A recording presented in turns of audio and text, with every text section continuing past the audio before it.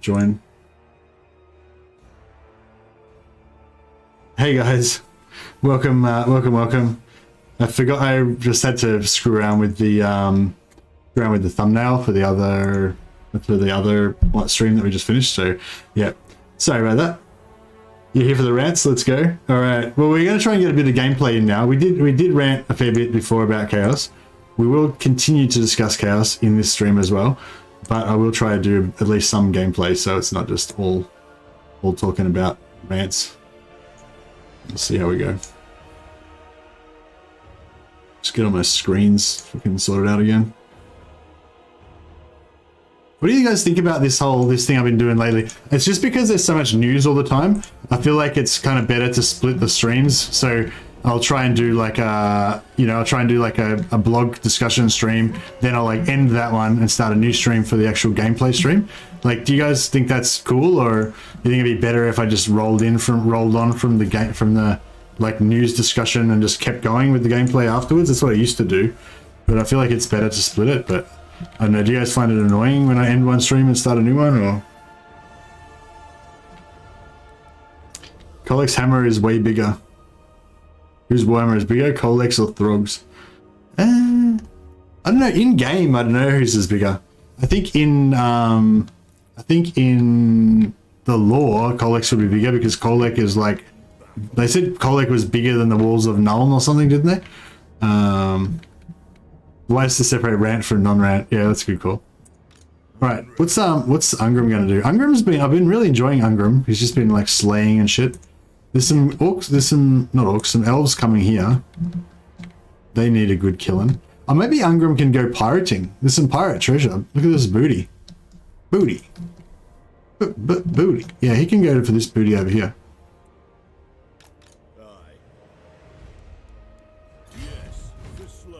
Alright, Pirate Ungrim is on his way.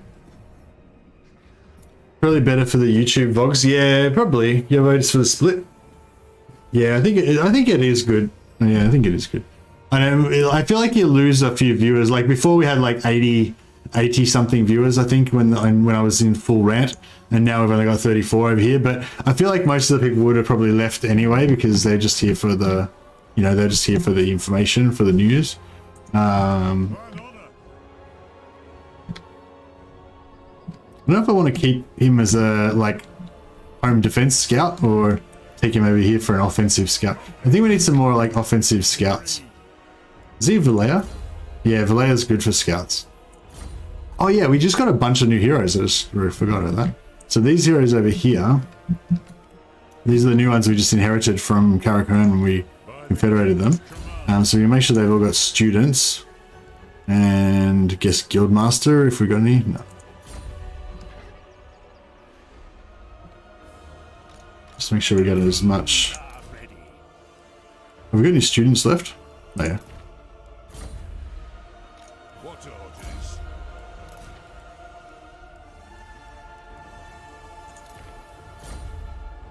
I think this is actually probably nearly the most heroes I've ever had with the dwarfs. You can actually get quite a few heroes when you're by confederation with the dwarfs, so good. Okay, so any of these heroes are actually good? They're all lobbies, aren't they? Yeah. I have the forge fires glowing. Yeah, they're all pretty shit. That's okay.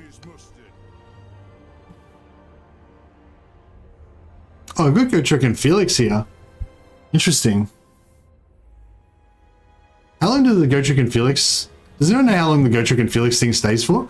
Is it just for like 10 turns, or is it like 30 turns or something? Alright, we'll just start these guys on their pilgrimage to Ulthuan.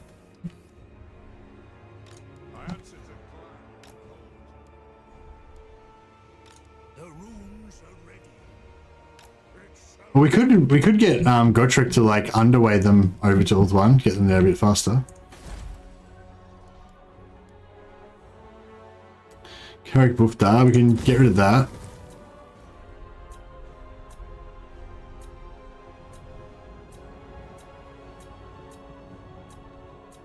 See if there's any settlements we want to like knock down or anything. What's our rune priest capacity? Yeah, we're way over capacity now. We're not going to be able to recruit anything else.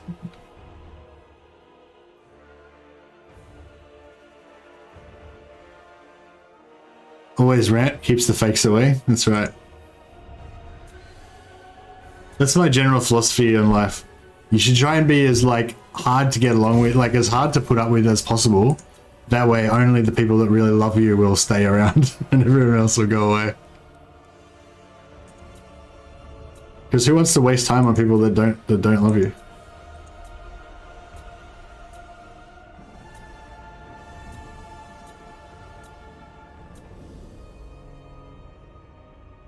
All right.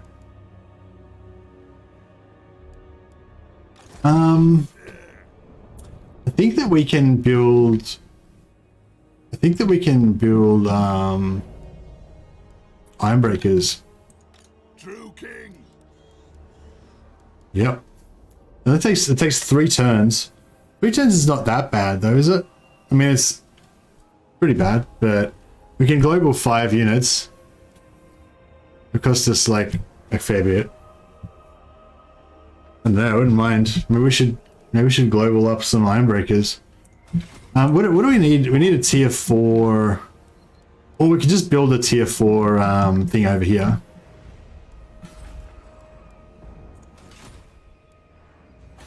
Belegar Ironhammer. Yeah, we'll get rid of the growth. We are kind of at walls there as well, don't we? I don't know, fuck it. We're good. We're good. We're fine. Ringy. Maybe this guy could do some orc killing. We've got to try and kill at least 1 orc. So I'm going to need a few heroes to try and do that, I guess. Arcane winds under control.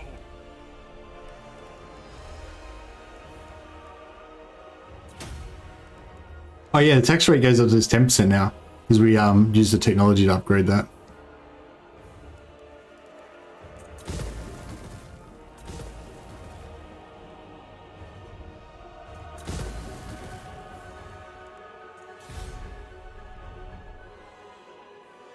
Should I like sell some of the stuff to save a bit of money? Alright, we're underway finally. So it took a little bit of organization.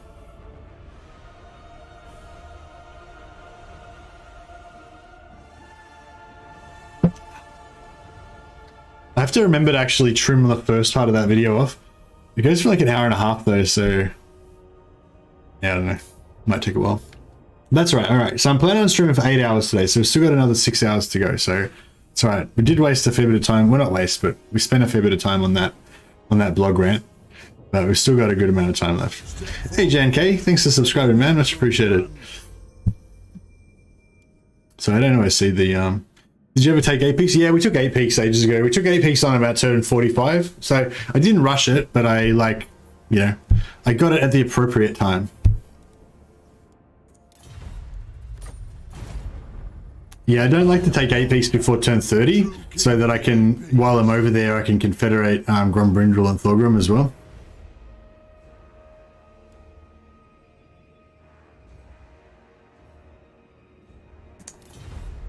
If you lose it, does the cost increase come back? No, it doesn't. No.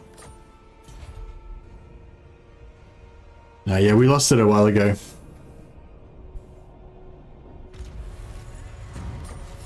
All right. This is going well. We got a nice income. We should be able to get that income up more as well.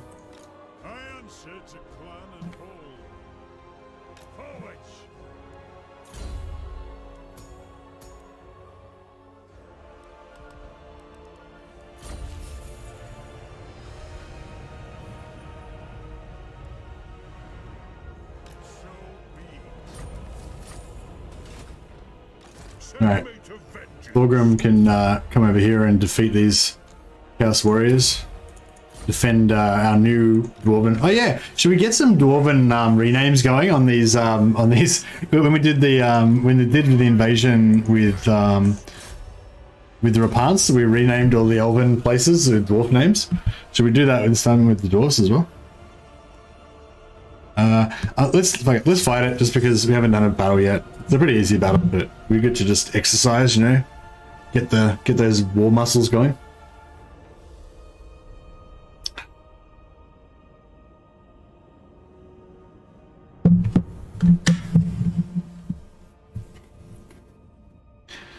Yeah, what are some good dwarf renames we can do for some elf faction, elf settlements? I was thinking something like Islehome or something. Islehome sounds kind of dwarvish, but I don't know, it doesn't really work. The home? I think you're finally finding a use for Satusa Free Militia. Okay. Cool.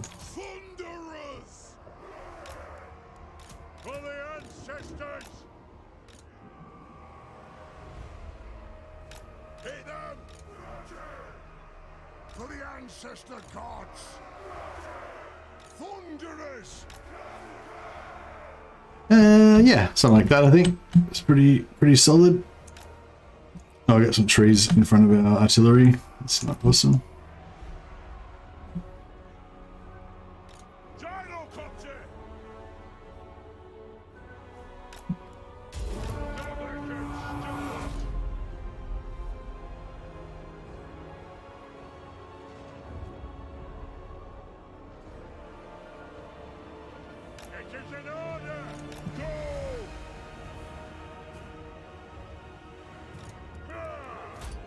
Have you read the blog some time ago with the endgame modes that CA are developing for Total Warhammer 3? I'm very excited about this. I think it'll be epic scale conflict.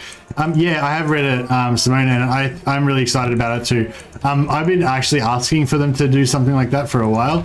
Like, I mean, I've been talking about it and saying that I hope they do something like that, and because there's another game that I really like. Oh, I totally missed. There's another game I really like called Battle Brothers that has these endgame scenarios once you get past the early game, and I think they're awesome. And I think, and from seeing it in those other games, like I can see how much sort of potential that concept of having those in-game scenarios could have. So yeah, I really hope they go all the way with it and really invest in it.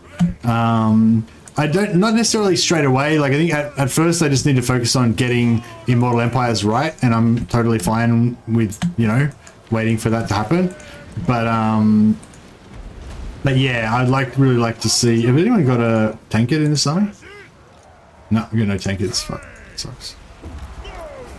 But yeah, I think it's got a lot of potential to really give the game that sort of longevity, you know, to make it like a really, I don't know how you just like the real sugar on top, the cherry on top or whatever, you know, like they totally didn't need to put those in-game scenarios in, but I think they could potentially be, you know, a real, I don't know how to, like a thing that defines Warhammer 3, you know, as like an awesome game or something, you know?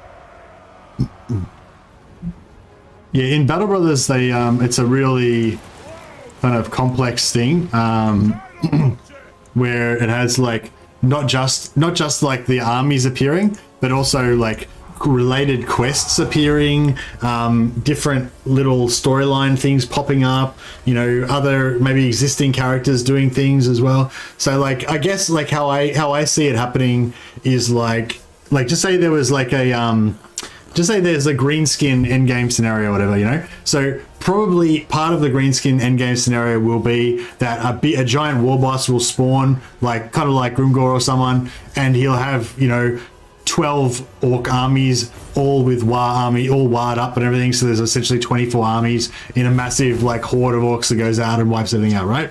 That's going to be like the part of the endgame scenario with the if it's an orc one, right? But then as well as that, before that happens, there'll be all these little like spot fires where like an orc army will appear in the heart of the empire, and an orc army appears on the eastern border of the empire threatening Ostermark, and you know, blah blah. And on top of that, there'll be like little quests and stuff like, you know, you've heard that the orcs are massing or whatever. Karl Franz has put up a reward for orc heads killed or whatever, wipe out this army to get it, you know, little like story, kind of like this bit of story, little quests that give you, you know, whatever that goes into it as well. And then as well as that, you'll have other like effects on other factions as well. Maybe like, I don't know, like the vampire accounts, Vlad von Carstein has allied himself with the orcs or whatever, and he starts having orc units in his armies or something. Like he has orc allies.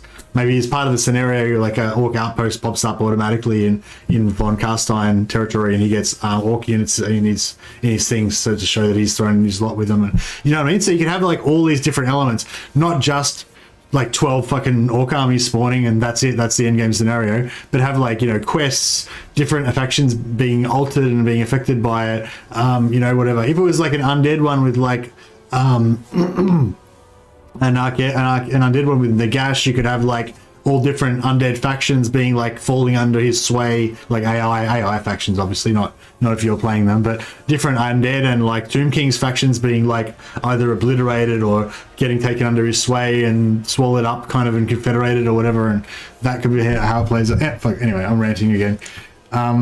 But yeah, I'm hoping that they like make a lot out of it, but I don't expect it. Like I don't expect it to be like, I've got really grand ideas about how good it could be, so I'm trying not to like expect that, and expect it to be actually a pretty basic kind of a thing. But I think there's definitely potential there. They could make it as awesome as they want, you know.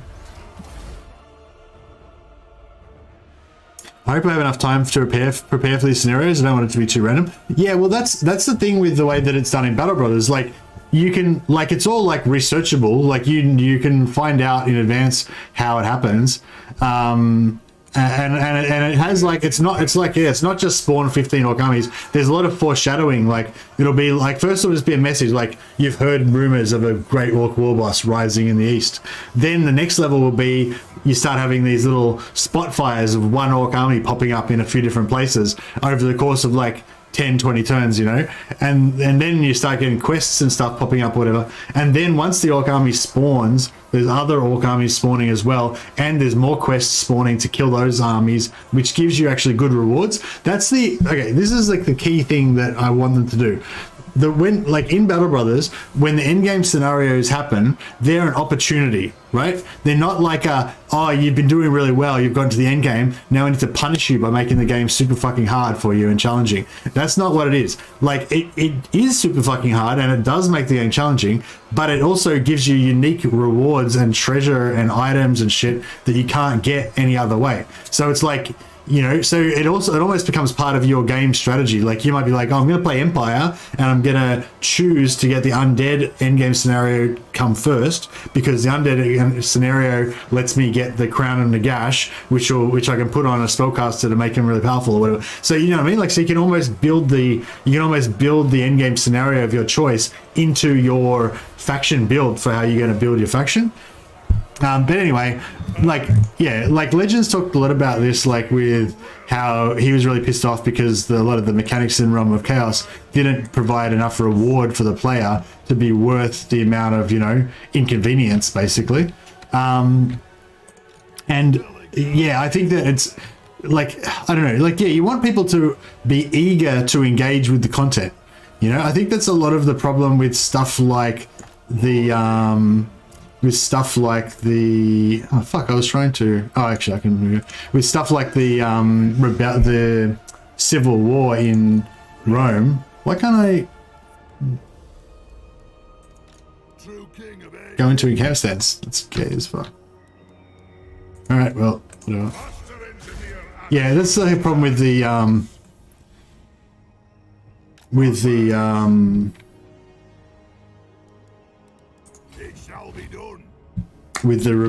civil war in Rome too, you know, that it was just bad. Like, there's just nothing good about it. It was just bad. And as soon as it happens, you're like, oh, this sucks, you know. Whereas, like, yeah, with the way that it is in Battle Brothers, it's like, you know, you're like, okay, now I know that this particular endgame scenario is happening. I know the types of challenges, you know, like it's going to be an orc one, right? So there's going to be heaps of orcs. So I need lots of like anti-infantry, anti-horde kind of units, you know, anti-blob magic, that kind of stuff. You can start preparing for it, tailoring your armies and stuff. But at the same time, you know that you're going to be able to get these certain types of items, certain types of unique orc slaying regiments of renown that are only available during that scenario. You know, all this kind of stuff. And yeah, it's like, I don't know. If you haven't played Battle Brothers, you probably don't really get what I'm saying, but there's definitely potential for it to be really awesome, I guess, is basically what I'm saying. All right, we can build. I want to start making this my like iron breaker production facility. So we'll pop a Grungy Lord just so we can get that little bit of discount on our buildings, just because I'm a tight ass. Is it worth repairing anything here? Might be worth repairing these buildings just so we get a bit more money and stuff. We can get rid of him. We'll get this guy up here scouting so that if Marathi doesn't happen to be here, which he almost certainly won't be, we can maybe find her a bit quicker. I prefer high risk, high reward instead of high frustration lord with no red line. Yeah, I can dig that.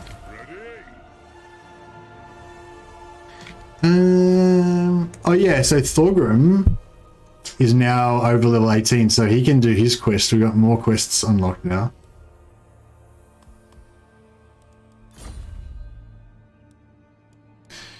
So Thorgrim's got no... Yeah, Thorgrim's army's pretty weak. I might need to get some advice from you guys about how hard some of these quest battles are, because I'm not like with Belegar's army, I could pretty much I'd pretty much be confident to just take on anything. I don't even care like what the quest battle is, like his army will beat anything. But with Thorgrim's army, it's a lot more like, you know, it has to be a pretty weak challenge for him to be able to overcome it. Couple of quests. You got what? He got heaps of quests ready. Battle, battle, battle, battle. Yeah, I got like 4 battles ready to go. All right, so oh, did I? Fuck! I put myself in force march, so I can't do his ones. Not this turn. We got two. We got 2 we could do with Ungrim.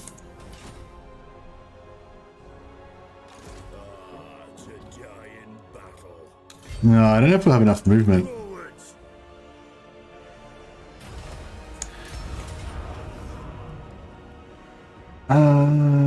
Yeah. Yeah, we'll try and smash out some of these quests and get some more legendary items kicking. In-game scenario that transports you to the Realm of Chaos campaign.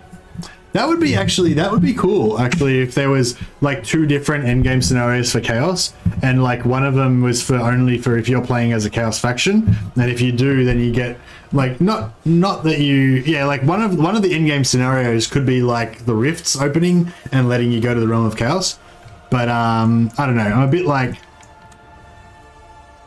yeah, I mean, I don't know, maybe that could be okay. If it was an endgame scenario, it doesn't happen until turn 140 or whatever.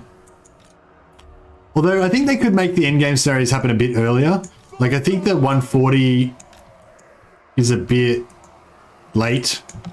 Oh, I don't know. It just depends. It's like if you don't want the endgame scenarios at all, and they're just going to be in your way, then 140 is about good, I think, because you can pretty much do everything you want to do by turn 140. You know, like if you want to go for full map completion, you probably aren't going to have that finished. But if you've got any sort of normal ambitions, you're probably going to be able to get them done by turn 140, I think.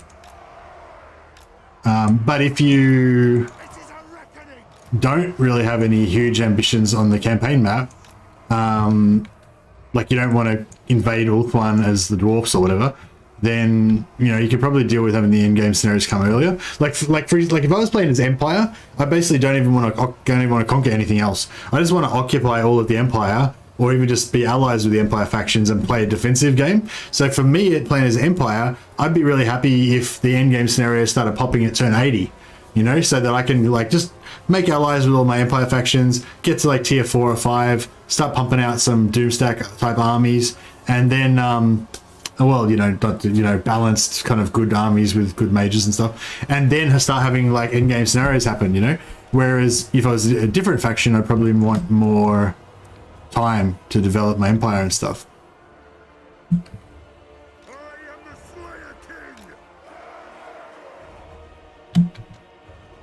King! Let's sort of set up on this hill a little bit. The clans unite!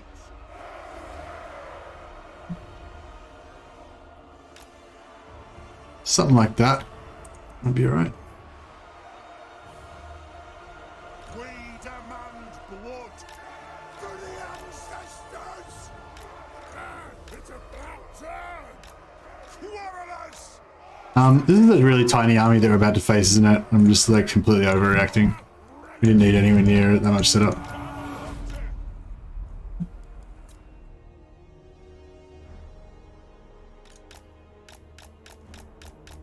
Every successful mission delays scenario by 5 turns, failure hastens by 10 turns. Yeah, actually that's a good call. You could have, fuck. Is this Carronade thing outranging us? I think it is. Fuck.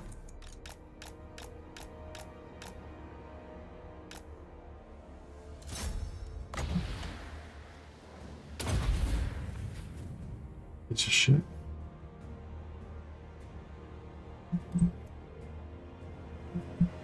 Bye. The clans unite! Pain! Shield bearers fall! It is a reckoning! Belegar, bless our aim! Move! Man, look at these cannon shots just drilling our dudes. He's got a tank head, so he can do it. He can tank. Tank heads are for tanking.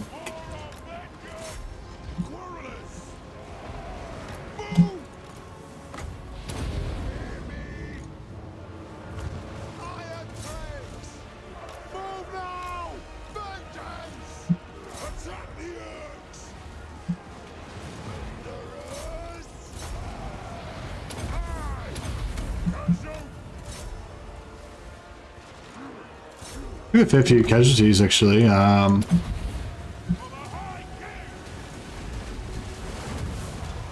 yeah, maybe we can get some replenishment. I don't really want to ally with the High Elves. Like, I don't know. Like, it'd be kind of good to be allies with the High Elves because then we could get some replenishment in their lands and stuff like that. But I feel like roleplay-wise, like, we're not in outright open war with the High Elves. We just kind of don't like them. We're in outright war with the Dark Elves. I feel like it would be, you know, I've got non-aggression packs with them, with most of them, but I think ally is a bit too far. Plus, I think because it's all red, we won't get any replenishment even if we were allied, maybe.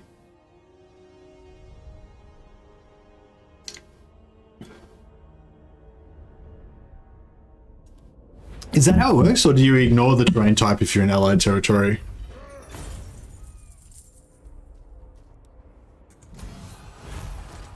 It kind of makes sense if you did ignore it, because presumably they're growing food and whatever using their technology, not yours, so it doesn't really matter if it doesn't suit your, you know, type or whatever.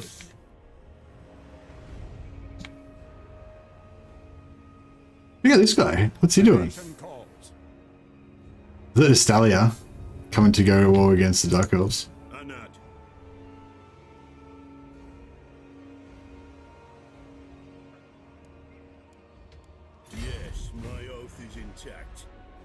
Seek our doom. I was gonna replenish, but fuck it.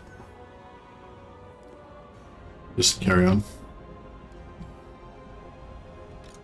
And yeah, I don't know, should we take Thorgrim over to assist Belegar in wiping out the elves, or maybe Thorgrim should stay and be kind of like a home guard, and we'll get Ungrim to kind of come around here and he can start attacking the Dark Elves.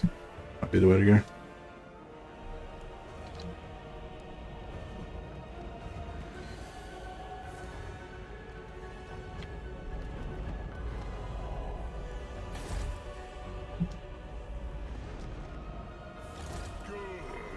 All right, so out of these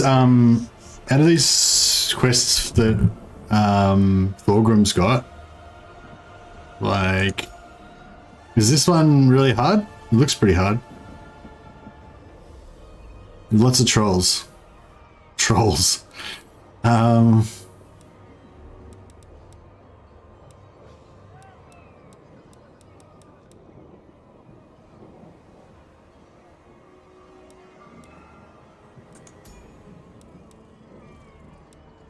Does anyone remember this? Remember this? This one? This mission?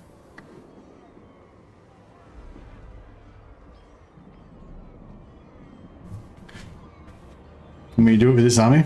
Do we need a heap of slayers? It would be pretty cool rocking in there with like a whole stack of slayers and just going ham on these trolls. We've got pottery at the moment, so I might just quickly make another ironwoods tankard. Keep them going. Trolls come from all 4 directions. Small map. Okay, so actually, literally, slayers would be really good for that one.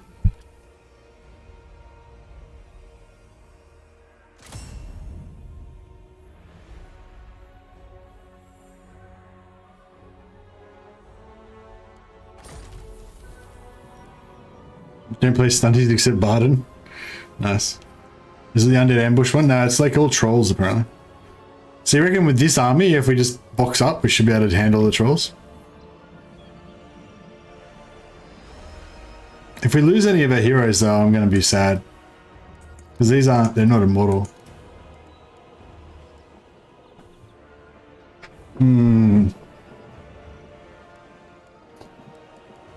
Well.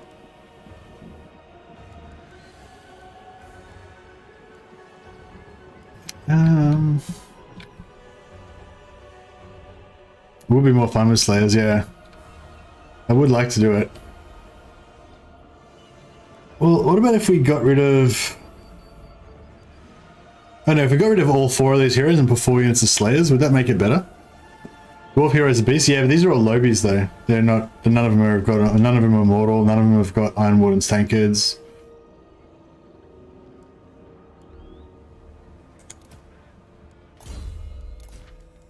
We'll give Thorgrim a tankard at least.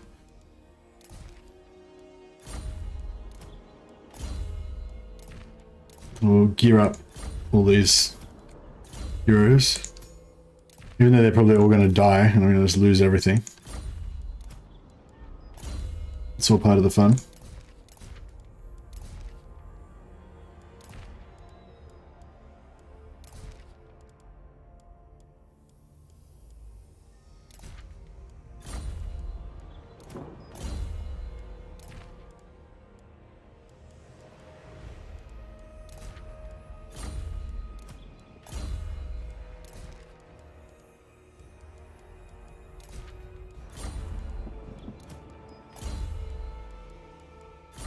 Cool. What's our technology up to now? 691%.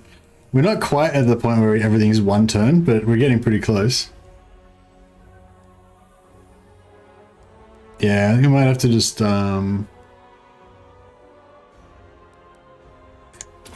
increase all these upkeep ones just so we can start pumping this money up. Income, sorry. Alright, so we'll just wait 1 more turn until we get to get our replenishment back and get all our items to equip. Ungrim is going up there.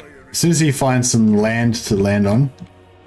Maybe I should have come up here. Fuck it, whatever, it's fine. And Belegar is heading over there.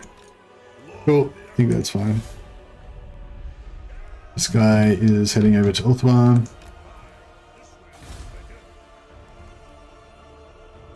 Leave that. Leave that.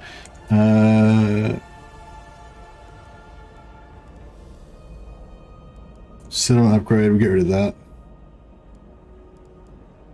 Cool. Wait, you're in Ulthuan? Yeah, we were doing the War of Vengeance. Because of those filthy high elves took our crown. Oh no, we took their crown, didn't we? That's right, no, they cut our They cut our diplomat's beard off. The throng is mustered. It's a war of vengeance against all elves, but specifically Malekith as well. We definitely have to kill Malekith before this is done. If we wipe him out completely, that would be ideal. But even if we could just kill Malekith, you know, personally kill him in combat, I'd be pretty happy with that.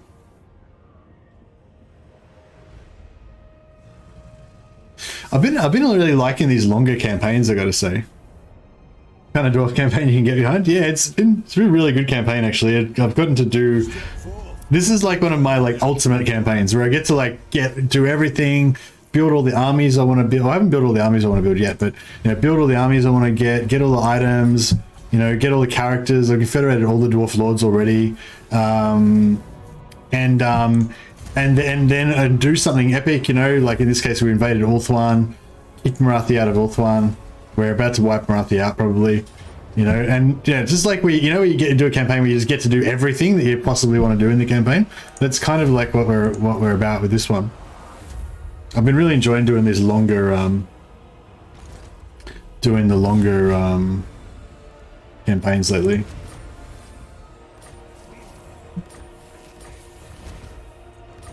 Some more grudges for Thorgrim to take care of. Move any character to Akendorf. Oh, all right, lucky we didn't move all that. Maybe we should just keep a network of characters and kind of keep some characters in every aspect. Like keep a couple of characters in every area so that we can, well, one, so we can do these quests to start with, but also so that, you know, we can kind of keep an eye on all the different regions. I think maybe there's some sort of deal where the AI actually operates differently, whether you can actually see them or not. Like if you've got vision on them, they act differently to if you don't. I remember reading something about that at one point. Okay, this is the new Thorgrim's upgraded army. It's very much still like a tier 2 type army. It's not like a tier 5 army or anything, but it's okay. I think we can. Hopefully, we can do it. Armor of Skaldor. Trolls. I'm a bit worried about these trolls, but right, let's give it a shot. I typically become King of X and build dream armies. Yeah, nice. Hey Belda, also noticed in the video that you mentioned Ungrim doesn't benefit from taking character 8 peaks anymore. This isn't the case. It wasn't the case. They may have fixed it. Yeah, there was a bug where you didn't. There was no. You didn't get the bonus. But yeah, I'm pretty sure it was a bug, so they may have fixed it now. But yeah, good point. Actually, if you remember, could you put a comment on that video saying, "Hey Mercy, this has changed now," or whatever, and then I can go back and change the description once I get through all my comments. I'm a bit behind on my comments at the moment, guys. So apologies if you did a comment in the last few days. I haven't been able to do it all. Oh, I can check. I can check it now. But I was just going to say the you know, if you can just put a comment on the particular video. Oh shh! He's doing a speech.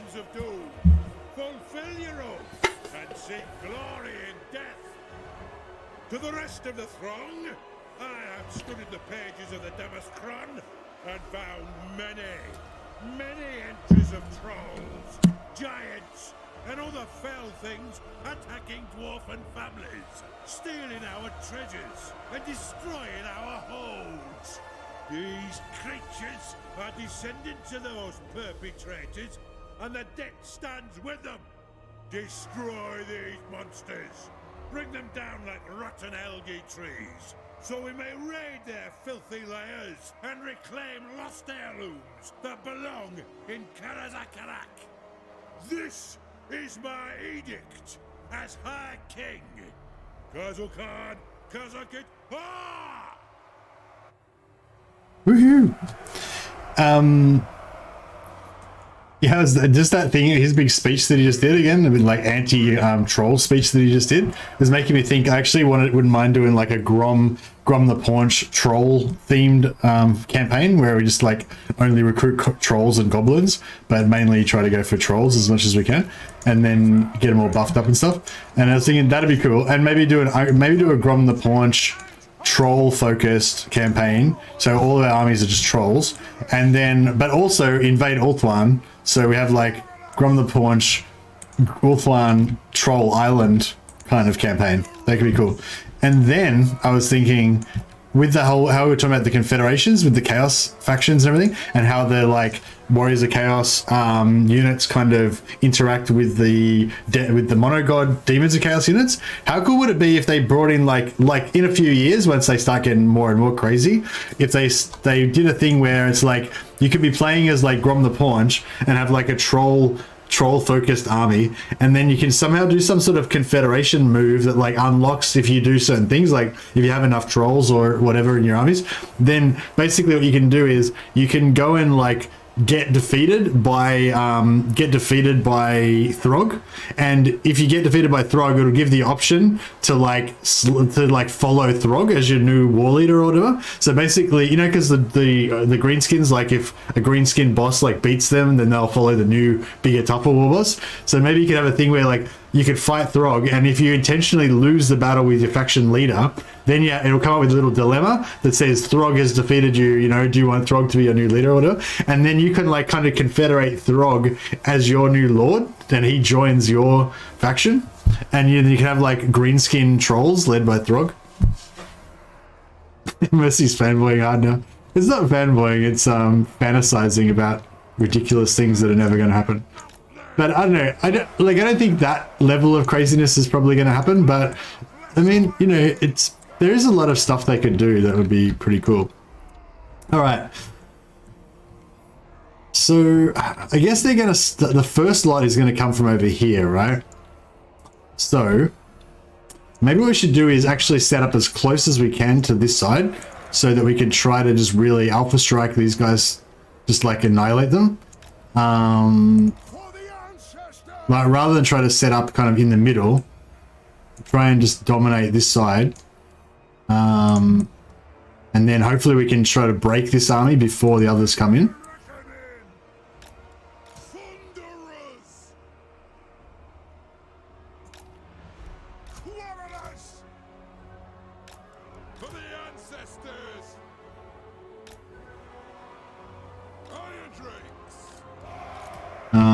And yeah, we'll do a bit of a square type formation, bit of a new box, and we'll spread this out more as we go.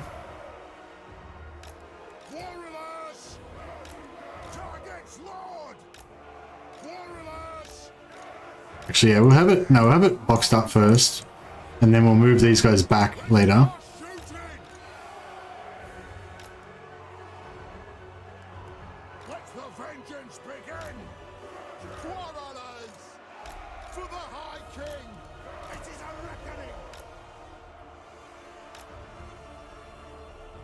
Yeah, that's pretty cool.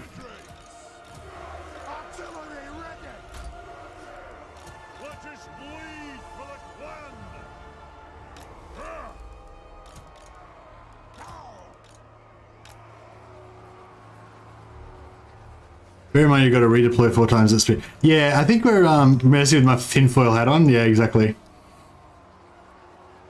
That whole rant made me wish you guys would legalize pot. Okay.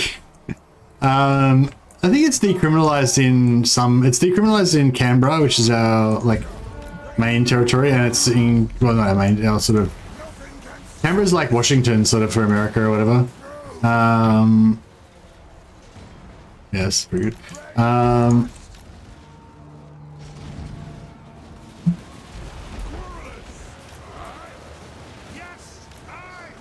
Yeah, this is working pretty well.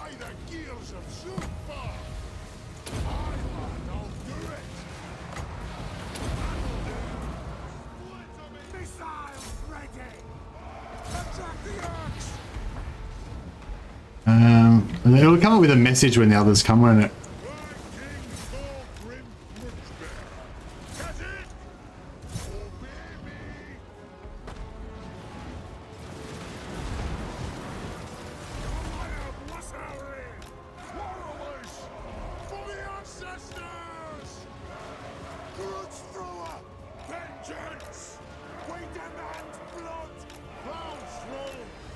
Thunderers!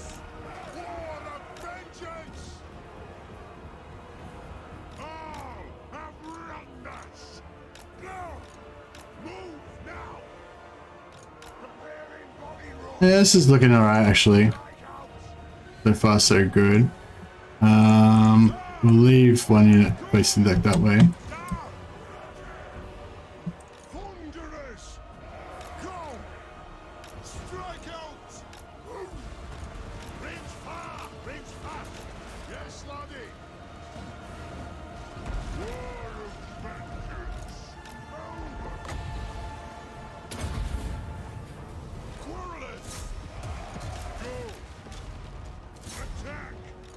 Move! Hit them! The ancestors watch! For the ancestors! Master engineer! Range far, range fast! Understood, Lord! Let me get my tools! I'll do it! War of vengeance! The might of Oh shit, we got more over here as well. Okay, fine. Thunderers!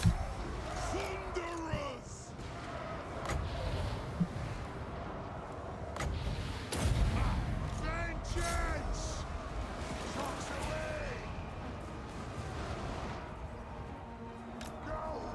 Vengeance! Plow through! Castle gun, castle pit! Ha! Move now! Move up! Move now! Bang back every throat! Oh, he's pulling some aggro. Pretty cool. Vengeance! He went a bit too far away. Then I cut tracks. Attack the arcs! Iron! Nothing can stop us!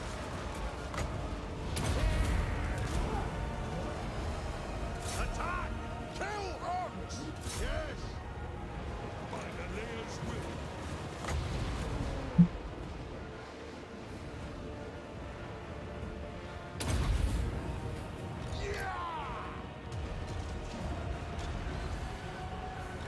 Thunderers! Range far, range fast! Alright, I think we handled it.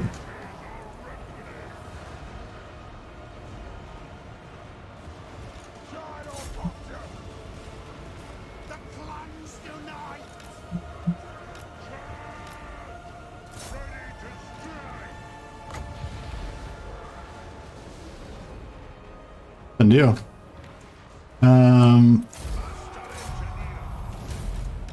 Any more lords or anything? No, still trolls, I think. That was a pretty fun battle. Gunners in back line will now have line of fire. Yeah, it was a bit. Some of the guns weren't probably not firing very well, but I mean, they only used half of his ammo. These two only used about a quarter. So yeah, it didn't do too well with that. But I mean, yeah, that wasn't too bad. I was pretty happy with that. And also, like, health-wise, we didn't really get close to losing any units.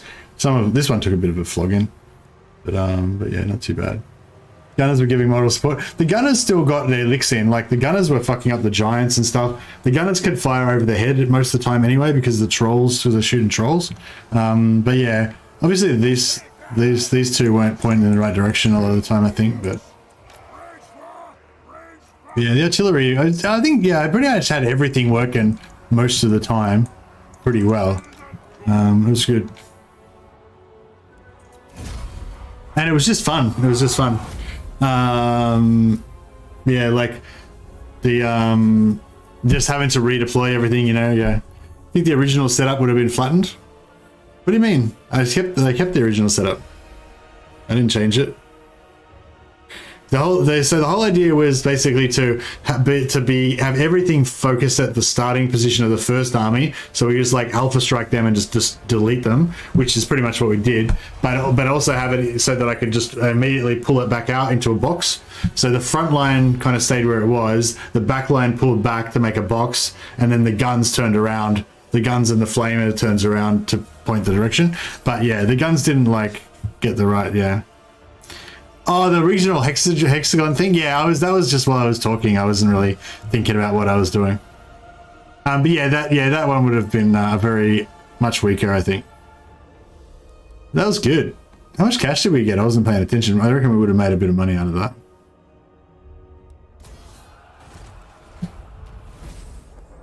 Armor of Skaldor. Not bad. Oh, you got Campaigner. Oh yeah, everyone's going to get Campaigner now because we're really far away from our starting position. That's pretty cool. Retake the realms. I might... maybe we should get rid of him and bring in... Oh yeah, Grombrindal's got a... Grombrindal's got a quest.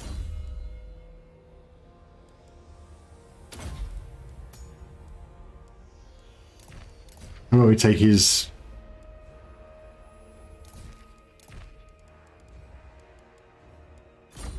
Yeah, we'll kick him out and we'll bring in Grombrindal, I reckon. Or maybe we should bring in Thorek. Yeah, Thorek hasn't had much of a crack yet. Oh no, I wanted to do the... Ah, fuck. Yeah, we'll level up Thorgrim so we can get his quests unlocked as well. So he's got Tactician for his Quarrelers, that's good. And Grimnir's Heirs for some Ironbreakers. Could be good. Yeah, we need to give him a Rune Bearer.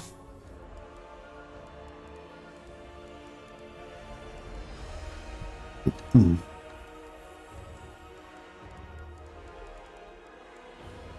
lot of followers, which is good. Rune Bearer, yeah, we'll give him this guy's Rune Bearer, so he gives him an extra 10% movement. Get rid of his Potion of Healing, give him Iron Wounds Tankard. Give him...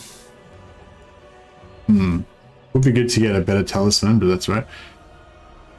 Oh, so he's already got both of his quests done. Okay.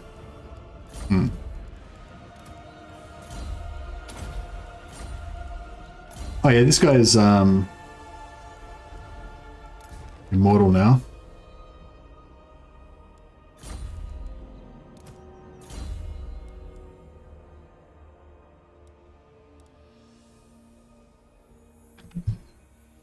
I don't know about these snipers. I mean, the sniper is good. Like, I think the sniper weapon is way better than the shotgun, but I think that the shotgun... I mean, I think that the tankiness, this extra 12%, this extra 12 melee defense and extra 20% hit points, it doesn't make him tanky, but it makes him tankier. And I think that you quite often want to use them as tanks because you've got so many range. You know, a lot of time I go for a lot of range. Yeah, I don't know. I guess it's too late now. But yeah, I don't know. Maybe I'll level up this. And what's this guy's discipline? I really want a Grimnir. If you're going to go for a tank, you want one that's got Grimnir. Yeah, if I get another one that's got Grimnir, I might... Yeah, I might go. Shotgun NG is useful in sieges, but only on defense. Oh, really? How do you use them defensively? If you enlisted in the Empire Army, what role would you be? Hey, Alpha, I don't know, what are my options? We should do a poll. We should do a poll. Tell me what the options are and we'll put a poll up.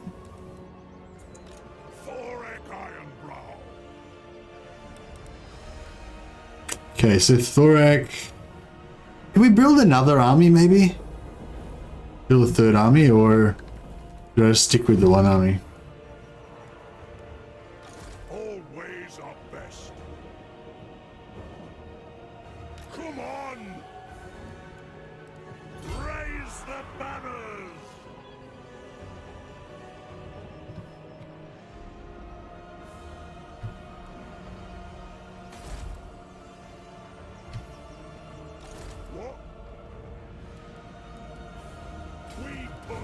Or should we maybe come over here and take these rebels out?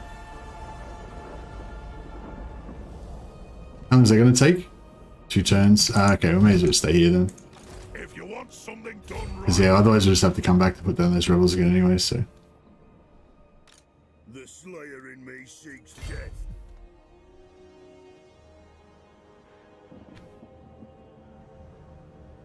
Moving.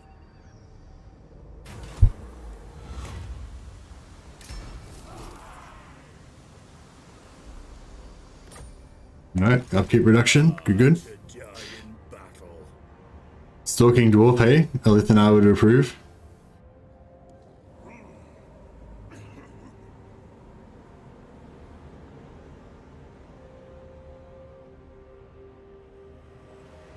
Wolfheart trait for range damage is really good.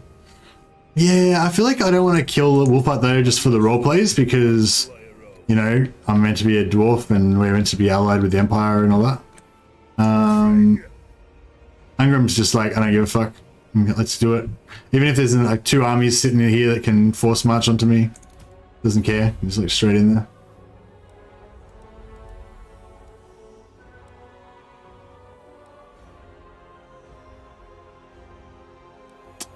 Just really need to get some Slayers in there, don't we? Here's like a Slayer hero army could be kind of fun. Maybe. What about Slayers and Iron... Oh, fuck, there's no way to make Slayers work. You need missile resistance, basically. Like, for Slayers to work, you just need missile resistance. I was thinking maybe, like, Slayers with gyrocopters could work, maybe? Like, if you use the gyros to, like, shut down their ranged units a little bit. And then...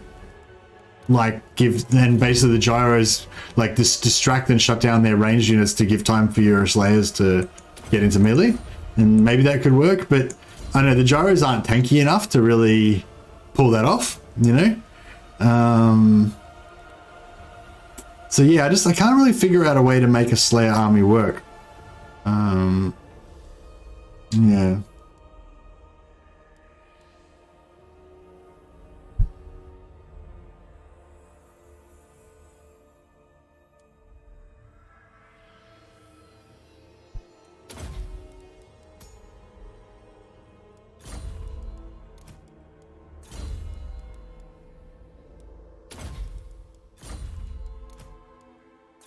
But yeah, I think like Slayers with a bunch of heroes could be good. Just use the heroes to tank all the range damage, and take out heroes and stuff. I think Slayers work, but you kind of have to start as Ungrim. What do you have to start as Ungrim? Ungrim gets the Slayers. He gets the same Slayer trait. It's a Lord trait. The end, whatever it's called, the end thing. Journey's End for Slayers, it's a Lord trait, so he still gets it. The only difference is they have like 5% increased movement speed if you start as Ungrim, I think, but it doesn't make much difference. Nah, it's a Lord trait.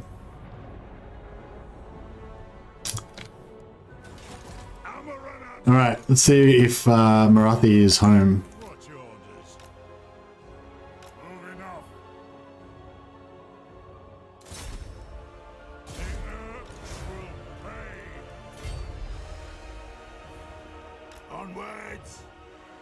'Nah, she's not home.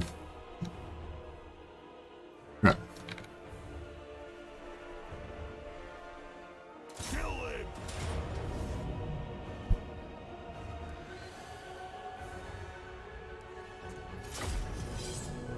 10% speed, is it? Oh, okay. 10% speed, yeah. What's the dwarf? What's the Slayer speed? Like, is it like 40 or like 35 or something? Do dwarves have a doom stack? Yeah, dwarves have got a few doom stacks, really. I think just going like with Belegar, like just going like heroes with you know, maxed out resistances and the Rune of Spite. Pretty much the Rune of Spite just deletes all the infantry, and your heroes can just go around punching on with the characters and whatever. That'd work. It's a bit slow and shit, but it works. This is the Stealth Ranger doom stack. This is a pretty good doom stack. Basically, all the rangers are invisible, so the enemy doesn't target them. Plus, you put a banner on this Grudge Draw, so that's invisible as well. Invisible Bugman's Rangers as well. And then you have, excuse me. Then you have Ungrim and Hulkenhuff up the front. These guys don't have stealth. That's like your main tanks at the front. And then these three do have stealth, so they come back and they'd be like backup tanks. So basically have your army like this.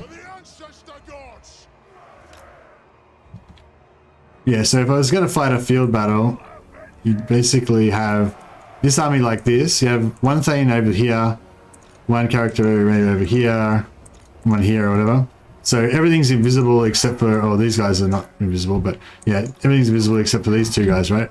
And then you have them right, maybe even, I think it's actually better to put them even further out. Put them like out here, so they're in range of the grudge thrower, but they're actually out of range of the rangers. And then these guys just basically tank their whole army. They can't see anything else, so they just kind of blob around these guys.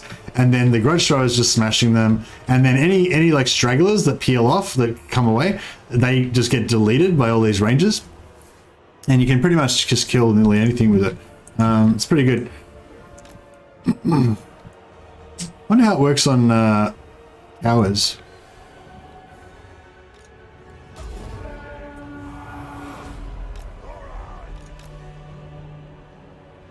You can do a bit of a tool around the area. I guess you should just go through the door. Let it go.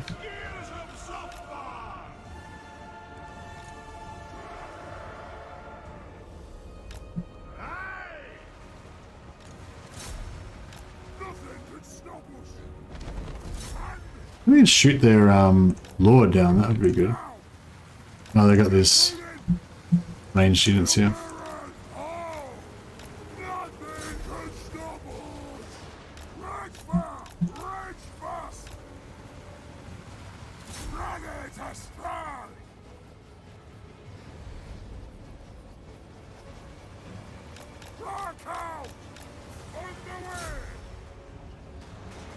Oh shit, what's going on there? We got vision. Anyone over here? Oh, he's... Fuck, you gotta turn off your fire wheel on your engineer. Otherwise he breaks the... he doesn't have snipe, he's only got stalk. So if he starts shooting, they start shooting back at him. Yeah, now they should stop shooting now. Oh, what the fuck? Why do they keep shooting at him? Maybe the towers can see him.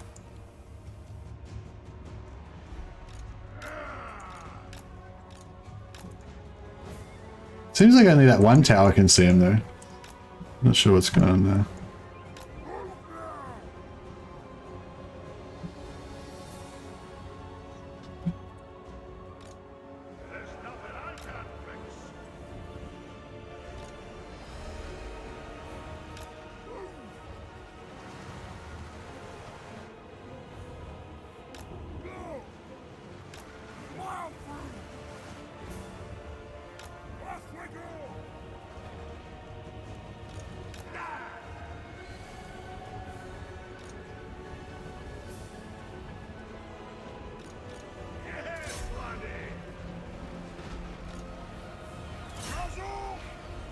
Yeah, I probably should have just kept these guys back more. They're getting a bit wrecked by these towers now.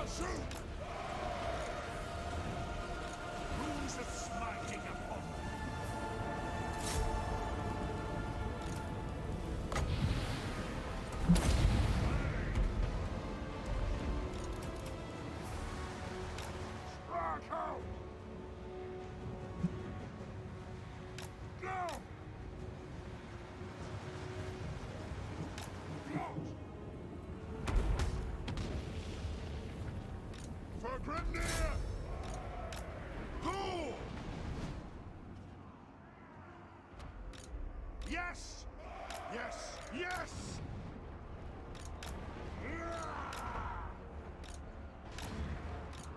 Strike out! Now! This yeah, I might just get him off the field so I don't have to worry about him anymore.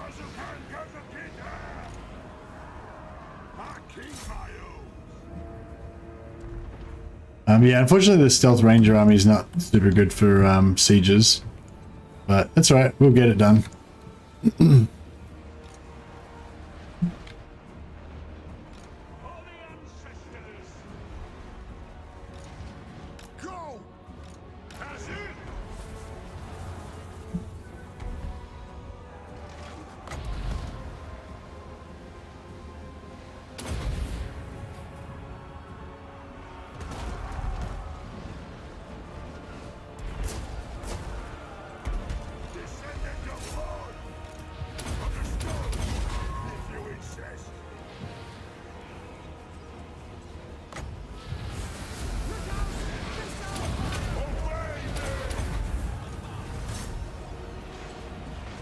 Actually, we'll send Lund in there as well. We don't need him to... Nothing's going to come out, so we don't need these heroes defending. Hopefully this tower will stop shooting soon. There we go, that one's down. I wonder if the Grudge Shower can target their eagle. I should have been shooting, it probably should have been shooting the eagle claw.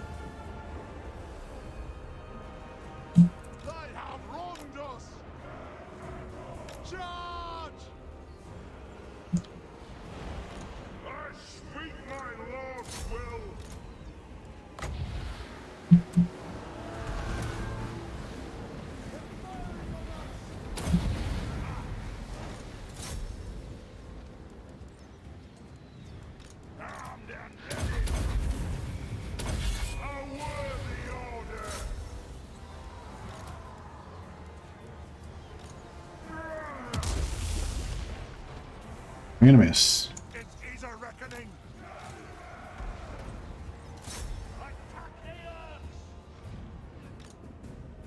Anu!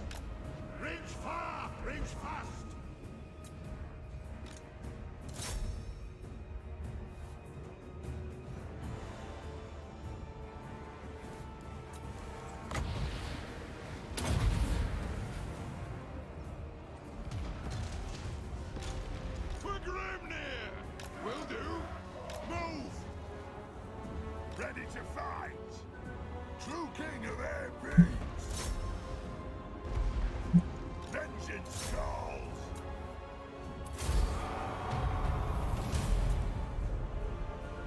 Ungrim stack is Slayers, Thorek's is Corralers, Belegar's is Bugmans. Yeah, pretty much. Although I feel like the normal ranges are pretty much almost as efficient as the Bugmans. Well, they're more efficient because they're cheaper, but they're almost as good as the Bugmans. The Bugmans just give you a bit more insurance, you know, they're just a bit tankier in melee.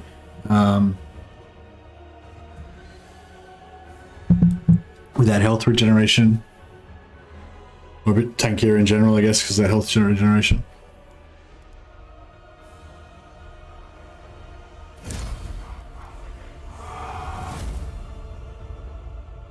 Alright, so I don't know if we should occupy this or if we should just... Yeah, I suppose we should occupy this actually, shouldn't we? I was thinking we could like farm Marathi here, but we could just farm her in her minor settlement. That would be fine. There's no need to like sacrifice this for sacking.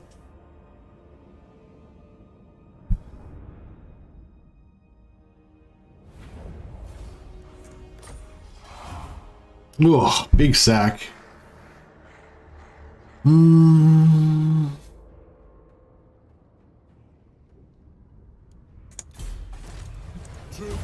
It's tier 4, yeah?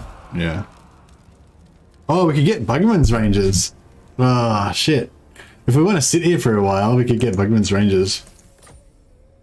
I was thinking about sacking it, but now we got tier 4 and we got Bugman's ranges, so it's kind of cool.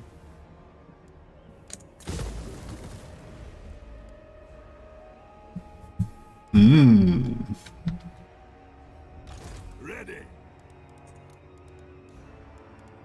Ungrim's range is 2 turns.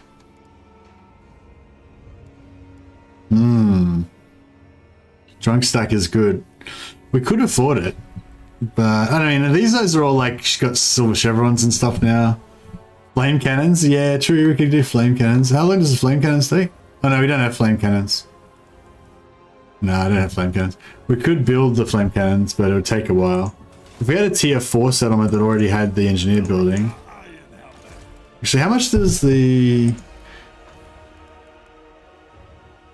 what's the flame cannons the same as? The flame cannons would probably be 3 turns, would they? Would they be higher? Would they be 5 turns, maybe?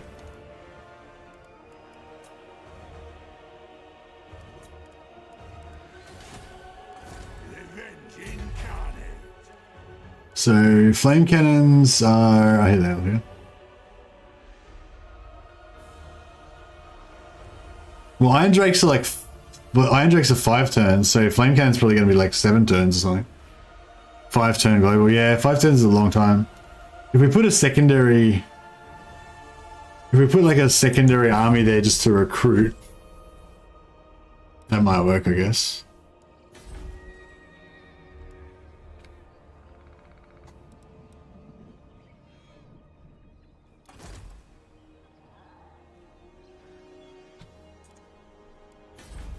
Belegar.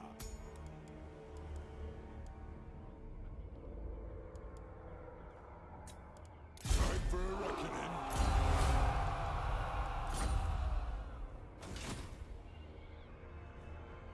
For the wisdom of Valea. To war.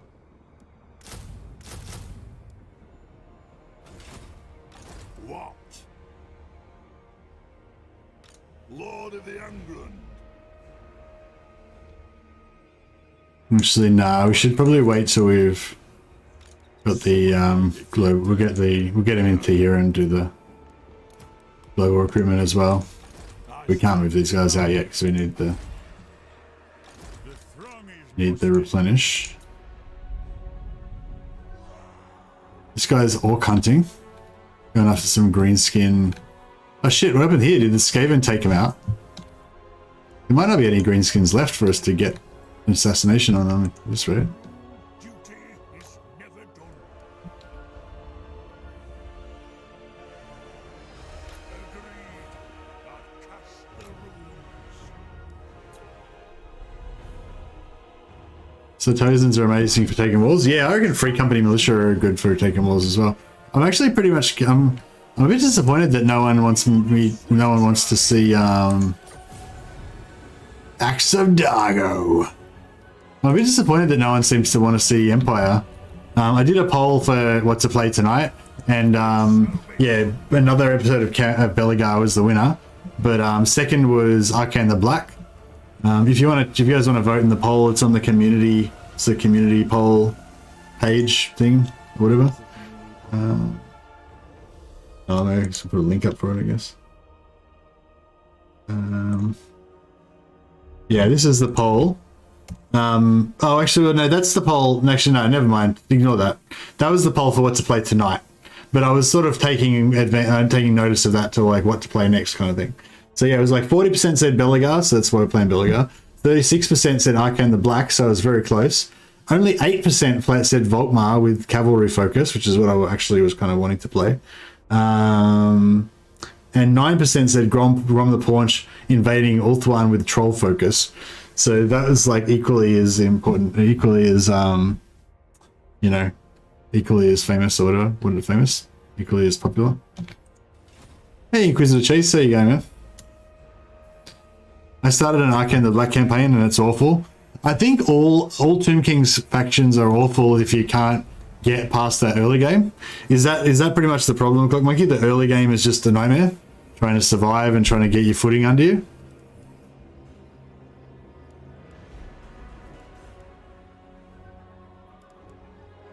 What can we do here to get better? What's our garrison? We got two. That's pretty good garrisons. We got 2 grudge showers.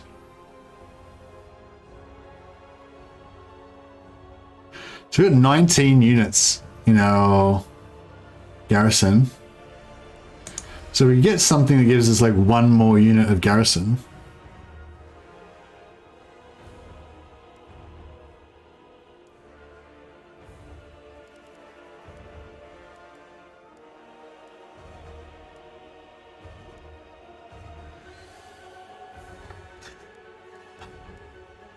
I kind of want to...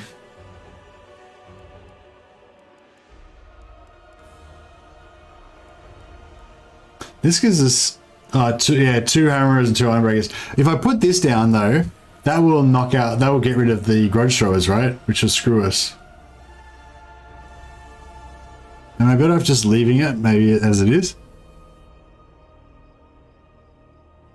Volkmar buff makes Empire Knights function like historical title cavalry instead of the joke they are in Total War Warhammer 2. Yeah, that's why I was thinking I wouldn't mind playing Volkmar. Also because I wanted to do that like warrior priest buffing the cavalry thing to get like supercharged cavalry. Plus you could have some, you know, some buffs on the warrior priests, some Helm of Discord and stuff like that. So yeah, I was sort of thinking that could be pretty fun. The other thing I was thinking though is that you kind of really need a good anvil. Like if you're going to screw around with cavalry, you need like a blob or something that's going to hold the line and survive long enough for your cavalry to do their thing. Like if your cavalry is super fast, if you have like Wood Elf cavalry or something that's super fast, then you could potentially just have shitloads of cavalry just running around everywhere, microing it all. But Empire Knights aren't particularly fast. They just have good acceleration with Volkmar. So I'm sort of thinking you need something to kind of distract the enemy, so they're focusing on that, and then have the cavalry cruising around. Flagellants, yeah, Flagellants aren't really that tanky though. When they took away their missile resistance, they're a bit shit now, I reckon. Hey, Commander Gyarados. Volkmar as allied with Dwarves and Kislev. Yeah, that sounds pretty good.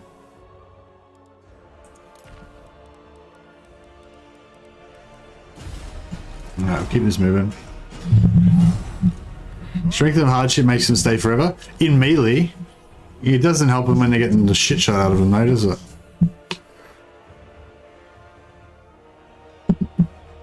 That's the great thing about Flagellants, the old school Flagellants with the 50% ward save, 50% missile, plus 40% ward save from the other guys. Fuck. I knew this was going to happen. I foretold this. I said there was like going to be two armies out in the fog of war, and they were going to gang bash me. But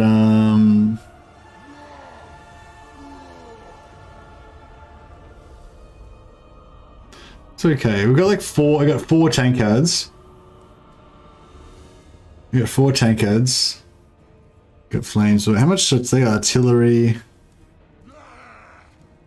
Yeah, this artillery is a fucking issue.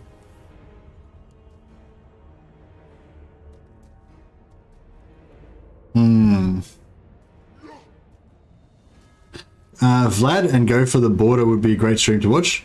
I am about due to do another Vlad stream soon, I reckon, or at some point. But what are you saying? Vlad and go for the border? What do you mean? Oh, border princes take over Akendorf and stuff. Yeah, maybe. Anyone know what vibes the Empire still has to explore roster rise? I know Toddy is needed, but I don't know much about what units or playstyle they could add to Empire. I think the big thing that they need to add to Empire is the knights. Like they've got a lot of knights, like the Knights Panther, the Knights of the White Wolf. Like yeah, they've already got some of them in terms of regiments of renown, and they've got the Blazing Sun as a unit that you can recruit in Talabek land, I think. But there's heaps of other iconic knight orders that could be added, and there's also the leaders of the knighthood orders. I can't remember what they're called now. Grandmasters, I think they are. So they'd be like a new lord type or a new legendary lord type, maybe.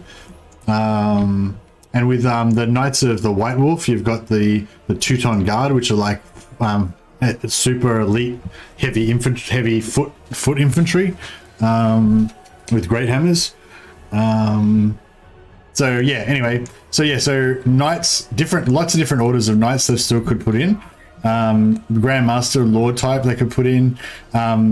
Priests of Ulrich they could put in, like they could do a whole religious DLC type thing with like Priests of Shalia for like healing and stuff, I guess. Priests of Moor, priests of kind of like how they have with the wizards. They could just have like shitloads of different priests instead of just the warrior priests if they wanted to. And they could associate each one with a different province. So they could do like Priests of Tal with Talabek land, and they could do, Priests of Moor with Ostermark or whatever.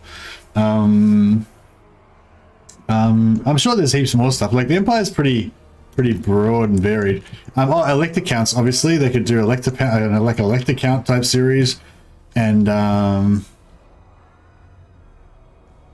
they could do like an elector count series and bring in, do like a DLC for each lord or something like that, maybe. What do we got going on here? So is that a choke point or not? Like, can units move up and down this shit here?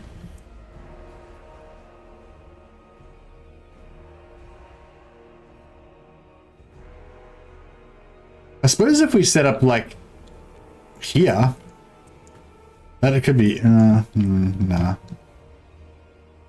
I don't want to hide from their artillery, but I don't know how we can hide from their artillery instead of, oh yeah, Empire Engineers, yep, and College of Engineers. They could definitely do an Engineer Hero. I'm not sure if there's any more Engineer weapons that they haven't done already. Is there any more they've got grenade launchers, repeating rifles, you know, cannons, hellblasters, rockets, steam tanks. I don't know. Is there any other like College of Engineers stuff that they haven't done yet?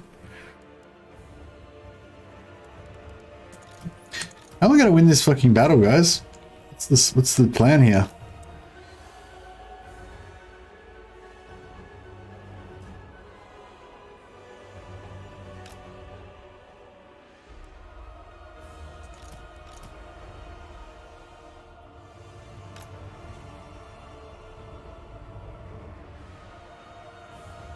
Empire shotguns? Is that a thing? Is there units with shotguns in the Delta?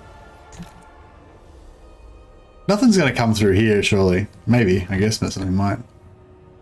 So I think we could do this, and that might, because they're a pretty shallow fire, aren't they? Their artillery fire pretty shallow, I think. So we could do something like this, and then just absolutely annihilate them as they come around the corner. I feel like that could be pretty devastating. Probably our guns aren't going to shoot because they're going to be out like behind a little hill or whatever.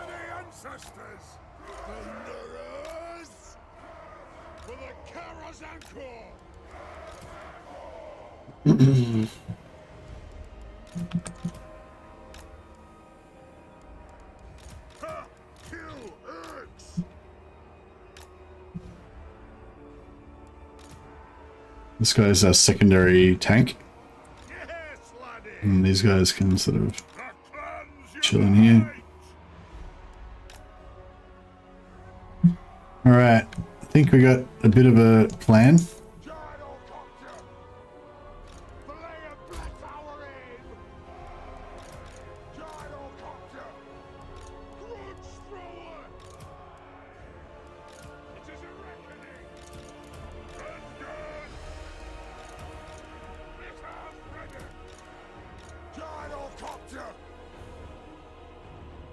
Village teaser is out. Okay. I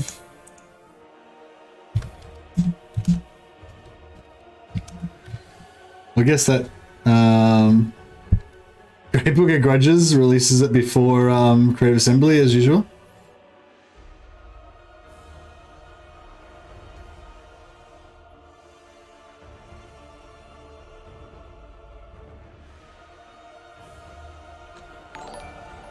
Hey Sacrilege, welcome to the Patrons of the Sciences. All right, we'll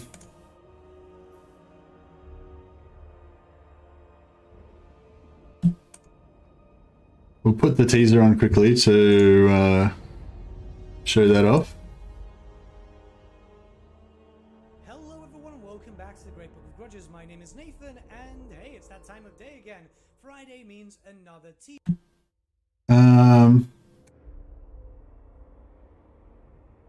Yeah, no, great. Nathan always like fucking releases shit before it comes out for some reason. No way. I think it's just because CA like schedule the stuff wrong or whatever, and then they get delayed and they don't put it up, and he just puts it out as soon as the NDA drops. He just puts it out. Anyway, this is the teaser. It's going to be really disappointing. Some frosty mist. Some eyes. I think I saw some eyes. And that's it. That's the whole thing. Some eyes in the mist.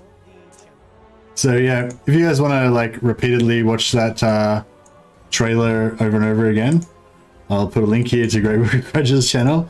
And he's got some... and he can do some commentary for you as well. Sacrilege says, my dwarf tax was due. Yes, indeed. Paying the dwarf tax. Everyone who's not a dwarf has to become a member immediately and start paying dwarf tax. So Zeech champion is next. Yeah, so all the people who are wondering if Valkyrie was next, nope, not next. Could be a steam tank. Could be. Alright, so my plan, I'm going to tell you my plan. And then we'll see how close to you know, reality, my plan is that actually what actually happens. So my plan is that the AI is not going to be able to see these guys. As soon as the game starts, these guys will all go stealth because their line of sight's blocked. They're going to see these guys and head towards them. And I'm going to also use my flyers to kind of disrupt them, you know. But then that's what I plan to happen. What actually is going to happen is that even though this seems to obviously block line of sight, for some reason it won't, and all these guys will be clearly visible, and the enemy will like send their armies around the back here or some shit. I won't see them because they'll be invisible in these trees, and it'll just be a total nightmare. So we'll see what happens. Move the artillery so the missiles can be further back. Oh no, I'm intentionally putting the guns here because see there's a little rise here. So if I put the guns here, then they won't be able to shoot through this rise properly. Whereas I feel like, I mean, they might be able to shoot when they're up there, but then when they get down here, they will stop firing and shit, you know? So I feel like if I put my guns there, they'll 100% fire the whole time. So yeah, it's like, yeah. No, like that, I did want to do that. Initially, I wanted to set it up further, and then I realized that this little bump here that you might not have noticed was going to fuck up my guns. So yeah, I think that's okay. Back further would be better. But yeah, I mean, I could set up more like over this way, like facing that way, but then I'm worried their artillery is going to come over here, where I'm hoping like because of this angle here, their artillery is not going to be able to hit us. But I don't know, we'll see how it goes. If their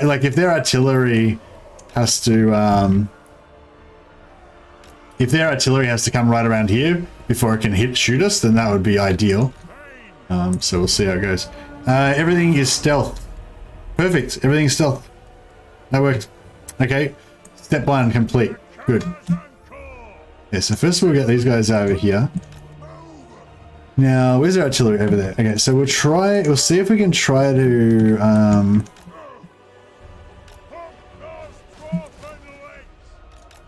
oh shit, they're shooting us already. I didn't think they'd be able to hit us with the artillery, but yeah.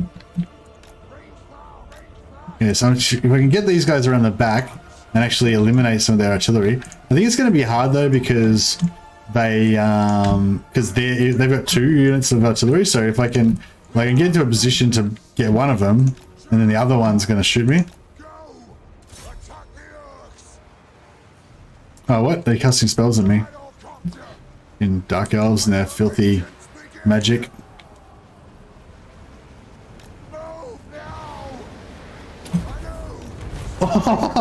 See that? They just cast a spell on me and they fucked up and it landed on their own dudes. Eat shit. Oh shit. A lot of range damage. Probably should actually let... Probably should have actually tried to get their guys to come in more and out. Like get this first army to attack before the second army gets there so I can shoot them up piece by piece with no ranged.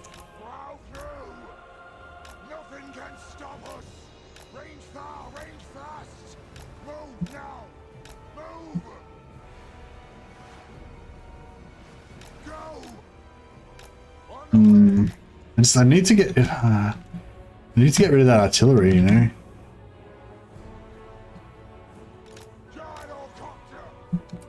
Maybe we can just waste their ammo with the Lord. Actually, that might work. Just waste their ammo. Fuck, this guy's getting the shit out of him.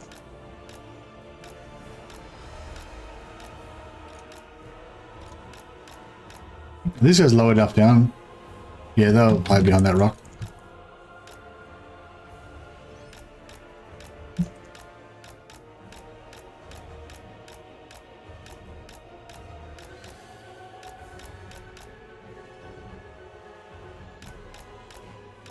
Their artillery is shooting their own guys. Nice. Oh no, is that our artillery? No, that might be our artillery.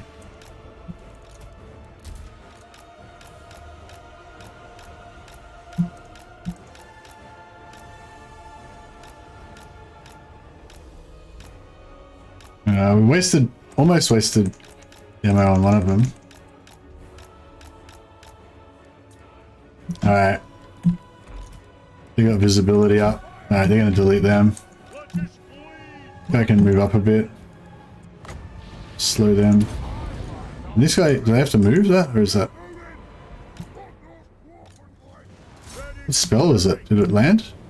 Or is it? Oh, it's like a. Is it following me? Oh, look at this blob. Check out these copters, they're actually hidden. Even though they're flying, they're behind this hill so they can't get line of sight on them. Pretty cool. That engineer that's at the front has... Oh shit, we got some low morale here. Maybe if we put some buffs on, that might help the morale a little bit. If we can kill Morathi. Assuming she doesn't have like... I mean, yeah, she's getting wrecked. Pretty good, I think. Oh, she's taken out that Thane a little bit.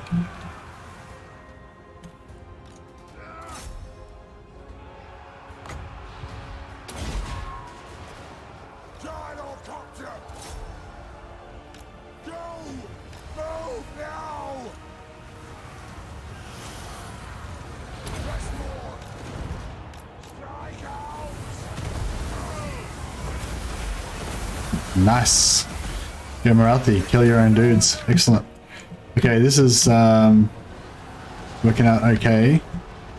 Need to get some more bombs up here.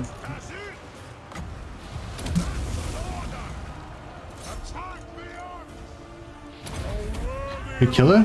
Oh, nearly. Hey, Abhishek. Wow, 400. What is that type of money? Thanks for the super chat, man. That's awesome. Oh shit, we got artillery coming in here. I'll come back and praise that super chat more in a second. That's really generous, man. Much appreciated. Fuck. They got their artillery over here, giving us shit. The gun's getting fucked up. I need these two heroes to come out and to actually tank. Our Iron Drakes are getting fucked up.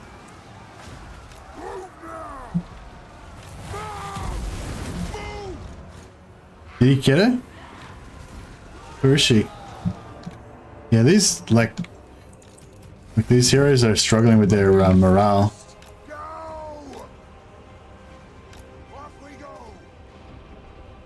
She dead? She's not quite dead. She's giving them a hard time.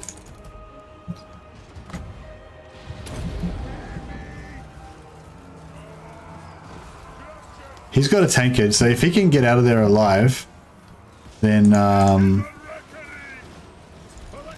does this guy have the negation? Yeah, we can negate on him.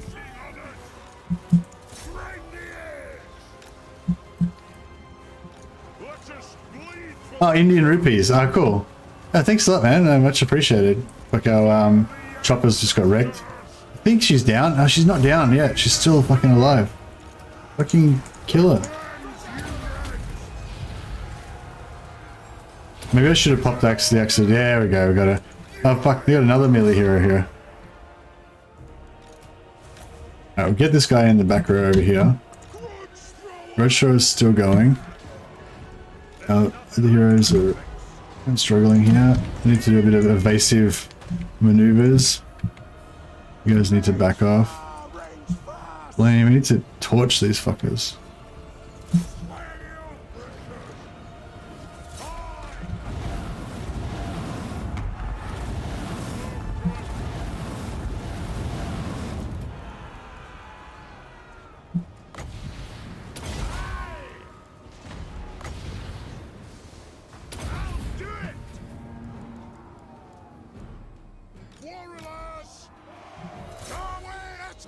Ah, shit.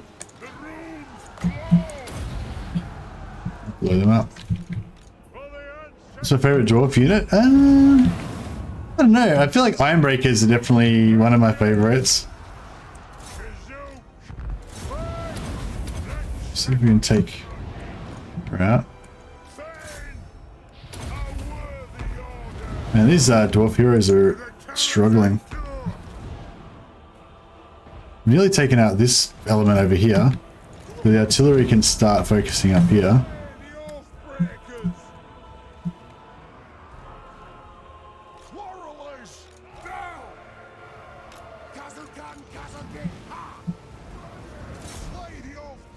Alright, I think these correlers can pretty much start moving up onto this now. Move now!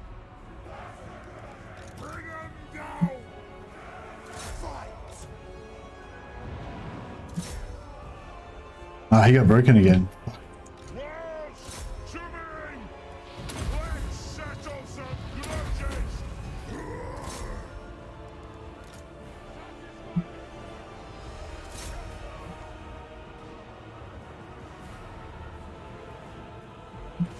Quarrelers!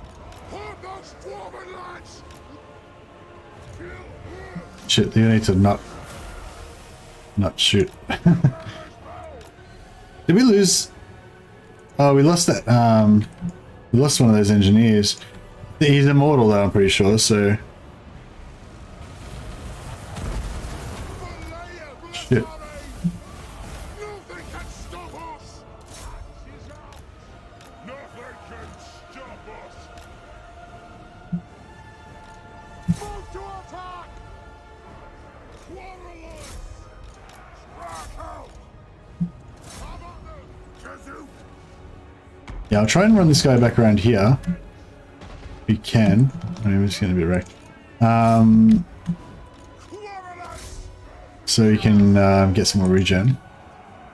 I think we got this. It's pretty rough, but Ancestors watch! Go! Plow through! Quarrelers! Attack the earth! Attack the fuck, this guy's struggling. What's he getting drilled by? Is it are these things doing like the blood rate?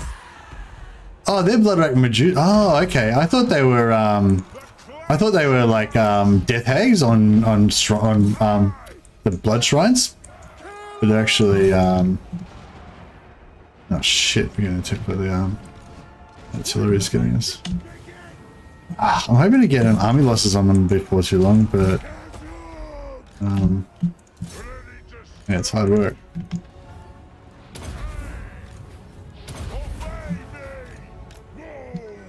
Maybe we can 1v1 this hero. Although he's gonna get shot in the back by all the ranged, so that's not gonna work too good.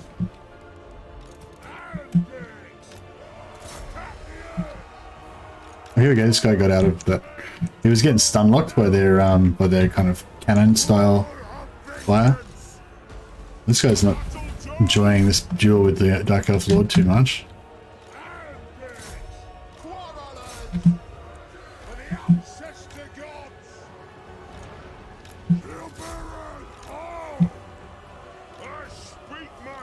Alright, maybe Ungrim can take over on that one. You can have a rest. You're getting heavily fucked up.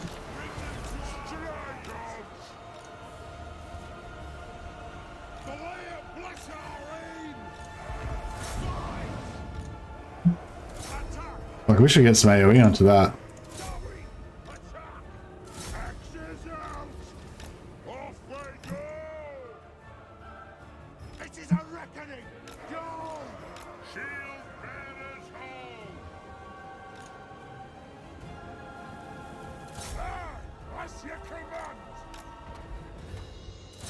How much armor are these things got? 80 armor. I would kill their, yeah, Ungrim wrecked their lord, predictably.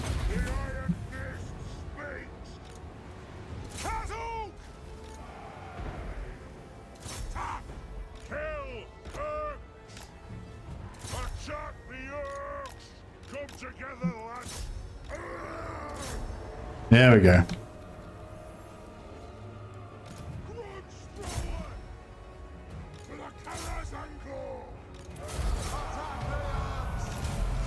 Wow, that was a brutal fight.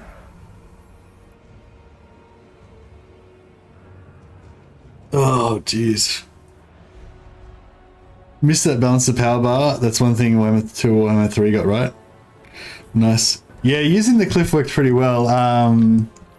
I didn't micro my engineer, my tanking engineer here very much, so he got a bit wrecked more than he probably needed to. Yeah, and we didn't take out Marathi very fast either. I probably could have used my cooldowns on these guys to kill it faster. I maybe should have even popped Red Ruin, just to drill Marathi really quick, but I was a bit worried because it reduces his defense.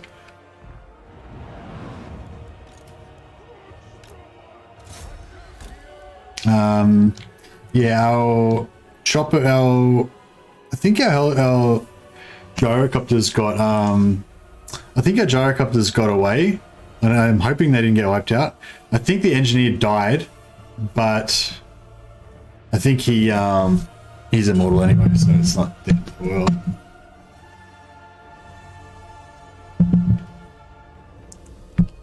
Yeah, I'm just regenerating some health on these guys with their tankards. 3 main tank. But yeah, I was surprised how much damage these Thanes took, because all of their I reckon what it was all their anti. Oh, actually, I don't know. I was thinking maybe what it was all their anti-armor range damage, but one of them was also fighting Blackguard of Nagaron the whole time, so they're like got anti-armor halberds. But yeah, fuck. Anyway, that was brutal. Yeah, thanks a lot for the super chat, Abhishek. That's Abhishek. It's very generous. I'm not really doing renames on characters and stuff, I don't think, this time, but I'm doing renames of settlements, of Ulthuan settlements. So if you can think of any name, any like lore, it's gonna be lore appropriate. You can't have like Bumtown or something, but you know, you can have like a lore appropriate dwarvish rename of elven settlements. So that's going to be part of our conquest of the elves, is going to be renaming all their settlements. So if you want to rename the first one, you can have that honor if you want, Abhishek. Beer Town. Yeah, that's like, well, yeah, I guess Beer Town is sort of lore friendly. Yeah, true. I kind of like that, actually, like especially with somewhere like really important, like it was like Lothern, you know, like the capital of the high elf town, like, you know, or the, you know, where like the place where the where's the place where the like Eternal Flame is, or whatever, the one that they used to decide who the Phoenix King is. Oh, our tanking engineer actually survived. He routed off. Cool. We only lost a unit of guns and a unit of Quarrelers. Considering how epic that battle was, it's pretty rough. But yeah, I was thinking we take like the finest, most, you know, genteel and like highbrow city of the elves with like its ancient history or whatever, and then we rename it Beer Town because they drink lots of beer. After Beer Town, it's logical to rename the next settlement as New Beer Town. No, I don't know. That would be like more if you had a new beer town on another continent. Non-aggression with the Wood Elves. I guess so.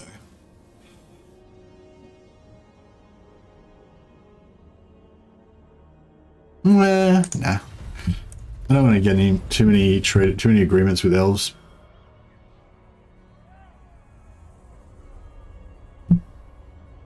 What's my favorite dwarf unit? I mean, in terms of most used, it'd have to be Quarrelers. Most recruited would be Quarrelers. But I don't know. I mean, it just depends on the situation, you know. I love the Iron Drakes when you're using them with Grombrindal, you know, those flames just wreck shit.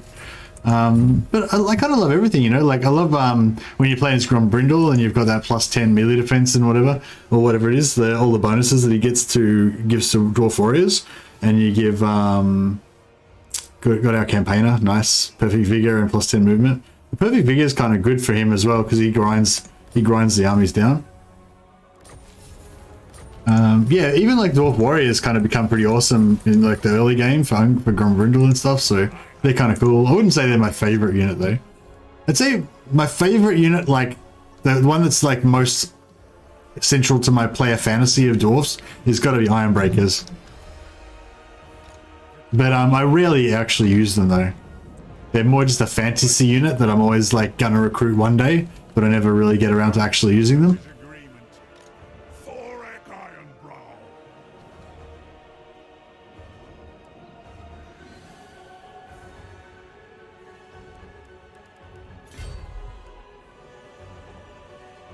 On our way! Raise the banners! One's heir. All right. Oh shit! Should we come back and deal with these Chaos Warriors here? Maybe we'll jump to here. Lord of the Ungrim. And then we'll sack that and then come back and defeat these guys. Sounds good. Orders. So is Marathi like gone now? Has he only got one settlement left? Oh no, she got 16 settlements. Fuck, so I said in Marathi... Oh, so Marathi confederated Nagarond, I guess. She's taken... Yeah, so I think Nagarond's gone and Marathi's confederated him.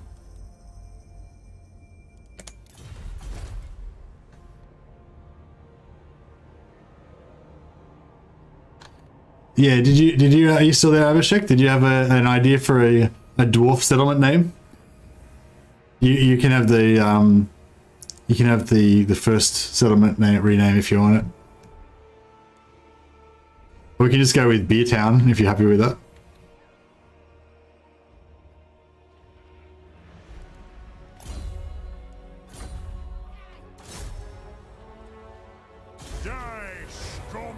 Aye, scum. Indeed. Just executed that Skaven. Good work.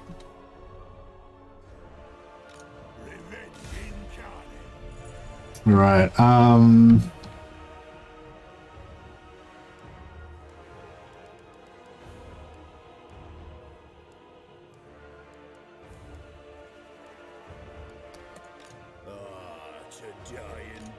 we'll finish this guy off just to get some more XP.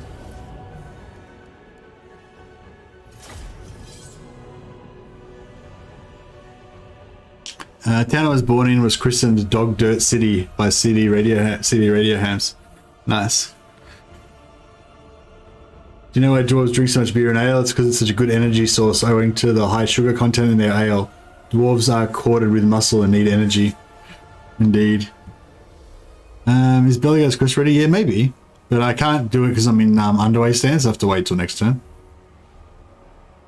What settlements need renaming? All the elven settlements basically need renaming. Oh, I think we still need to rename Black Crag as well to Carrick Draz. Did we change that, or is it still? I don't know if we actually ended up changing it.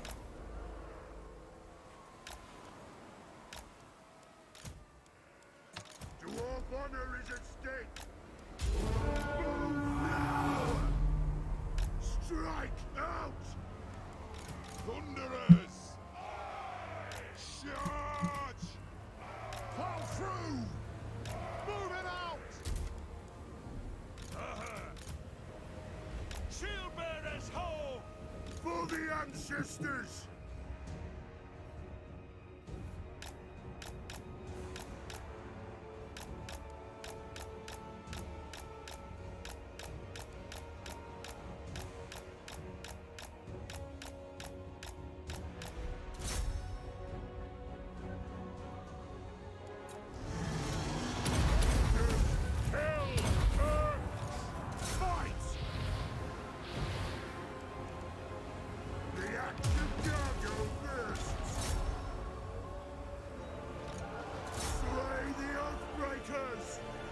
Get it!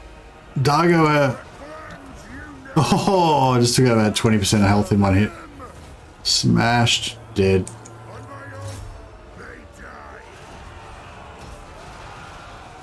Hey Evan, Mackie, how you going, man? What's the practical limit on gyrocopters for a Jawi airport? There's a gyro bomber doom stack that you can do. Well, it's an old school doom stack. I don't know if it's still as valid as it used to be, but yeah, you can take like a bunch of, you have like, I don't know, it's like 15 gyrocopters and like 5 engineers or something like that, and then I think you use the engineers to buff the gyrocopters damage and also recharge their ammunition.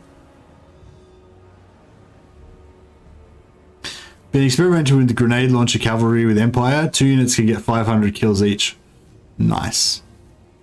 Yeah, I always wanted to do like entire armies of cavalry and stuff like that as well. I'd really like to do a cavalry-focused Empire playthrough. I'm not sure how to make it really super viable though, but like, how do you make cavalry good? Like for example, like quite often in battle, you know, there's certain things you need to deal with to make the army good, right?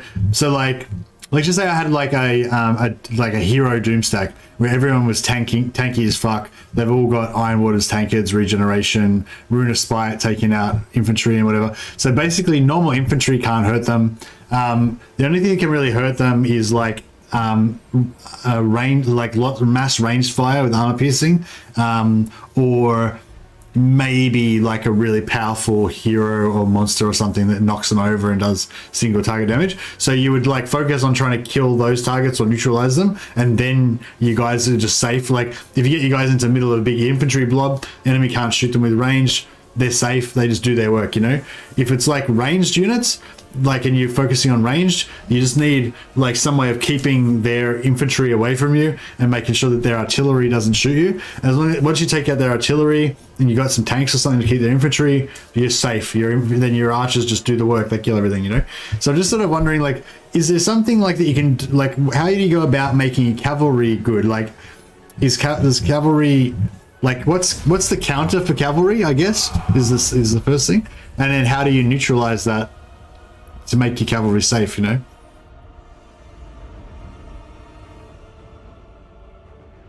Empire cavalry is getting a buff in game 3. Hey, Total War Hamster. What's the buff and how do you know that?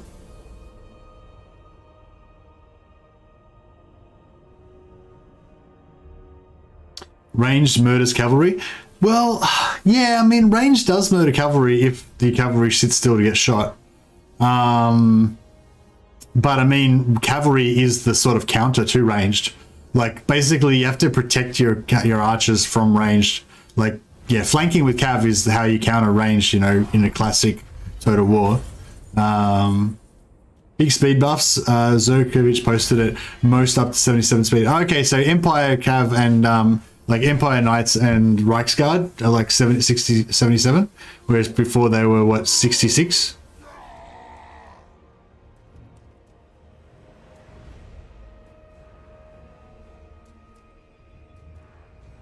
Cool. Yeah, well, that's, yeah, good. I mean, that's the key thing for cavalry, is to have speed, and that's kind of the main reason why Empire cavalry is shit, I guess. So that's interesting. I must fulfill my Slayer oath. Yeah, I wonder if that will just completely fix, basically completely fix Empire Cav. I want to get this sea treasure, but I also want to get back to land so we can get some replenishment. Fuck it. It's got to be done. Aye, I'll move.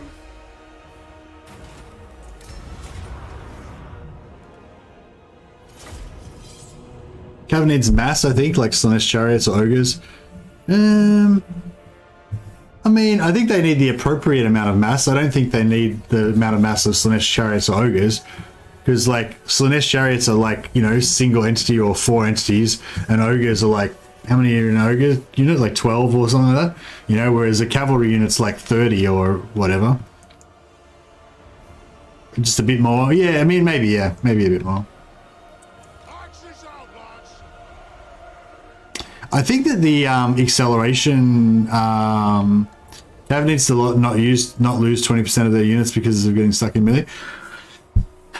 Yeah, I don't know. I guess it's just, I guess they just want the Cav to reflect however they want the Cav to be, I suppose.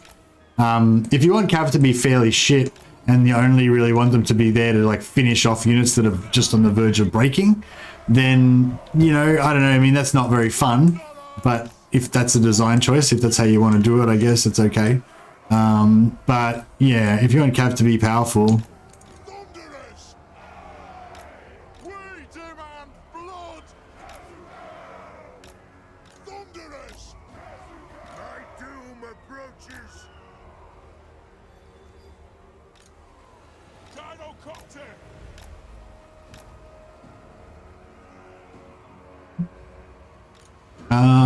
I kind of want to do the same thing as what we did last time, just tank with the heroes, don't take any damage.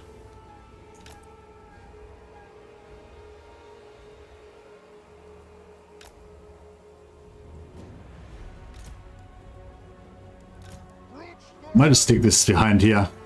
No, I can't get it in there. Okay. Actually, we could probably just put them in.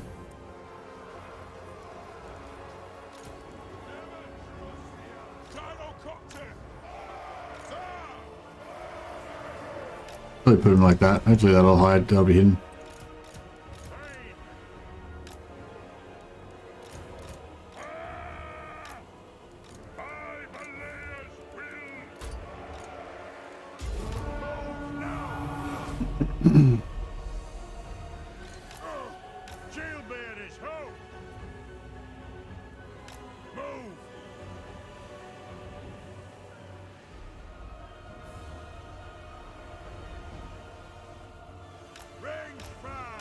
Hey, old part. Yeah, we already watched the teaser.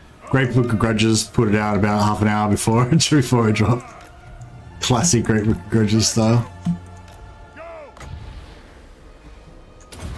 Yeah, I think Great Book of Grudges he just schedules his videos to drop exactly when the NDA happens, when the NDA finishes. So if CA is a bit late in releasing their video, his shit often comes out before them. Kind of funny.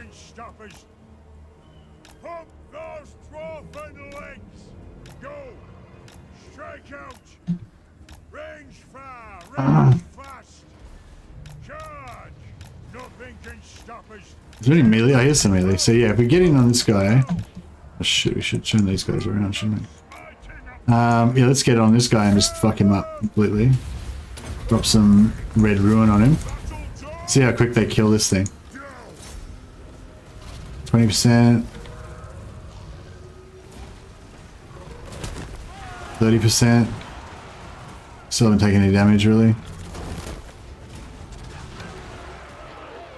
40%, 45, 50% damage. It's down to really 30, 40% health now.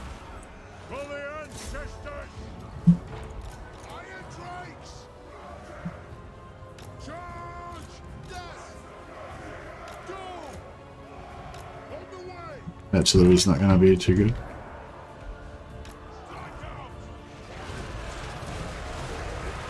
Did? Yeah, executed it.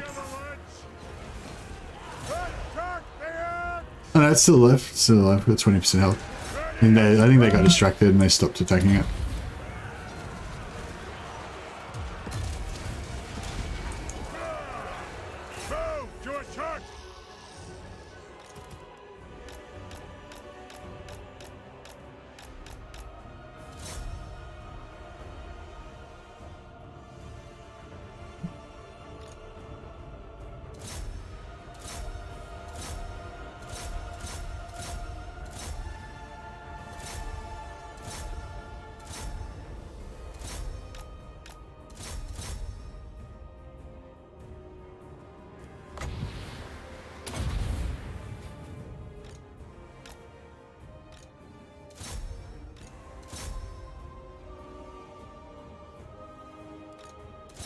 Right, nice. Dwarf be stick boys. They sure are. These guys have not lost like hardly any health. And the and my engineer actually regenerated. This engineer is on about 60% health, I think. So he regenerated a full. And these guys, the 3 tanks, basically lost hardly anything. So that's good. Wasn't the strength of cav in the old games the ability to inflict morale shock? Yeah, morale shock is pretty good in some games. And lots of damage and lots of morale shock, and the extra damage does more morale shock as well.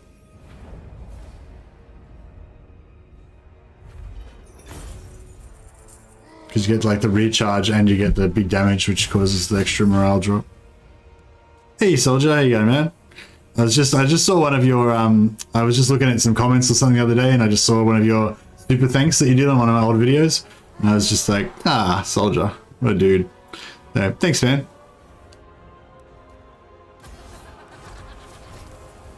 $8K, nice. We just keep making money. we just can't lose. We're just economic geniuses. We just can't fail to make cash. Make bank. We'll go force march. All right. Is this guy Belegar? Yeah, he's Belegar. So he's a good map hero as well. We might start investing in his map hero abilities. This bad boy needs to max out all of his tanking stuff. Actually, we need to get their morale up. These guys were struggling with leadership. This is embarrassing. This guy is immortal now. Don't have a is he Belegar? He's Belegar as well. Alright, go for his map hero stuff. This guy is Grimnir, so he can be tanky.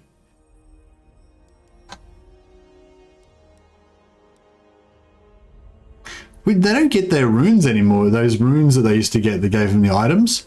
Did they just get rid of those, or? Remember when you, in the second part of the tree or whatever, you used to get those items when you invested in their tree, which were kind of really annoying, I thought, because it's like you wasted your skill points on an item. But they weren't even that good a lot of the time.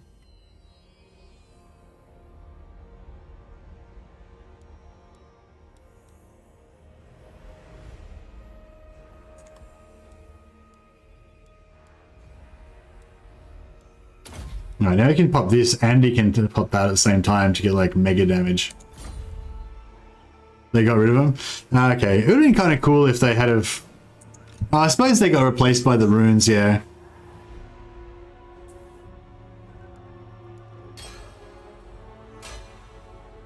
I wonder if Chaos Cav being bigger is going to make them basically monstrous infantry. Yeah, I wouldn't be surprised if they make I haven't noticed whether this is actually true or not, but I wouldn't be surprised if the Chaos Cavalry had like gotten lower entity numbers and more hit points per model and stuff like that. But yeah, I don't know. Does anyone know if they did? Like, is like a Chaos Knight still got the same number of entities as they had before? It'd be kind of cool if they reduced the number of entities and increased the health and damage of each entity and stuff, and gave them more mass.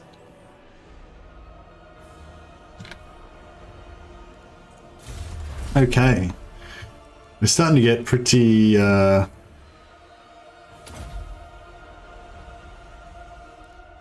pretty well here. Oh, actually, let's get that. Get extra weapon strength on our guys with one-handed weapons. Zokuch didn't mention, I don't think, and he's the only one with access. I think all the partners have got access. So Indie Pride and those guys are, and Anticity, Legend of Total War. Although Legend's not, I think Legend's not covering it really because he just is waiting for Immortal Empires. Don't think he's really interested in the don't think he's really interested in the battle stuff. Can we melt down some more shit? I'm just gonna flick through and see if anyone's got any like crappy items. Get rid of that potion of healing.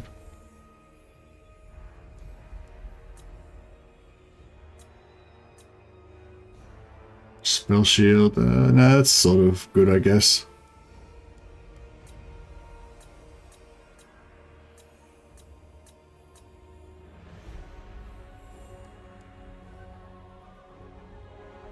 We could probably give him a much better weapon than that at some point.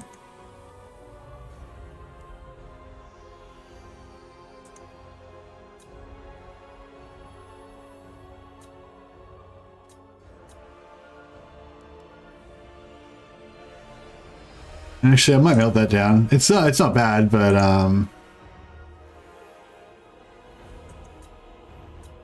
it's probably worth a fair bit.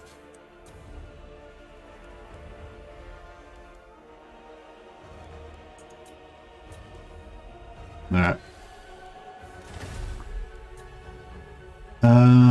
Potion of healing. Oh, it's 60. That's good. Get rid of that. Another 60 there.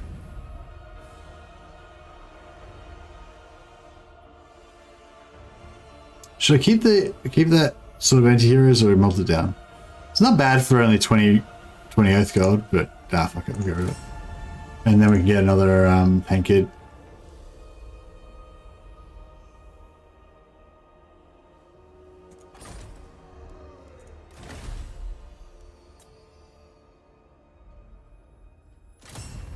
we go.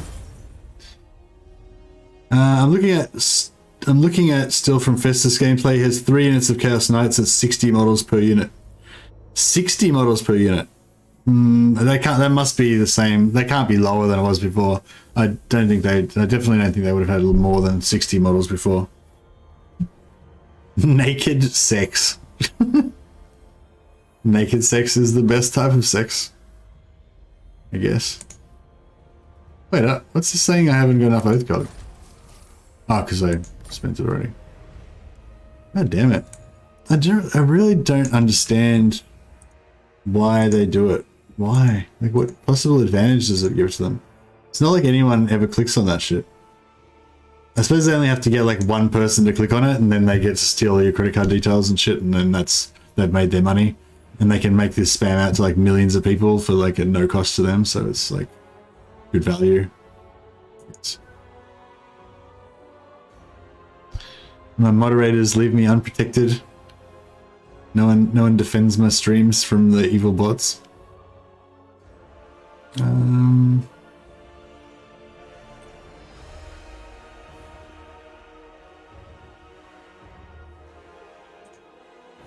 just trying. Sorry, guys. I'm just trying to get rid of this thing.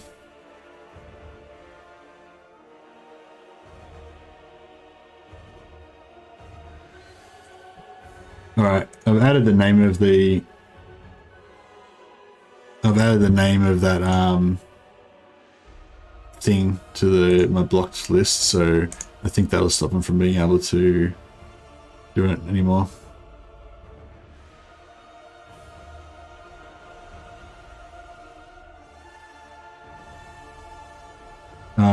Yeah, of course. Should I put it as promotes terrorism? Pornography or sexually explicit material?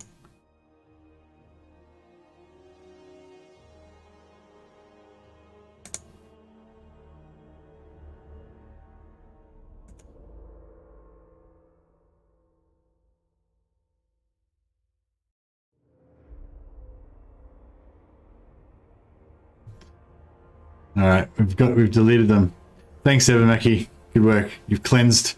Evan's cleansed the chat and is up to my chat rate on my stream by like 100%. So now like it'll help me with the algorithm as well. I reported the bot for unwanted spam. I normally do it for unwanted commercial spam. This time I did it for pornography. I mean, I assume there's pornography on the channel. I didn't actually check it out, so I don't know. We can only assume. All right, this guy's going to be my my greenskin slayer. He's got maxed out wounds, maxed out wounding skill. Just got to find me a greenskin hero to assassinate. Got a bit of aggro here on Karaza Karak. Oh, cool. If we can get Barak Var to get taken over again, that'd actually be pretty cool. This guy's going to Akendorf. Boom. Nice. We just unlocked another quest with Thorgrim.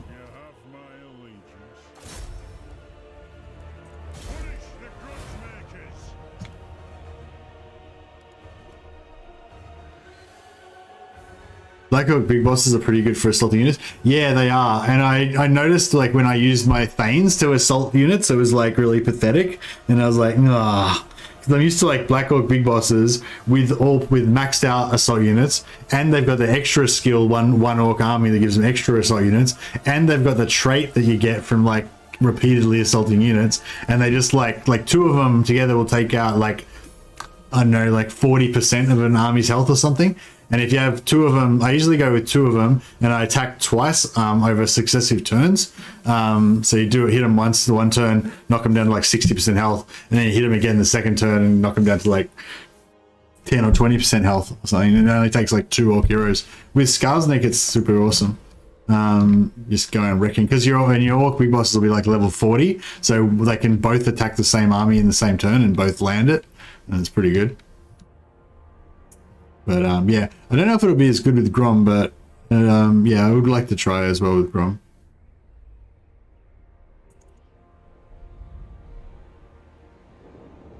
Iron sets a clan and hold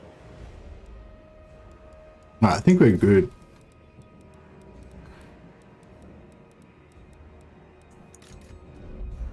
This guy's going to Grombrindal.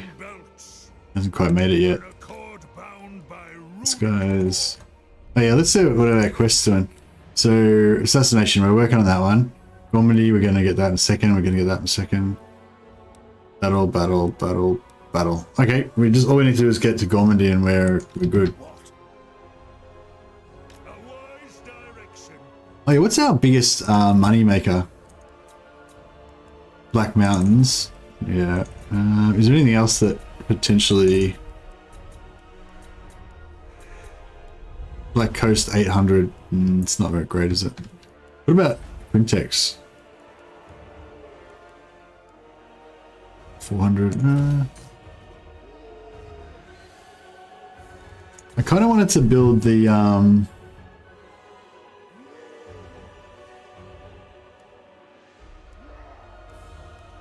kind of want to build this here so we could get iron breakers, but I know we got a building there, so that's all right. Yeah, how about if we go Quintex for money, and then we could put all our heroes in Quintex and just stack up the money. Might be alright. 1200. All right, so we'll pop a Grungy Lord here.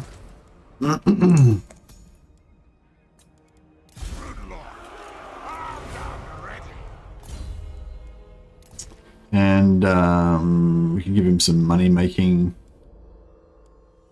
What's the normal thing called? Is this a gem cutter? No, it's tool workshop.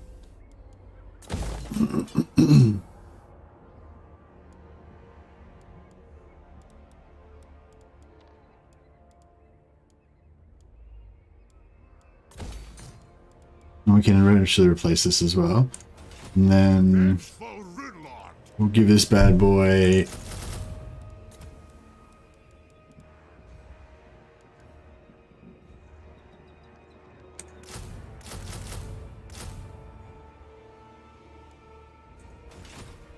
how many do we want? 1, 2, 3, 4, 5, 6, 7, 8, 9, 10, 11. 1, 2, 3, 4, 5, 6, 7, 8, 9, 10, 11. Yeah, okay, that's cool. We'll just do two lots of these guys, and then it'll be a full stack of upgraded dudes.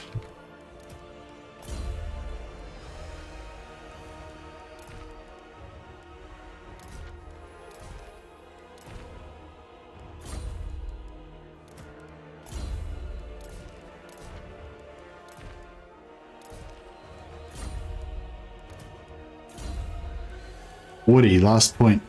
Go for assassinate. Yeah.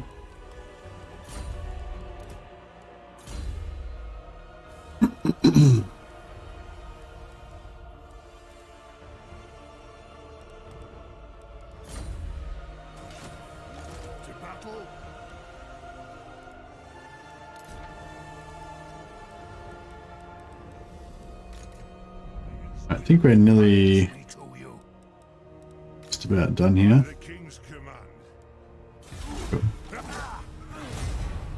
Isn't the ethereal Thane Lun Ironhammer Belegar's dad? I don't think so. Maybe I thought maybe he's his grandfather or something.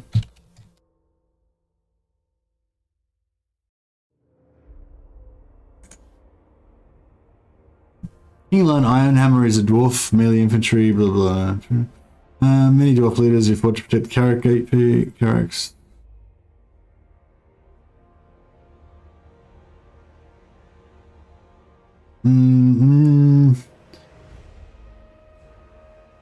No, I'm pretty sure. No, he's not. He's not Belegar's dad. I could look up Belegar and find out Belegar's dad's name, perhaps. But I think he might be one of Belegar's ancestors. I think all of them are supposed to be Belegar's ancestors, right? Or they're, yeah.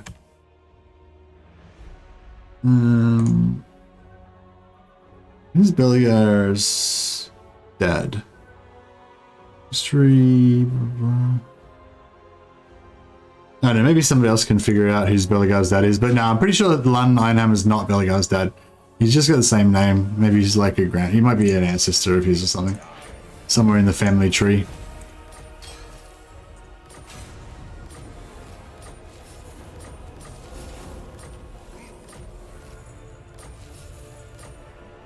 Alright, I think it's about high time that Ungrim came back for a bit of a rest.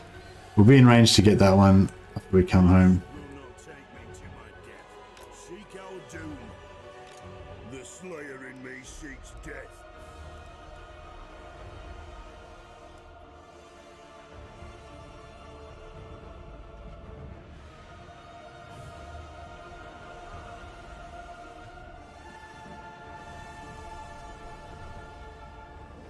Magic in purest form. Alright. Thorek can get some easy XP here. More levels.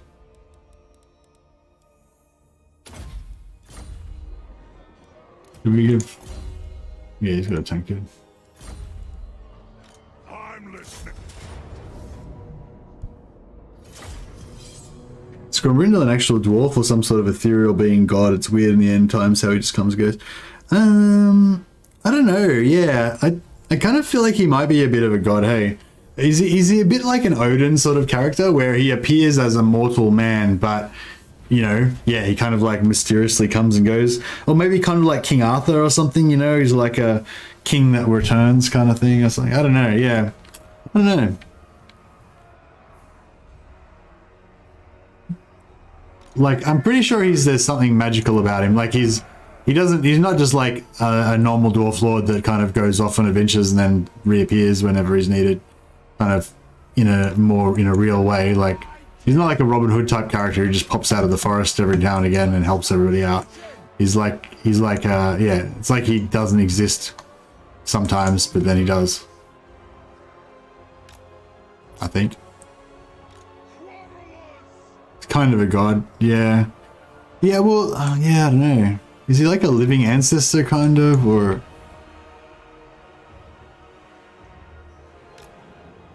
Yeah, what was living ancestors? That was from the squats, wasn't it? Was it the squats that had living ancestors? I feel like the old squats were kind of cool. Like, the new squats are probably way cooler, like, objectively speaking. But with the power of nostalgia, you know, I feel like the old squats were kind of pretty cool. Like, the models and everything were super old and gulpy and shit, but, you know. But that was the time. I thought Grombrindal was super best friends with Malekith. Specifically, Malekith was his best friend. And that's why he hates Malekith so much. Because Malekith betrayed him, or betrayed all the dwarves. I wonder if, like, did Malekith actually, like, hate the dwarves and, like, despise them and shit? Or, you know, was it sort of more like they just got in the way and he sort of regretted it? Like, do you reckon Malekith was sad that he had to fuck over Grombrindal and his dwarven mates a little bit? But he doesn't have those type of emotions. For the ancestors!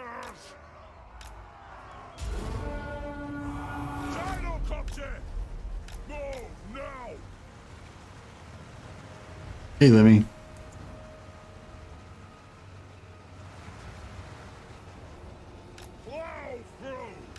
I don't know. Yeah, I mean, he might. It was when did the exodus to Naggarond happen? Was that sort of like tied up with the War of the Beard and everything, or is that a totally separate scenario? I don't think they're related, are they? So I'm guessing there was probably like a few hundred years around, like in between or whatever.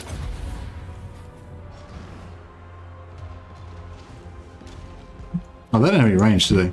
Oh, they've got these horses.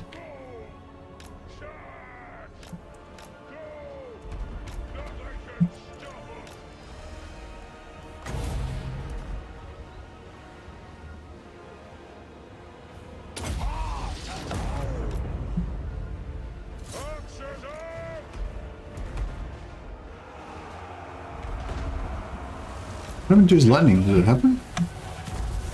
Oh, fuck, that took a long time. Didn't really land.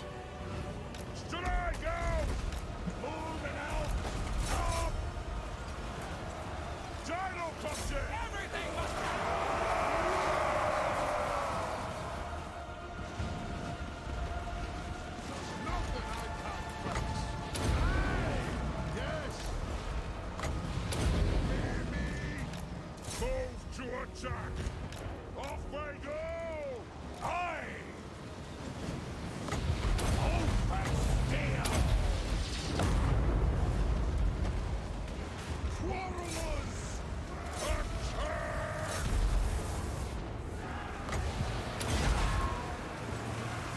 Age, wealth, and skill! No, let me get this. I mean, obviously we've got this as only a tiny army of crappy marauders, but they can manage to take horrific casualties fighting the weakest enemies sometimes, so. Done wrong! Gyrocopter!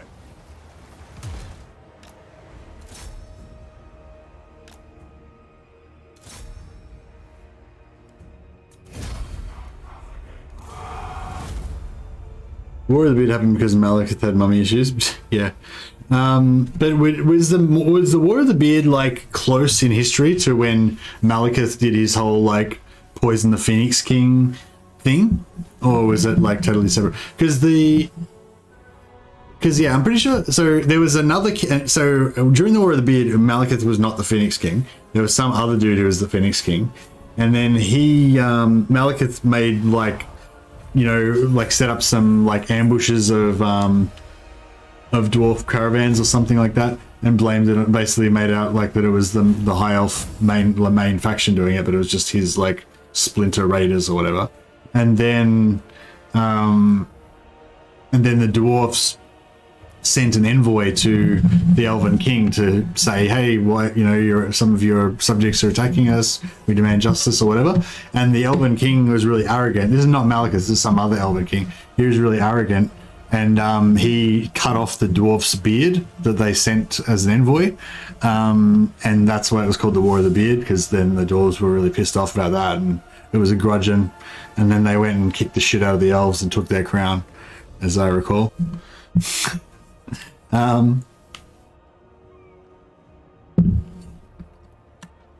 So was it maybe like Malekith got skipped over for the crown, then he got resentful, decided to, like, you know, make the War of the Beard happen to fuck over the High Elves, and then after that, oh, the War of the Beard was after Malekith's rebellion. Ah, right. So yeah, the War of the Beard. So the War of the Beard. Sorry, Malekith got skipped over the crown. Then he poisoned the fucking other dude. Then he tried to become the Phoenix King, but he got burnt and failed to become the Phoenix King. Then the Exodus happened. Then Malekith sent Dark Elves, pretending to be High Elves, to raid the Dwarfs. And then the Dwarfs sent the thing to the Elves, and yeah.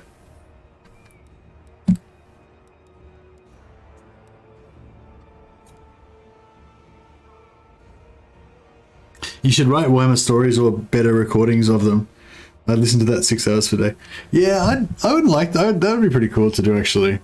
I don't know. I feel like my voice is not very good for that sort of stuff, though, because you need like an English accent to do like Warhammer stuff. I feel like having an Australian accent's like I mean, I can try and put on a British accent or whatever, but it's kind of hard. Yeah, I mean, well, I guess you could either do a British accent, or you could do a like what's that, like Pan Pacific, one or whatever it is, like the one that like the American Hollywood actors do. That's sort of like it's sort of like nothing accent. It's not really American, it's not really English. It's sort of in between.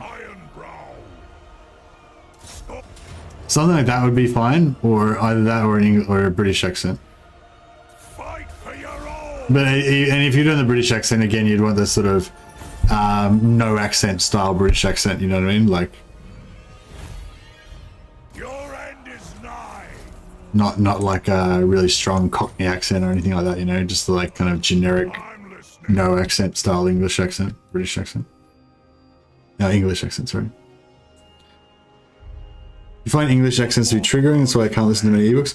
Yeah, I think English accent works for English accent works for anything like medieval, basically, or fantasy, or anything that's got swords in it. Basically, you need to have like British accents. That's the rule. If you want some, Like in Game of Thrones, you know, like all the actors have British accents.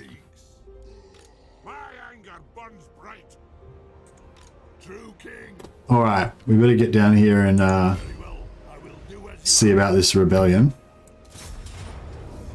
Can we order this? Yeah.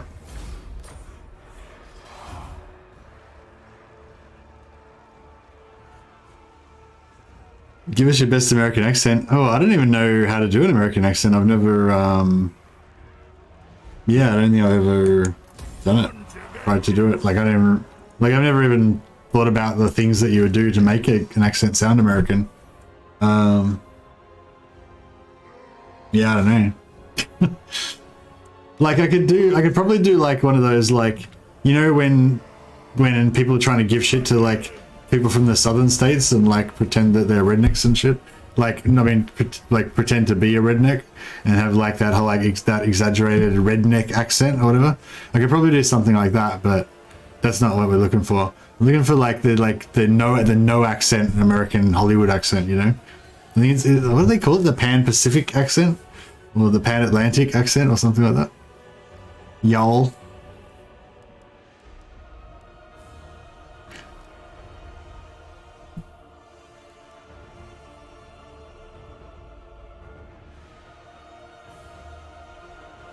Yeah, fine. I think the High Elven stories should be like that, but Carl Franz definitely with Carl Franz are definitely with a German accent. Yeah, yeah, that's the hard thing because the Empire is kind of based on Germany, right?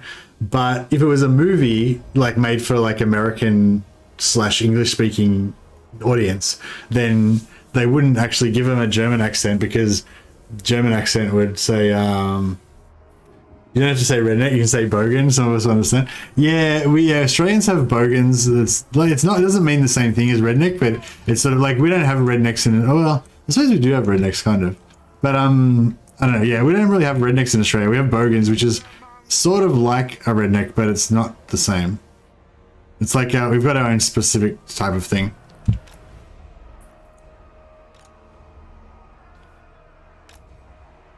Get my invisible ranger posse going.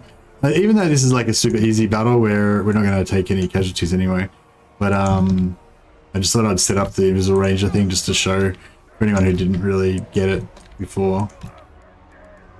Yeah, so you have your two visible heroes up front. You have your invisible heroes at the back.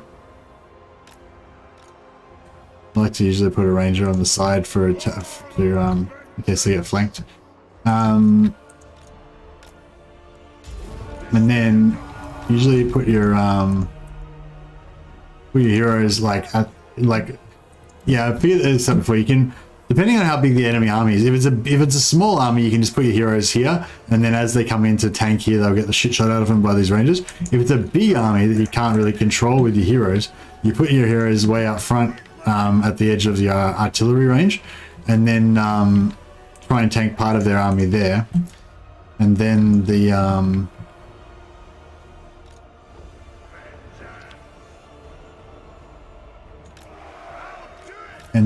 anything that goes past them, then the rangers will just mop that up. I don't think this is dangerous if they've got heaps of armor piercing, then you can get a bit isolated. But if you do get isolated, you can just move your rangers forward. Like if these guys get in trouble, they start taking huge damage from magic damage or something like that. You can just move all your rangers up.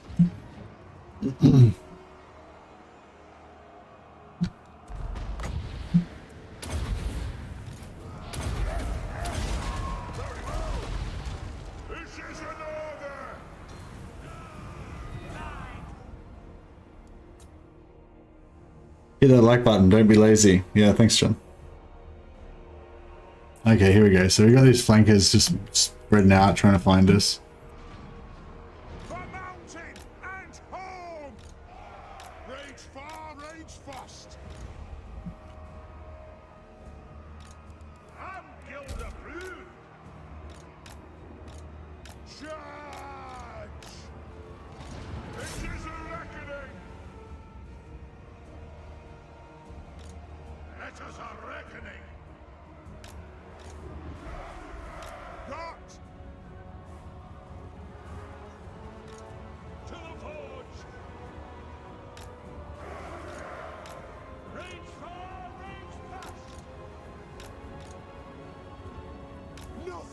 can stop us.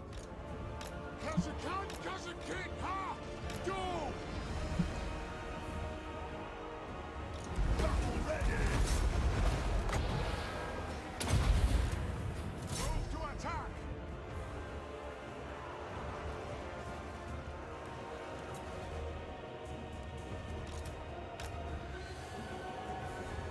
What's the difference between rednecks and bogans? Well, I think I don't know. That's a hard one. I don't want to like be insulting to groups of people, you know. If you think, I don't know, yeah, see, I guess I don't really know exactly what the definition of redneck would be, so it's a bit hard to explain, but bogans are like being a bogan is like, I don't know, maybe I could just give some examples of being a bogan. So like something a bogan, also a bogan is a bit old style, like bogans don't really exist as much now as they did before, like it was more of a 1990s kind of a thing. But yeah, classic bogan would be someone who wears like moccasins instead of shoes, or like around this, like outside of the house, or Ugg boots, and maybe that wears like what are those like pants that you wear to do like not jazz, like as like jazzercise or some shit, I don't know, whatever. If you're a girl, obviously. Yeah, a bogan might drink bourbon and coke. They might drink bourbon and coke on their front lawn, on their front porch, and talk to people walking past their house. I don't know. It's yeah, I don't know. What's a bogan? I guess essentially it means someone who's like low class, I guess. But it's not really. It's not like, I don't know. I feel like redneck. If you say someone's a redneck, it's more like insulting, you know. Whereas saying someone's a bogan is kind of like insulting, but it's more like, it's not harsh. You know what I mean? It's like, I don't know. It's hard to explain. It's like just saying, you're basically saying they're a bit low class, basically, but it's not necessarily harsh. It's not really necessarily a harsh insult or anything. Yeah, I don't know. I can't really explain it, but yeah. Ready to fight! Armed and ready! Well, yeah, that's the thing. I feel like the term redneck or hillbilly or whatever is like probably okay if you're within that group that likes to identify with that and you say it to each other, it's probably all right. But if you're like outside of that group and then you say it, then that's insulting kind of thing or whatever, if you know what I mean. Whereas a bogan's not really like, I don't know. Shall we attack?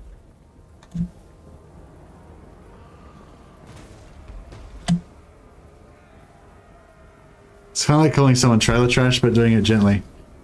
Yeah, actually, yeah. Bogan's probably closer to trailer trash than it is to redneck. Yeah, actually a good call. But we don't call it trailer trash in Australia because we don't really have that trailer thing. People in Australia have, like, people who are in lower income in Australia probably live in housing commission houses. They're like houses that are subsidized by the government. Instead, so yeah, but it's probably closer to trailer trash than it is to redneck. But it's like, I don't know, like just say one of your friends said, like, just say you wanted to go out and you wanted to go out for a night in the town or something, and one of your mates suggested that you go to the local pub where they have those like slot machine, poker machines, you know, and you drink bourbon and cokes and like watch the dog track races or something, you know. You'd be like, fuck that, you bogan. Let's fucking go out to a proper place that's, you know, where women would actually go or something like that, you know, like, you know, but it's not like you're really saying that your mate belongs to that class of people. You're just saying he's acting like he's a bogan, if you know what I mean. But it's not like, yeah, I don't know, it's hard to explain. It's like a soft insult that's like basically describing a group of people, but there isn't really a group of people that are really exactly like that. It's more like a straw man type of thing, you know. It's like you're describing somebody as being a member of a certain group of people, but more in a way of just describing their actions or the way they act or whatever as being like that, rather than saying they actually identify as part of that group. So it's pretty, I don't know, it's really confusing. I'm confusing the shit out of myself. Could write a thesis about bogans, I reckon. Your attempt at saying y'all was a good first attempt. I'm a Texan, by the way. Hey, my lord. Nice. We've got a Texan in the chat. He's not an American. He's a Texan. I love that part in is it in Saving Private Ryan? When he's like, you know, was it Saving, or maybe it was in Band of Brothers, where somebody's like asks the guy if he's an American. He's like, hell no, I'm from Texas. And it's like, yeah, pretty cool. Texas is the best country in the world. Yeah. Belegar,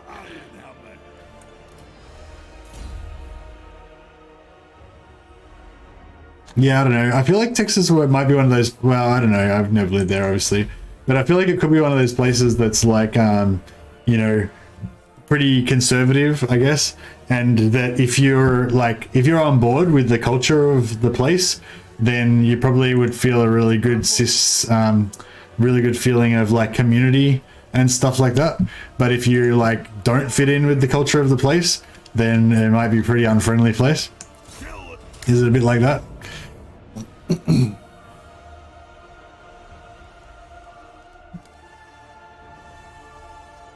Holler also means to yell in redneck.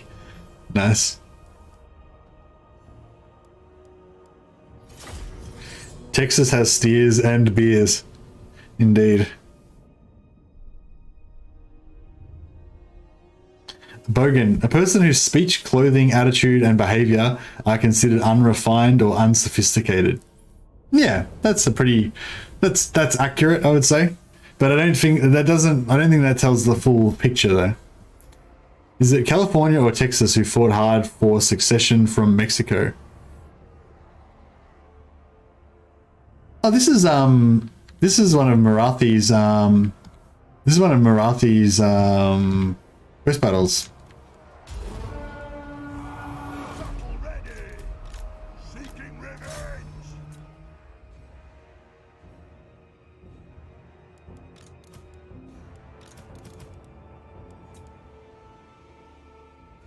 Yeah, these iron breakers, they're pretty cool.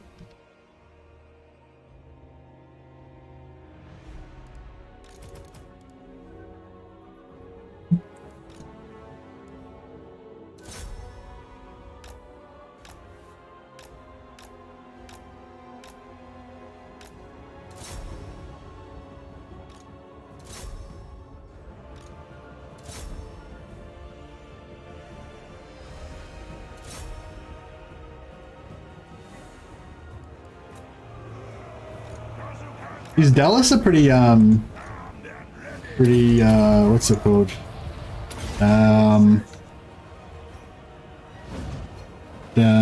What's the word? Tolerant. Is Dallas a pretty tolerant sort of place? You know, of like different subcultures and ways of life and shit. Austin. Is Austin one of those like music towns?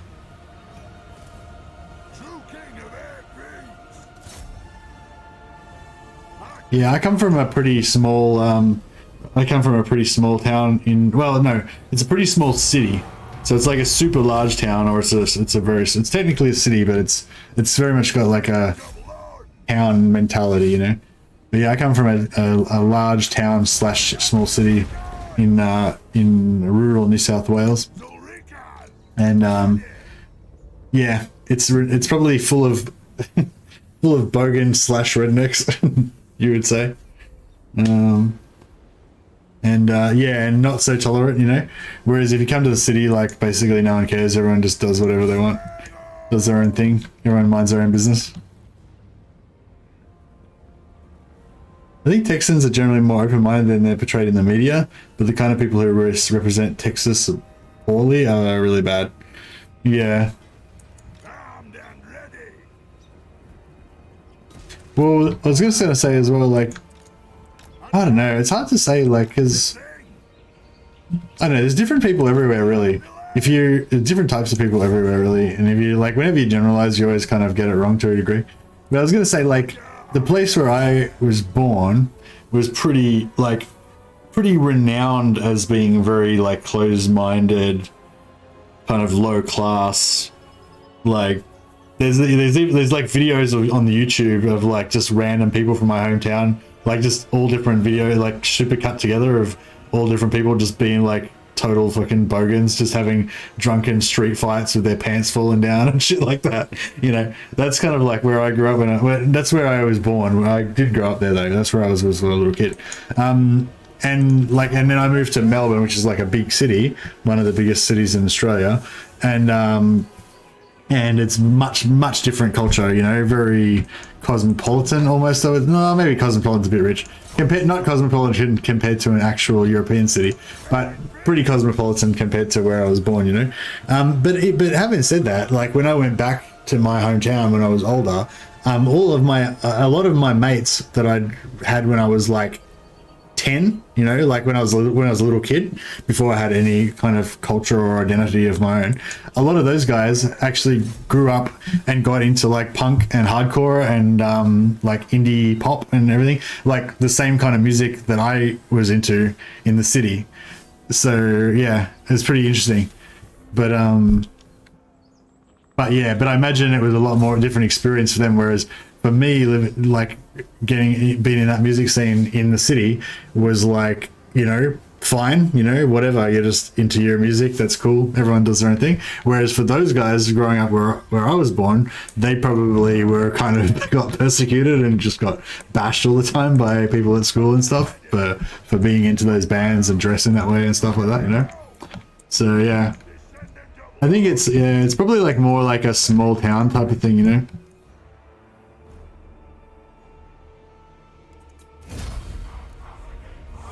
I think if you live in a big city, you kind of have to be more tolerant of other people, because it's just a survival mechanism. Like if you have a shit ton of people in a small area, they have to be tolerant of each other, otherwise, you know, shit would kick off all the time and it would be trouble, you know. Whereas if you're in the country and you kind of, there's less people and you can kind of just hang out with your own type of people and you don't need to mix with anybody else, you don't need to really have to be as tolerant, you know. I guess that's why it seems to work out that way.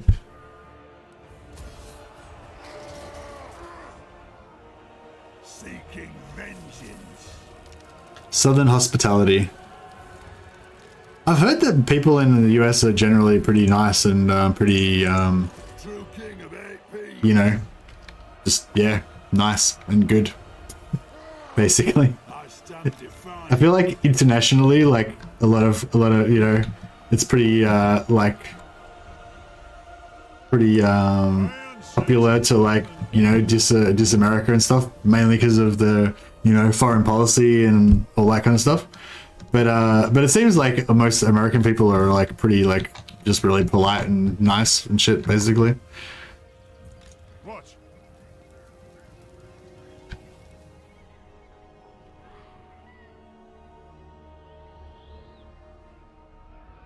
Belegar.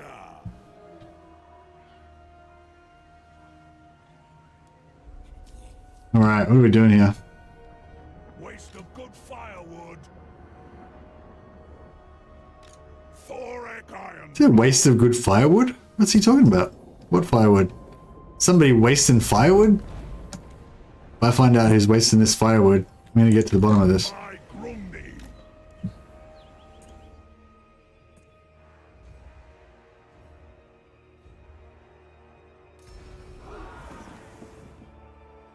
people in the country are more chill with different cultures than they're given credit. Yeah, I think that was another thing actually I was thinking while I was going on that whole like wandering philosophy thing. I feel like it's a lot different now than it was when I was young, because I'm pretty old, right? So, you know, when I was born, there was no internet, you know. So I feel like now, like with the advent of internet and stuff like that, it's a lot easier for people to kind of have access to a lot more, you know, different influences and stuff.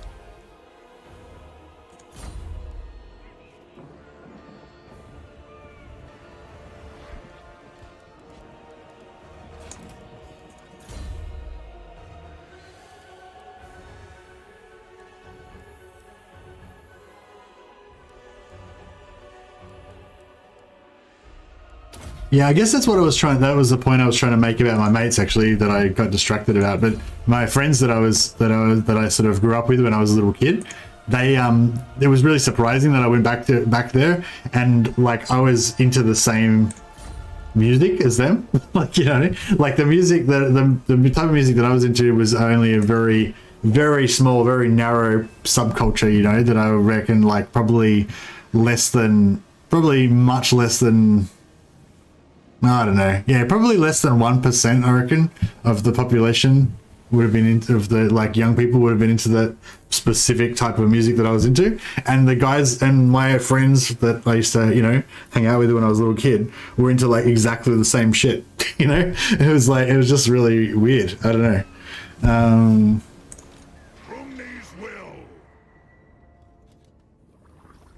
But yeah, that was kind of an example of what I was saying. Is like you would think that they would have grown up, you know, really isolated and whatever, but they actually got into the same kind of stuff. So yeah, there you go. People in the country can be surprisingly open-minded. I am the Slayer King. Case in point. By the King's command. All right, this guy's already slain one Skaven. Gotta go deep. Oh, here's another target for his slaying. Oh, actually no. Keep scouting. To battle. Should be 3 more turns. We could.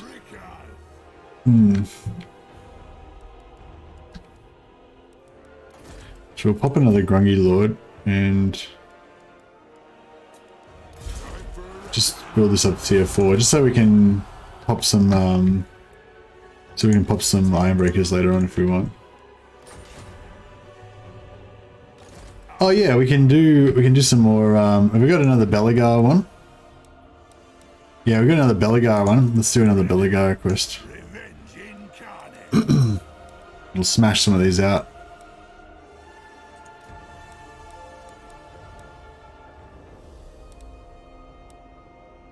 Hammer of Angrand.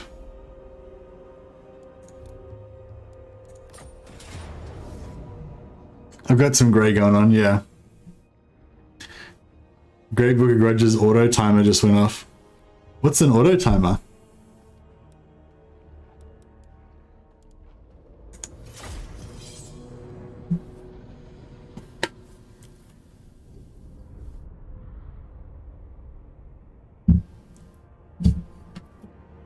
Did he time his vids? Yeah.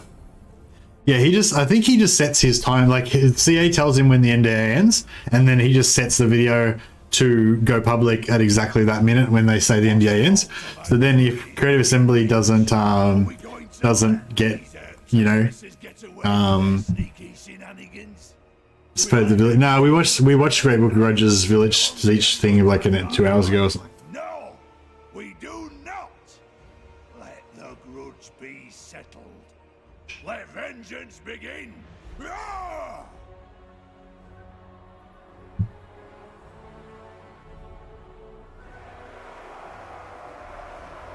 Okay, I fucked this up last time I did it.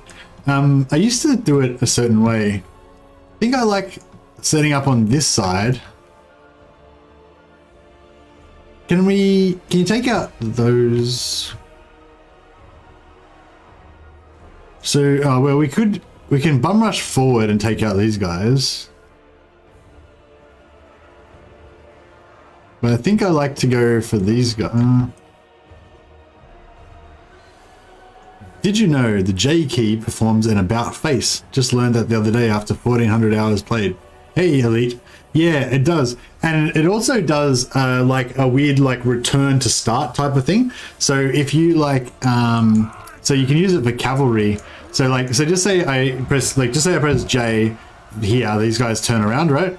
Press J, they turn around again, they're facing the opposite direction.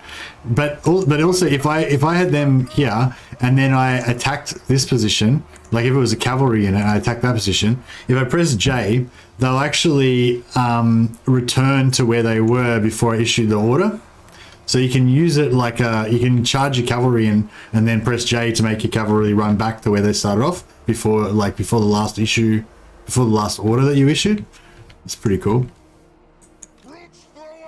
But I don't know. I find I prefer to just manually do it with, like, yeah, prefer to just do them manually. But that's a pretty good shortcut though. If you're like trying to micro a bunch of cavalry and you don't have time to, yeah, for cycle charging, exactly. If you don't have time to, like, you know, like just say you're over here and you're trying to micro a bunch of infantry and shit, and then some cavalry comes in and recharges them. So you just like click on them, J, and then go keep microing. You don't need to like click on them, go over here where you want it to go, come back over here, start, you know. So it's kind of, yeah, you can kind of use it for a quick cycle charge. If I had the time, I'd probably want to like manually grab them and then click, just keep clicking so I can make sure I drag them out properly, you know. But if you don't have time, you have to quickly, just quickly press J. Anyway, so yeah, I was kind of thinking I want to go here and then attack there and attack behind at the same time, but I don't know if that's stupid.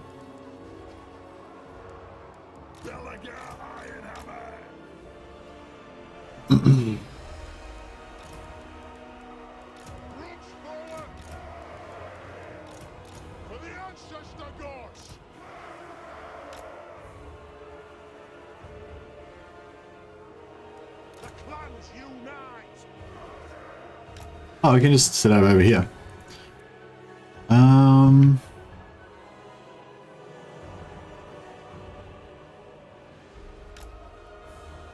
Yeah, I was thinking, what about if we do like this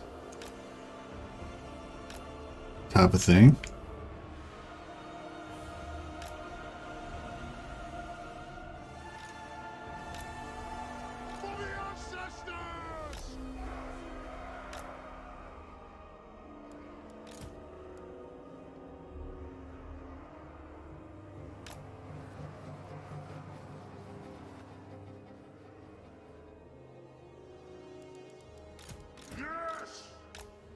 Yeah, something like that.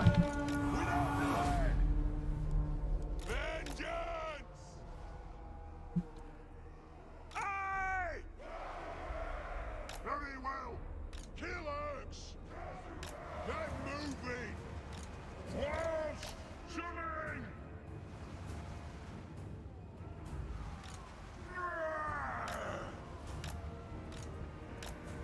Dino copter. Range far, range fast! Move now!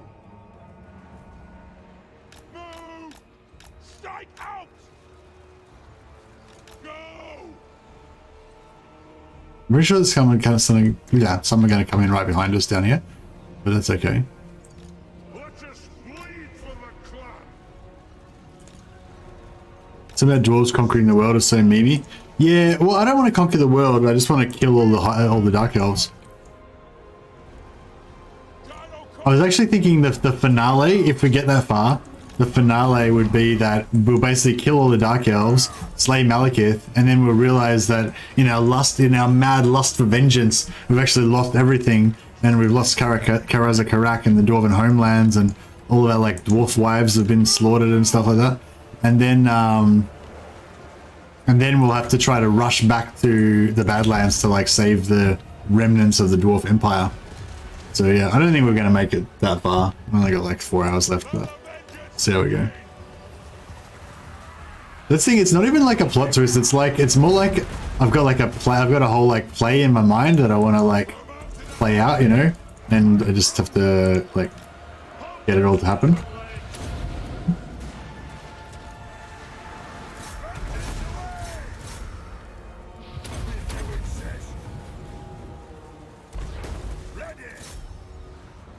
What the fuck's going on with this? Oh shit. Oh shit. I was not ready for that. I knew it was coming, but I just didn't, like, I don't know. Just didn't pay attention. Fuck. Yeah, fuck this up.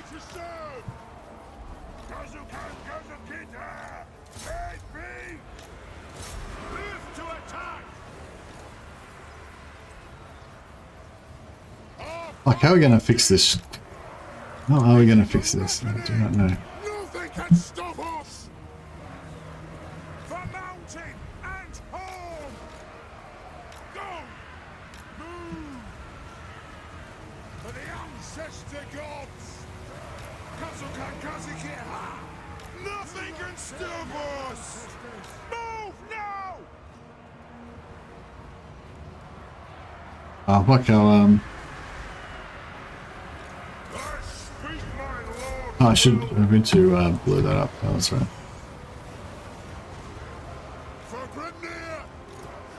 Nothing can stop us!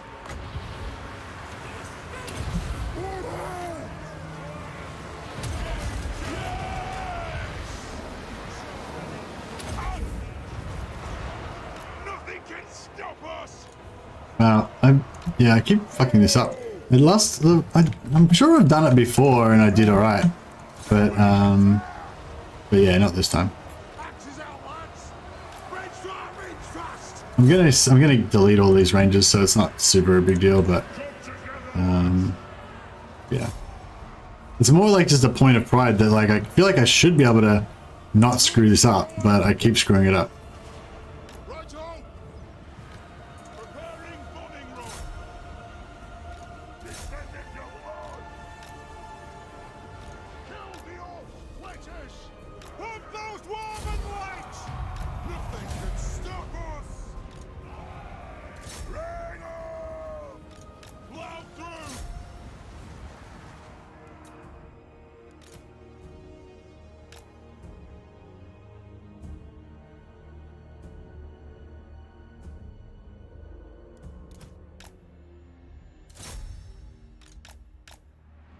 Did he actually kill that lord? Or did he get away?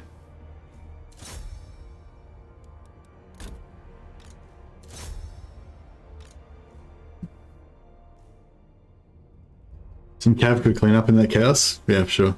Gotta stop talking to us in the midst of battle? Yeah, I know. Like, I need to... Actually, that's a really good point. I need to get into the habit of narrating the battles, because I think that's a really good thing to do. Because, yeah, I kind of forget, like, that I'm, like, meant to be kind of streaming to multiple different types of players and in the audience, you know, like, so like there's some people that are interested in just listening to me talk shit about random topics, often that I do things that I don't know much about, and I'm actually trying to, like, just figure it out, you know, by, like, soundboarding with you guys. But there's a lot of people that obviously are watching the battles, wanting to know what's going on and what's the tactical thing, you know. So, like, sometimes when I remember, I make an effort to actually describe what I'm doing and why I'm doing it and stuff like that. Not that I'm necessarily always, like, 100% on the money with, like, the best possible tactics and stuff like that, but if I actually at least explain what I'm doing and why I'm doing it, then that opens it up for conversation for you to be like, oh, why did you do that? Why didn't you try a different strategy or whatever, you know?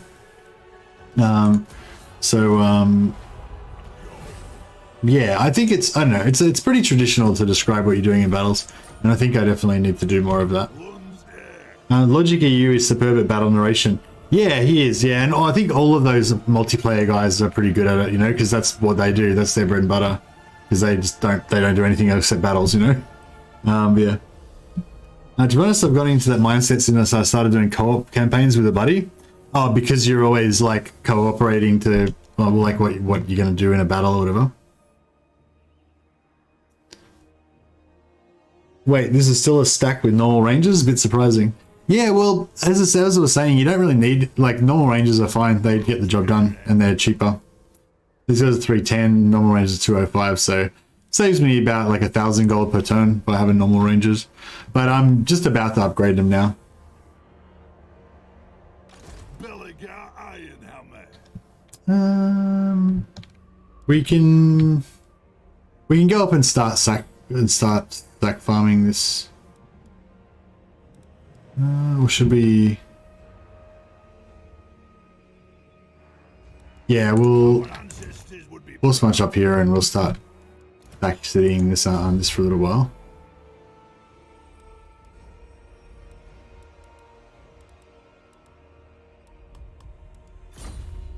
Hey Dallas, how you going, man? But yes, narration good. Yeah, I think so. And I think also it's just, especially when I get tired, it's really easy to fall into the habit of just not even talking at all. Oh yeah, we were talking about that before. I assume that you didn't get oath fulfilled when capturing Apex, so really hopefully they fixed it in Game 3. Yeah, somebody else was talking about that earlier.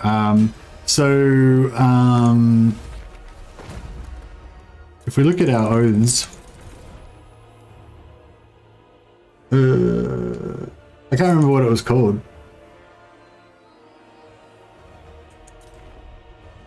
Does anyone know?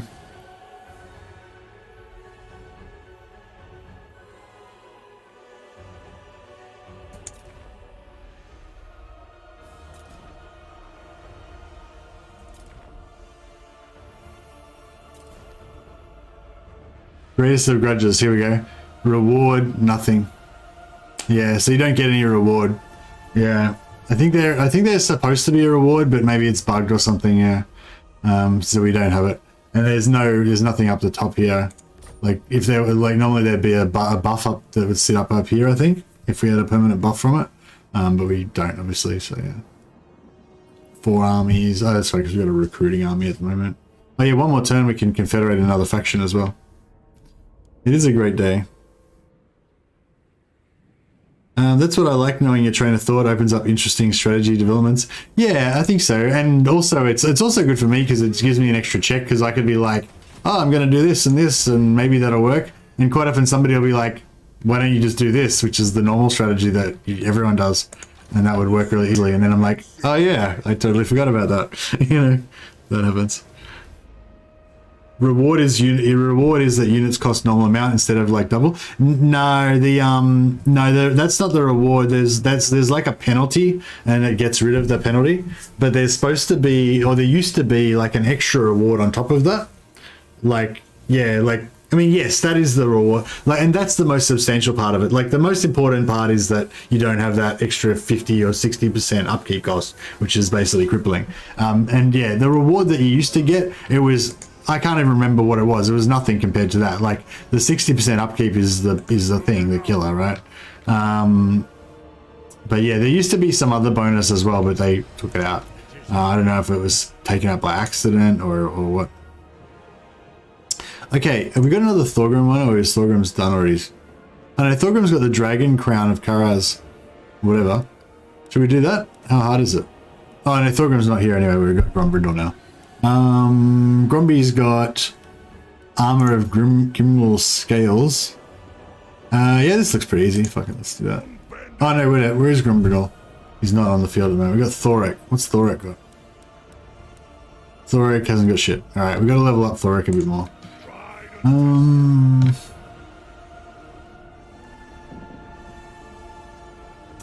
kind of feel like we could do with a 4th army now.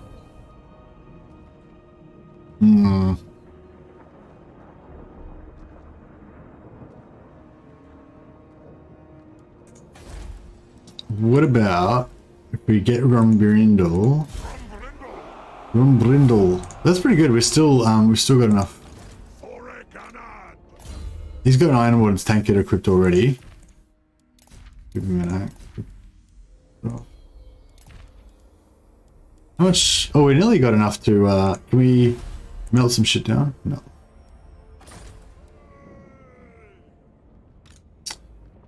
Right, let's give the army to this guy. And then Gromby can do his quest.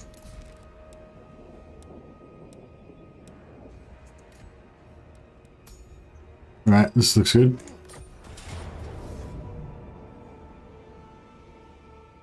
Can't play Belegar anymore because it bothers me so much, only when I mod it. But what do you even care though? What was the reward though, Sven? It was like nothing, wasn't it? It was like nothing that you care about. You still get you still get the landmarks. Like he gets a special landmark in Karakate Peaks that no one else gets, I'm pretty sure. And like there's a normal Karakate Peaks landmark that everyone gets, and then Belegar gets an extra Karakate Peaks landmark, so he's got like 2.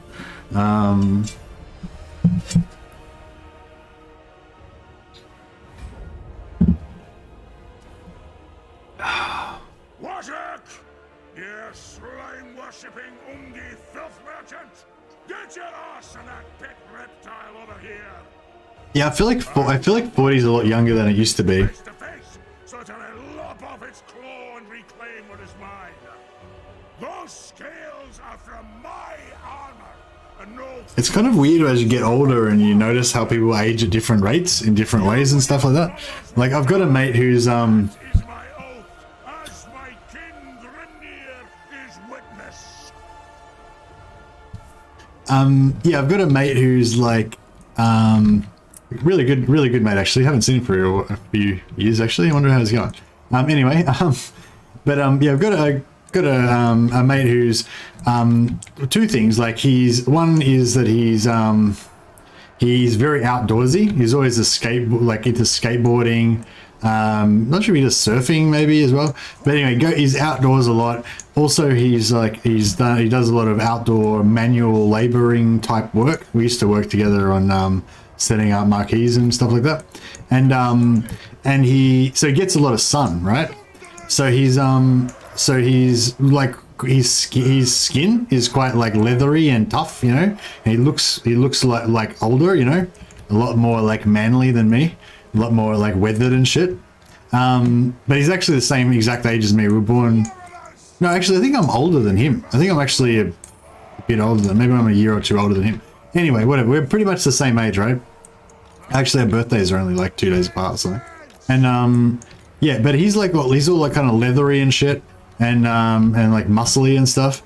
But yeah, but he's like all like kind of leathery and shit. So he looks older, right? And he's got and the other thing is that he's got kids, right? He had kids, not like super early, but like maybe when he was like 30 or something like that, or when he's 30s, early 30s. So he had pretty kids really early. So, you know, so he's like, so he looks older and more manly and more leathery, and he's got kids. So he's got like that like dad responsibility. You know what I mean? Like I feel like as soon as you have kids, you just kind of have to stop being a dickhead as much and start being a grown up and shit. So he's sort of like, you know what I mean? So he's like a lot more older than me in 2 ways. Like he looks older and more, you know, whatever, and he sort of acts older in a way because he's got kids and shit like that. But then on a totally different way, he's always been like much more like athletic than me, and he's got a much more athletic body, you know, like he looks like, you know, he's got the body of a like 25-year-old probably dude, you know. Actually, I haven't seen him for a while now, but you know, but yeah, and like I don't know, like you know, I don't know, it's weird. It's like, and when you hang out, I don't know if anyone else has been in the same situation. If you're like a single guy and you've got a mate who's had kids when he was younger or whatever, and like, you know, and yeah, Inquisitor Chase, I think you know what I mean. Yeah, like yeah, and so you've got a mate who's like whatever. But the other thing about it is that like, even though they're kind of way older than you in a number of ways, when you hang out together, you're still the same because you were good mates before that. So there's still that other aspect of you that's like the same age, even though, yeah, I don't know. There's like all this weird shit going on with you being like older than, like he's like older, but then you're older in a different way, but you're the same because you're bros, and like yeah, it's like a weird, I don't know.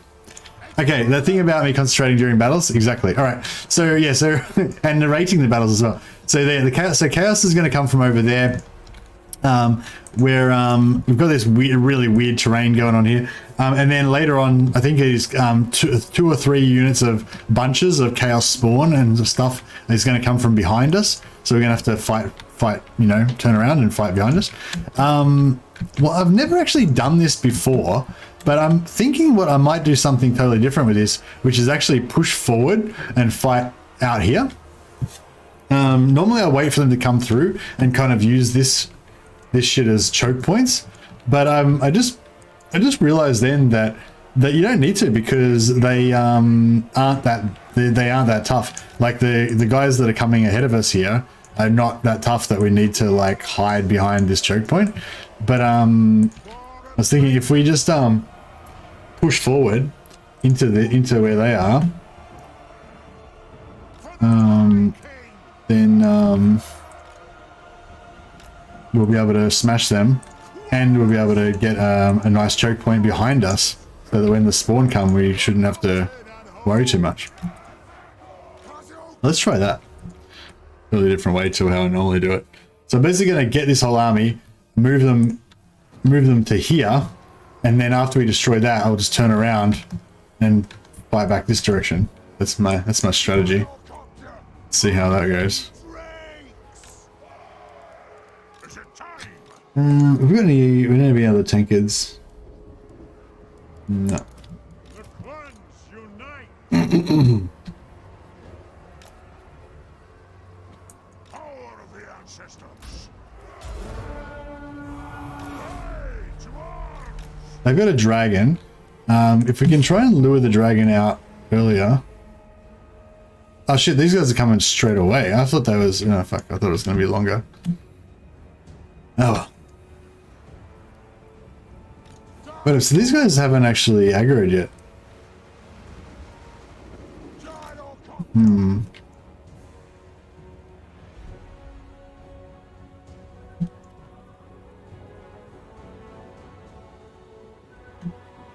For the ancestors!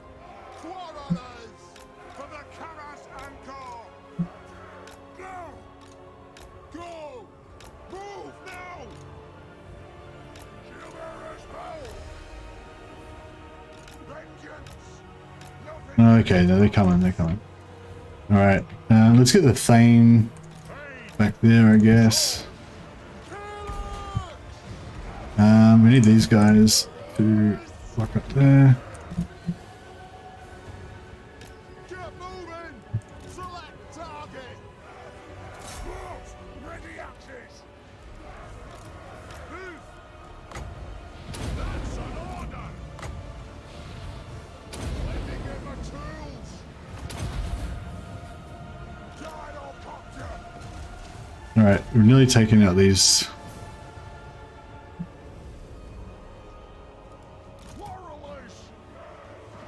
This should be going down pretty quick.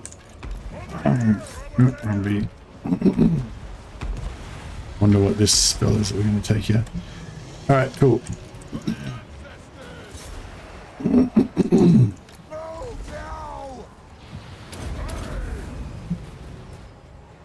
We've got all our guys facing forwards again. Iron Drakes! Reach the reach fast! Tattoo! Pump those dwarven legs for the ancestors! Move on! Strike out! Burn my ears! Kill herbs! Should have more chaos spawn coming soon, I think. Gyrocopter! Word of vengeance! Rend them! Shit. Shocks away! Get the fuck out of there. Plow through! Go! Alright, we're trying to get in front of the guns.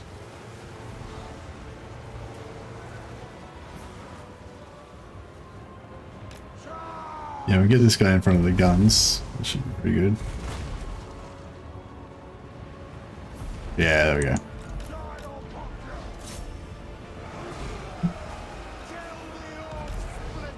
Yeah, there's more spawn coming.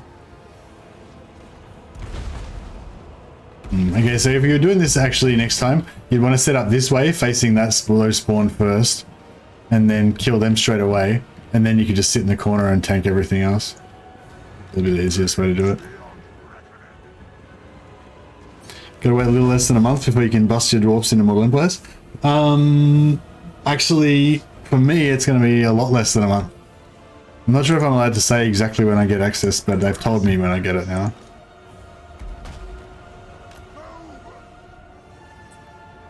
But yeah, I'm going to be able to show, get a bit of early access, so I'll be able to show you guys how it goes down a bit before it comes out.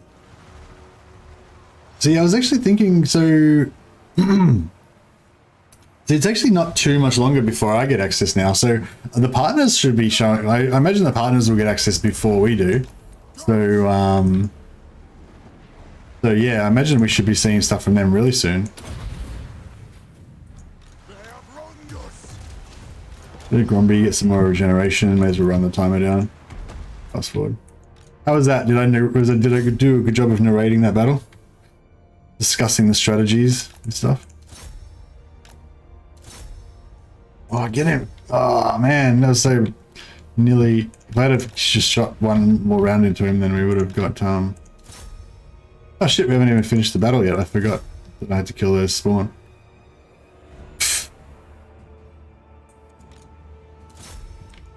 Still on fast forward as well.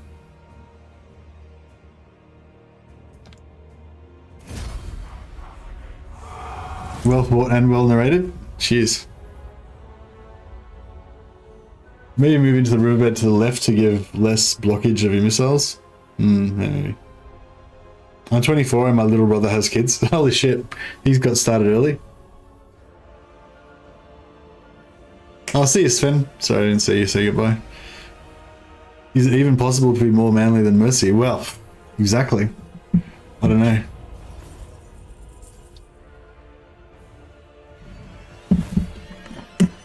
It depends what faction I'm playing. Like if I'm playing High Elves, then you know, yeah, you could probably be more manly than that. But when Mercy's playing Dwarfs, you can't beat it. There's nothing more manly than Mercy playing Dwarfs. That's alpha. That's alpha Chad.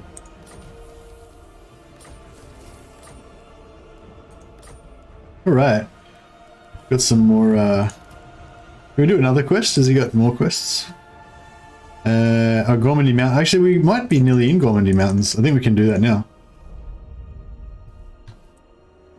I'm playing Total War Warhammer 3 right now as Slanesh. Castelton was just threatened me with a gift of 1760 gold. If I reject it, it's war. How silly is that? Threatened you with a gift of... So, wait up. Is he threatening you? He's threatening you to make you take the gold? No, he's threatening you to make you take gold from him? Or is he threatening you to make you give him gold? If he's threatening you to make him give him gold, that kind of makes sense. If he's threatening you, demanding that you take gold from him, then that's pretty weird. Language time. Goramandi is a bastardization. Goramadni means very big. Oh, okay. I thought he was making me take gold, but now I see he's demanding it. Yeah, that makes more sense. Is it cursed gold? Yeah, maybe he's trying to make you... He's trying to trick you into taking cursed gold. Skaven? Oh yeah, cool. We can get some free level ups by just going around here discovering all of the Skaven stuff. Because you don't get charged for it. What's going on with this other guy over here? Is he going to be able to assassinate some green-skinned scum soon? No, he's still pretty far away. What about over here? Oh, what happened to these, oh no, I had some Barakvar rebels that were trying to take over Barakvar, but I think the Border Princes killed them. I was actually hoping to bring them back so I could farm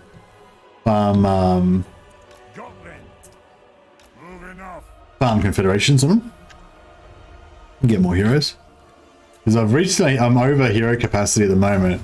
So 8 out of 7, 5 out of 3, 8 out of 9. Oh, I'm 8 out of 9 Thanes. Crazy. I can actually recruit another Thane. That's pretty cool. Yes, I'm actually over capacity for most of my heroes, but I can actually get another Thane. That's cool. It's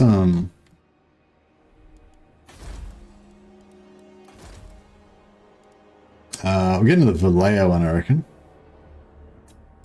Yes. The throng is mustered. What orders? These Belegars are good for map heroes.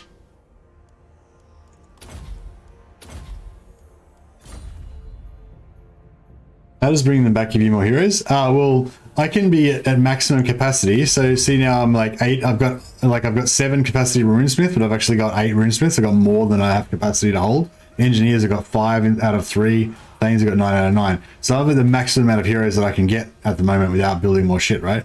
But then instead of building more capacity, what I can do is just confederate another faction that's got like 1 or 2 heroes, and then just say they've got like a Thane and a runesmith, then I'll be like 9 out of 7 for runesmiths and 10 out of 9 for Thanes, and then I can bring that same faction back to life again, let them recruit a couple more heroes, and then confederate them again, and just keep doing it like that. It works really well for Bretonia because you've got so many factions all really close together, and you've got like massive relationship bonuses for them as well. So you can just keep farming the all the different. You can just keep reconfederating Bretonian factions like over and over again. It's just pretty cool.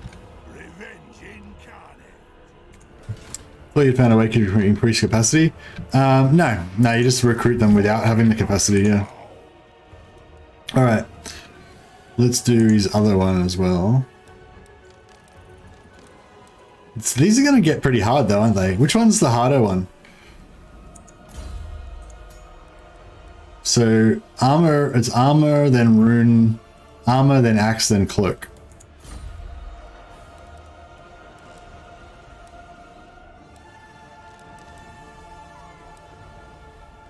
So is that one? Axe, then cloak. So the axe should be the easier one, right? That one says pretty easy. This one says really easy. I don't know. Oh, well, let's do the really easy one first then, I suppose.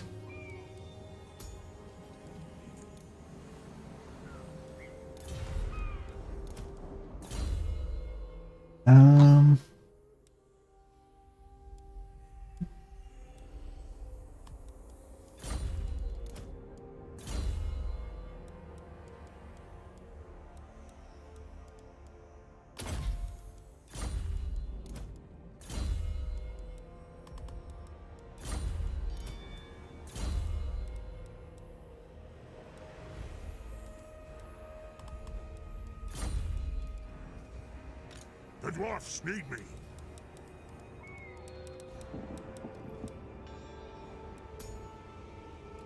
Alright, let's do it.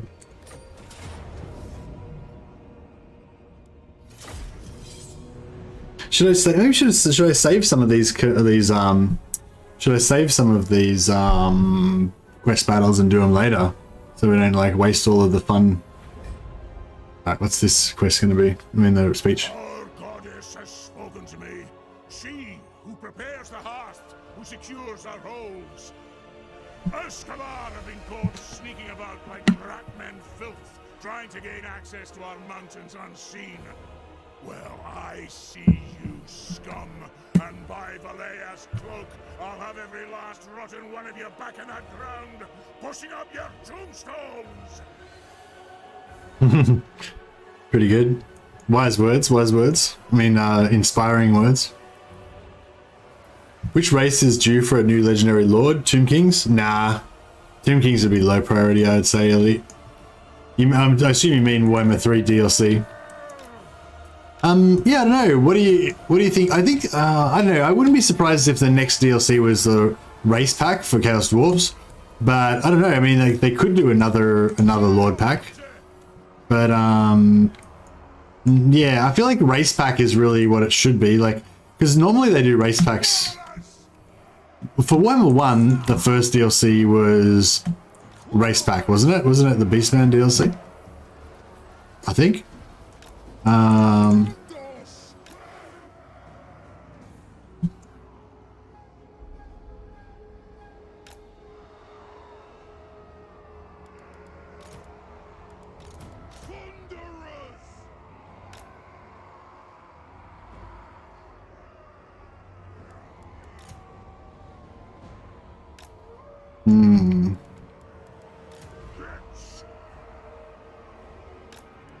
The clans unite! The ancestors watch!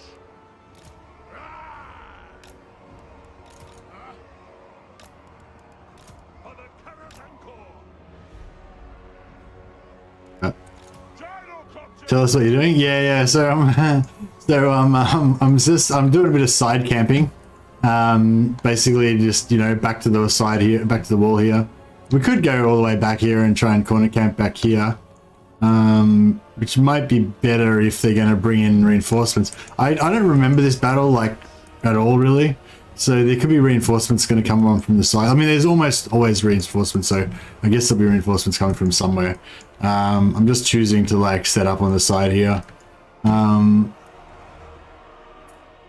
Yeah, I'm just like, whenever they have a long line like this, if you can set up where you're focusing one side first, then, you know, basically it's our whole army attacking this instead of our whole army. Like if I lined up and just shot directly into them, like nothing would die before it got to us.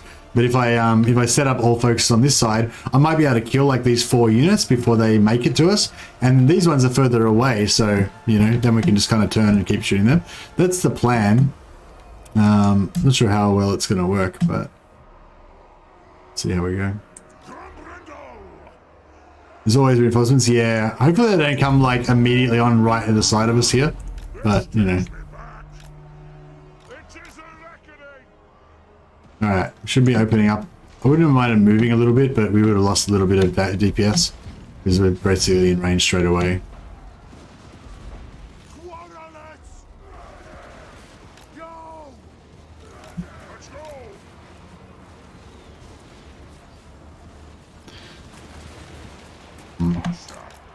The zombies are pretty like shit, so we can actually probably tank them with just a normal. Oh, well, like all this stuff is pretty shit. We can just tank it with like normal heroes. They don't even have to be tanks. The Thane's obviously going to be better.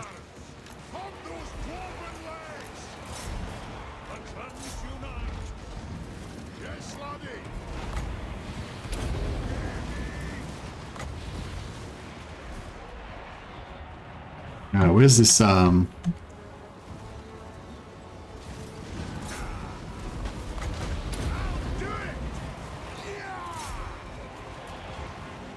yeah, this hero is who we need Grombrindal on.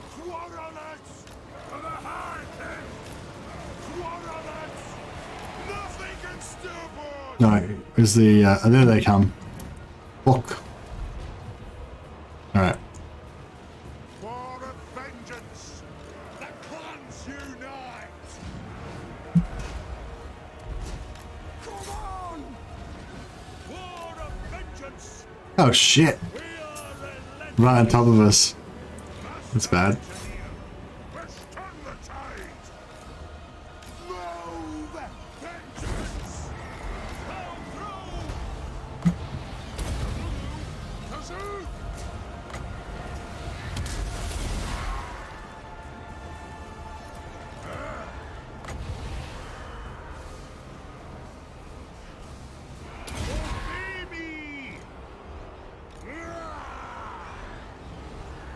I'm basically just panicking now. I don't know what to do. Like, they're all over me. Fuck.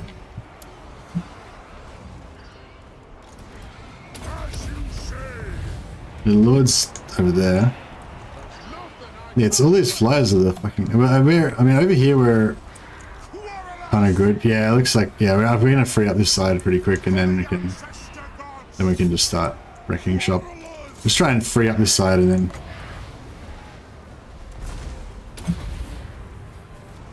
Oh fuck, forgot about my gyros. They're gonna get deep shit. Actually the gyros, I should have had the gyros in closer because we could have they're gone. Routed. Speak my lord's will. Attack! It is an order! Rage burst! Alright, freed up here. Just about.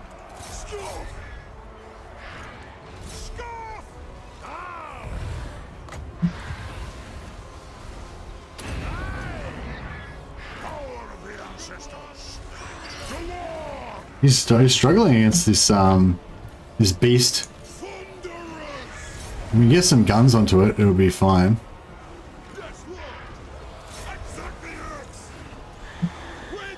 Might melee these Correlers so that we can pull out these guns, because the guns will be a lot better.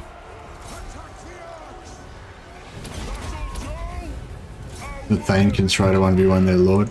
Gromby's, yeah, getting fucked by this dragon. We really need to shoot that. Alright, that should do it.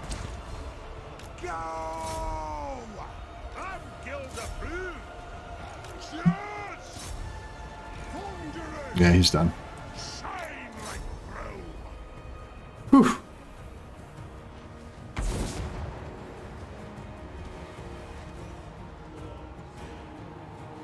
War is chaos. Sure is.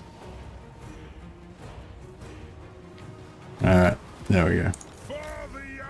Well, that was a bit of a mess. Not gonna lie. We still got more reinforcements to come on. Oh no, that's it. Yeah, our flank we got rolled.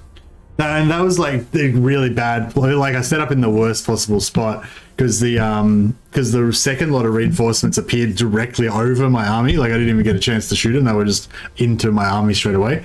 So yeah, if I had have actually corner camped it, that would have been, you know, pretty easy because everything would have come from the front. We wouldn't have even had to turn around our guys or anything. We could have just slowed everything and yeah. We probably could have done it without taking any significant casualties if we had have just corner camped in the back. But you live and you learn. I did win and I did tell you what I was doing. So yeah, benefit of hindsight. If we knew where all the units were coming on, we could have done that a lot better.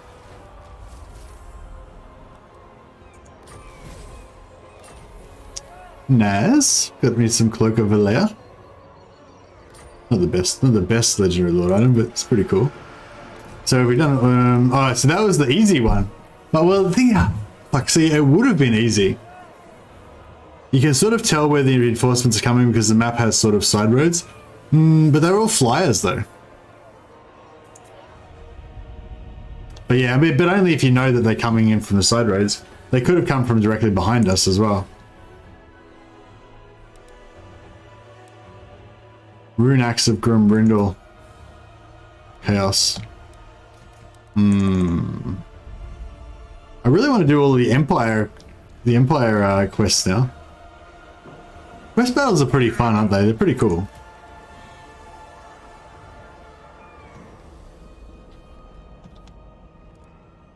I am the White Dwarf.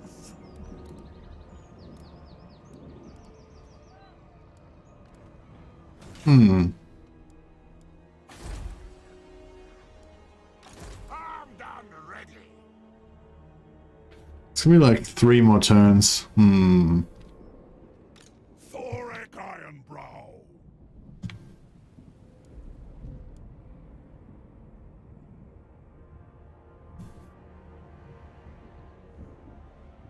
Apparently people don't like it if you have a mutineer in their territory and leave the mutineers to their own devices. Yeah, that's right. It was on purpose to make the fight more challenging. Exactly. Yeah, true. I could have not set up right next to that side road. That would have been a better idea. I'll have to accept responsibility for that decision. I'll just spam if you want. I don't know what I think. I don't know. I feel like whenever I play Grombrindal, I kind of want to go for like iron breakers and gyro bombers. I don't know if that's like a good idea or what.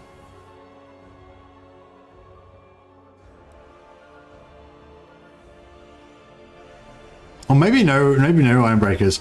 Maybe just gyro bombers and engineers. Something like that. If you want something done right. Well, no, I guess we could just get rid of Thorek for now. I know, but we need to level up Thorek in order to unlock his quests, don't we? He's level 13. Yeah, we've got to kind of give... maybe we'll just send him over and we'll make him a backup lord for Belegar.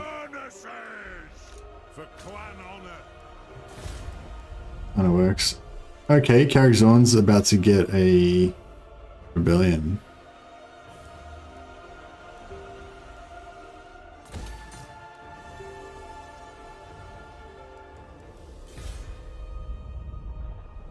Race is about to get a rebellion too. The slayer in me seeks death. Okay, well...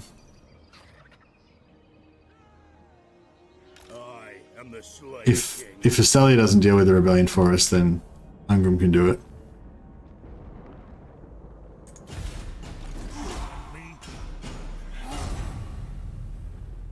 I'm loving having so many heroes as dwarfs. Dwarf heroes are cool.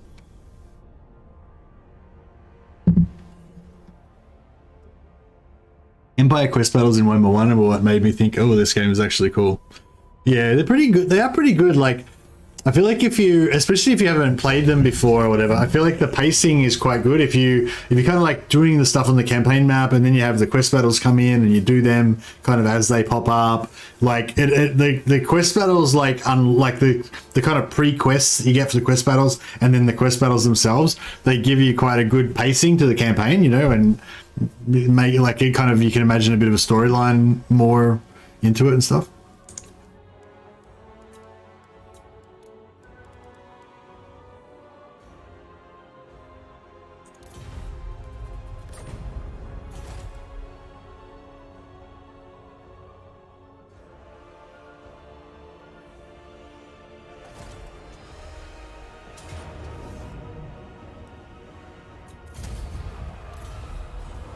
Warlord Fisk.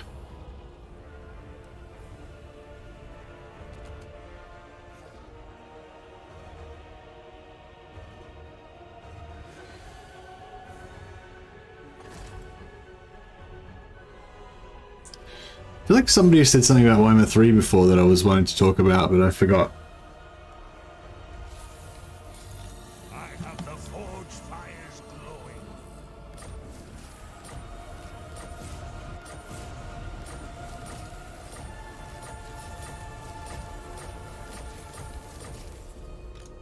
Right, what's this guy? Oh, Belegar, nice. Another potential map hero, map agent.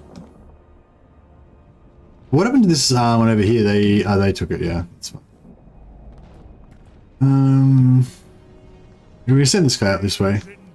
Get a good spread of scouts around the place.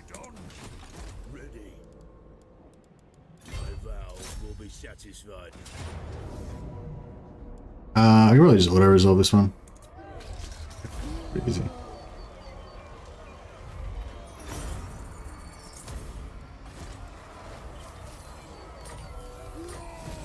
The good thing about doing all these quest battles is we're getting oath gold as well. You can get another I must fulfill my Slayer oath.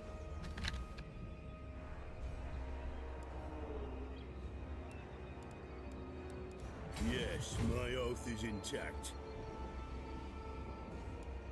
Onward to death. There we go for these sea treasures and stuff.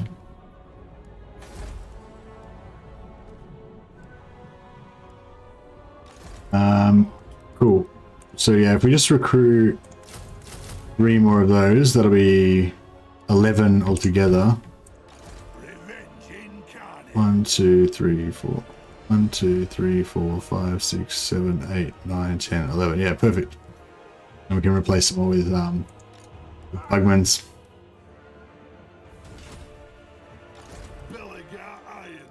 Belegar. And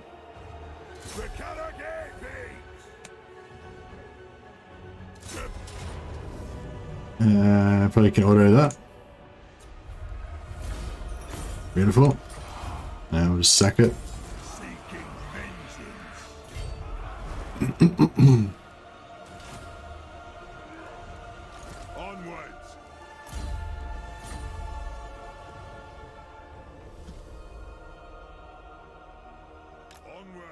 Might hit these, send my map hero to get some items out of these. We can get there in time. All ways are best. By Grombrindal. Oh, this guy could have got some levels on him by hanging out with Belegar. That's right. Well, next turn we'll get some free levels out of that. We've leveled up. I mean, we've replenished a bit on Gromby. They might be ready for another quest battle. I feel like he needs more tankiness. He's not. Yeah, he's not tank enough.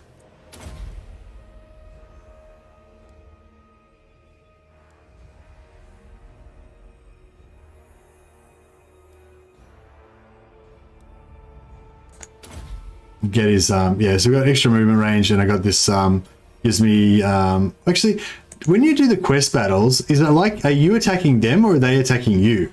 Because I think when you do the sea battles, it actually counts as you're being attacked, right? Like you click on it and then they attack you. So I wonder if when you do the quest battles, does it count as them attacking you? I might just do this one. So armor piercing damage plus 10 and melee defense plus 10. So yeah, so we look at this guy. Their weapon strength 33, so that would go up to 43. And their, what was it? Melee defense.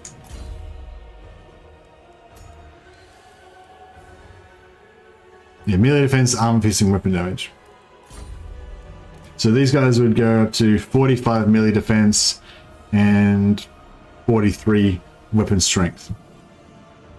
If it counts as a defense mission, which I think it does, but I'm not 100% sure. I'm probably going to get our ass kicked in this battle. So there we go. I'll put, oh, I gotta leave. The dwarfs Just leave. How can I help?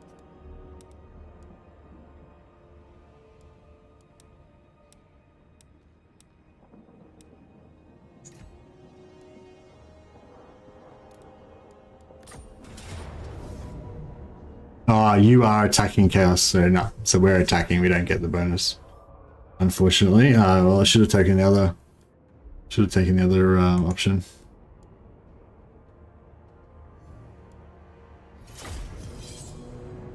I wish they did more special event type quests, random events that make each playthrough unique. Yeah, me too, Elite. That's what my big hope is for the endgame scenarios when they come out, that they're going to be more like that, more like random events and stuff like that, and have more character and stuff. But Right, my northern king, let's get about this. These chaos-loving Ungi are in need of a reckoning, all right. I have an oath to fulfill, so don't mind me if I'm greedy. But I need to kill lots of pretty mighty tally, and I ain't one for breaking such an oath. So come on, let's have 'em! let's have Did you shush us? I did. Yeah, you gotta listen to Grombrindal's quest battle. Yeah, it's just gonna be like shh. Alright. Well, what are we thinking?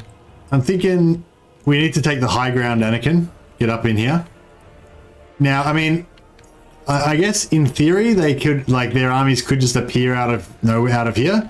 But if we're going to go by the theory we used last time, which is like the logical thing that if they were going to attack, you'd think they would come down the valley down there, or they would come down the valley down here. They're not likely to just come out of these rocks out of nowhere, right?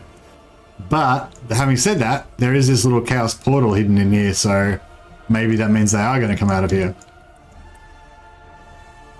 Left flank manipulator formation. Enemy can't flank through a mountain. Yeah, well, that's my theory. I feel like they can't flank through a mountain, so if we head up here, we should be safe as houses. It's not to say we will be, but you never know. After the battle, we'll be able to, in retrospect, say exactly where we should have set up, which is great. That's what we'll try and focus on. Actually, we'll put some of these weaker units to the back just to save a little bit of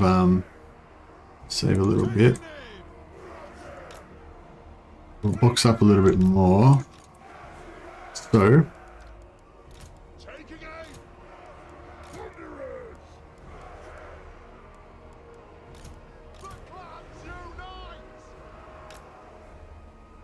we got a nice little boxy formation.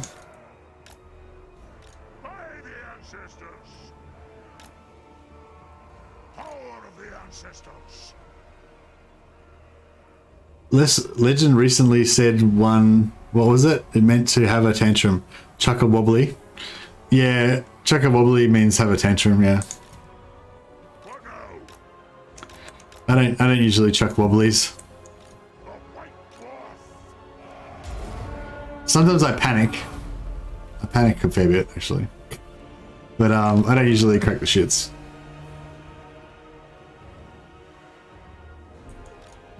Oh, yeah, I gotta try not to let our veteran fucking gyro get destroyed. Probably gonna pass that gyro onto somebody else. Safe as houses means safe, means guaranteed. Like, we're gonna win this one. Safe as houses. That kind of thing.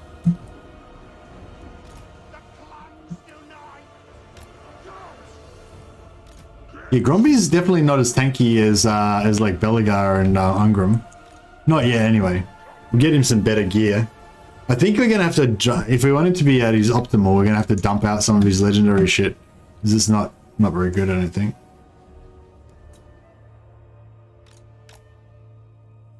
Wonder if we should try and skill shot this fort at the Zokbar, or if we should just wait and try and Are they ranged? Oh yeah, they got some horses. Might just wait for those horses to get routed and save our... No reinforcements? Not yet. Is it time? To the fight. Moving on. Yeah, we need to spread this shit out more.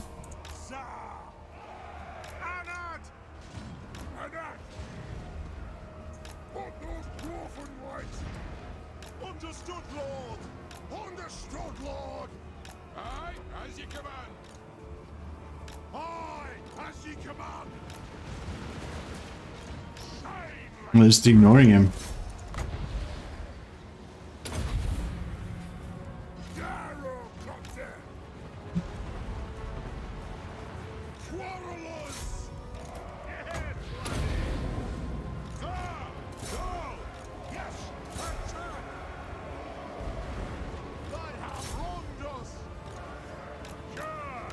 Everything's flanking us. They're going like both sides and nothing's going up the middle. I guess it's because, I guess Gromby stopped them there. I probably shouldn't have gone out so far on this one.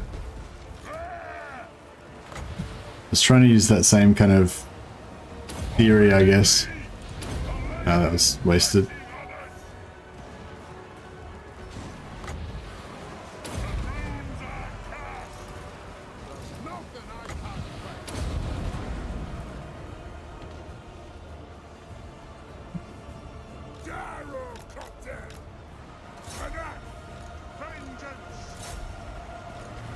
We'll try and break their morale here. The runes flow. Axes out. Reach fast. Thunderers. Fight. Yeah, we'll get the flames to break this side first. This side's getting fucked up, but I think it might be okay. Ish.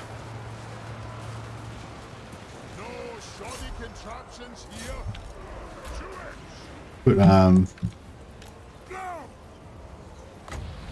might be able to get a good zuff by there.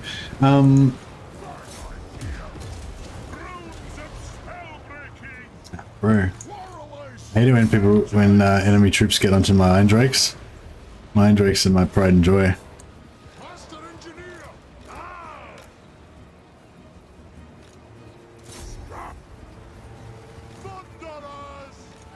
I think we're about done.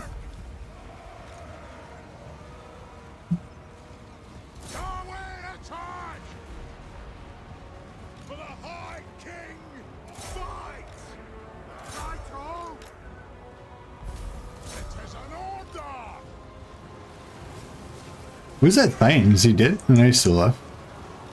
Fuck, these Thunderers aren't having a good time. They're getting torched by flamethrowers. Alright, I think we weathered the storm. And we're just about done here. The work here's done.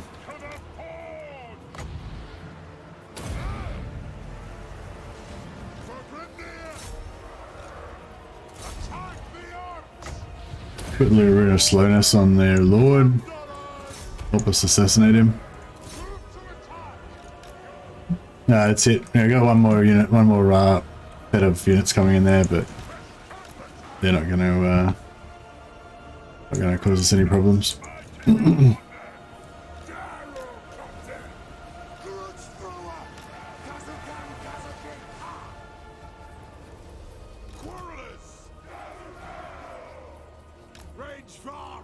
fast!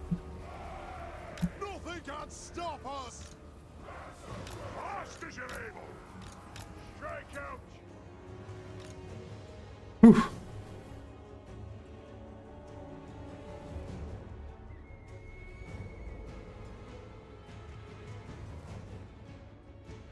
Australia was founded in 1901. I think I don't think well I'm not sure. I get mixed up, but yeah, 1901 might have been when the states confederated into a single nation or whatever. But like, you know, Australia was still around like before that. It was just separate states or whatever. I think, yeah, was it 1901 when the states joined together? So there was like New South Wales, Victoria, and Queensland were like 3 separate states, and then they all kind of grouped up. Oh, and South Australia, I guess. Oh, and Western Australia. Forgot about that. Yeah, then they all kind of grouped up. But then we've got a couple of territories. We've got Capital Territory, Australian Capital Territory, and we've got Northern Territory as well.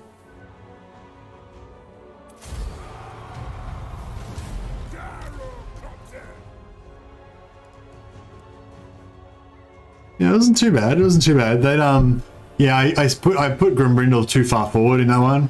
I should have like, because yeah, like what I was saying with the Invisible Ranger army, I reckon it's good to have him really far forward in grudge thrower range, but not in range of the rangers. That way, the rangers take the stragglers kind of thing, and Belegar can just tank all day.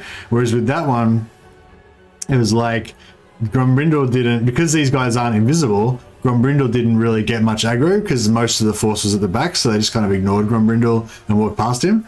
And so because of that, I should have had him tanking like just at the edge of archer range. Then they could have focus fired on everything that, like, then as soon as he tanked one unit, that unit would just get deleted by the rangers, and then he could go tank another unit and that unit could get deleted, you know. Whereas having him tanking out so far, it was like, yeah, it was a waste. Australia's been there for 4 billion years, but started becoming British in the late 1700s. Yeah, that's true, yeah. It's not like Australia did not exist before that, it's just, yeah. But yeah, it was, Australia was settled by the indigenous Australians like 50 or 60,000 years ago, I think. And then the British came in like 1788.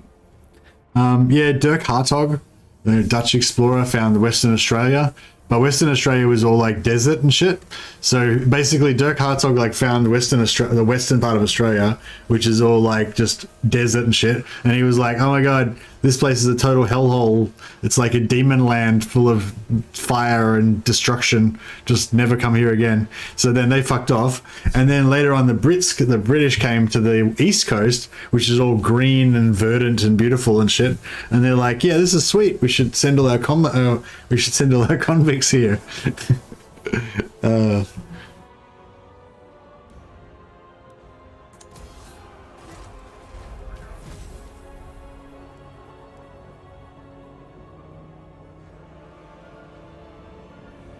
Yeah, there's a bit of a like early Australia's got a bit of a like, you know how like America's got that like Wild West kind of thing, and like the whole like pilgrims going west with the wagon trains and all that kind of shit. And I think it was that whole period of history was only about 50 years in the 1800s, but it's like like so many stories that captures the imagination. There's like heaps of stories set in that Western type background and stuff like that. Yeah, and it's kind of cool. Like Australia actually had we had our sort of version of that as well. We had like a kind of period around that time, this like bushranger type period, where there was different bushrangers, and some of them were kind of, you know, a little bit folk hero-y in a way or whatever, and you know, like Ned Kelly's the most famous one.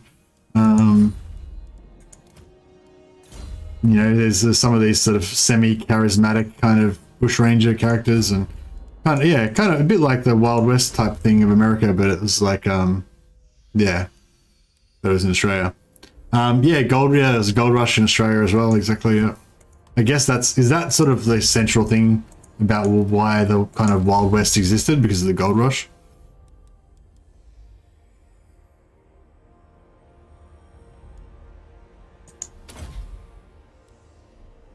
Ned Kelly looks like Ron Swanson in Parks and Rec with a larger beard. Same kind of mustache, yeah. You know who I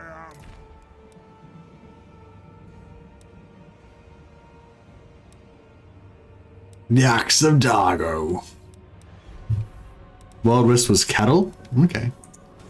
Oh yeah, there's cowboys like droving cattle, all that other stuff. In Australia we had that as well, kind of, but with sheep. And there's like drovers, like driving sheep around to different places where they could yeah, they're called drovers.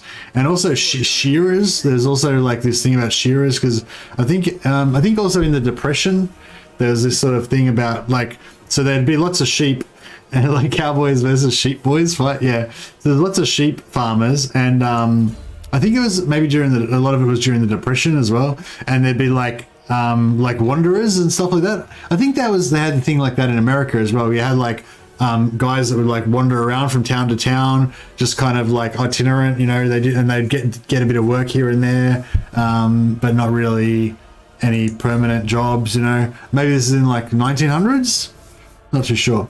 And you know, so the landed settled people would kind of think of them as kind of ne'er-do-wells and like you know, troublemakers and stuff, I guess, or like, you know, whatever, potentially thieves or whatever.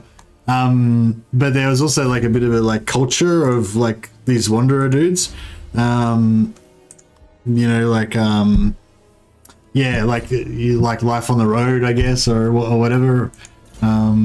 And there's all these like stories about you know, the landholders kind of screwing them over, or alternately like the wandering guys like robbing them or murdering them or whatever. And you know, pretty cool. Like, yeah, it's kind of cool. There's all these like periods of history where different kind of stuff went down. I must fulfill my Slayer oath.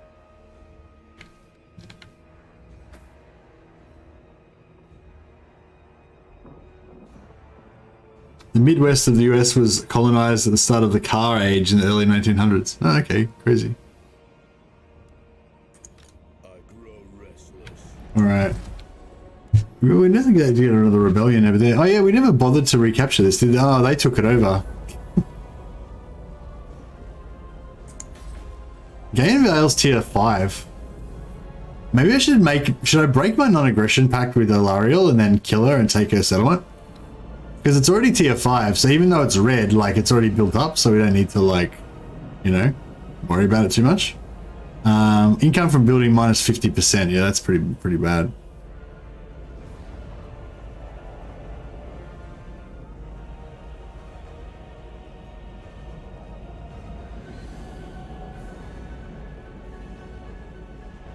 What I love about the internet is that you can just make stuff up. What do you mean you can just make up? What? Can't you just make stuff up without the internet? How does the internet help you to make stuff up? The throng is mustered. Or is it like what you love about the internet is that you don't have to bother making stuff up? You can just Google some shit that someone else made up instead? Just look up Wikipedia.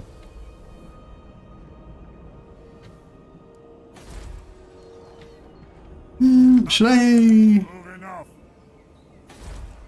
This is getting plus... Why is this getting... It's getting like 1,000 gold per turn. Like 600, 800, 1,200, 1,280. That's weird. So we're making 1,280, but this says it's getting minus 50% income from buildings, so that would be like 650 or whatever, right? 640. So how come we're making 1113?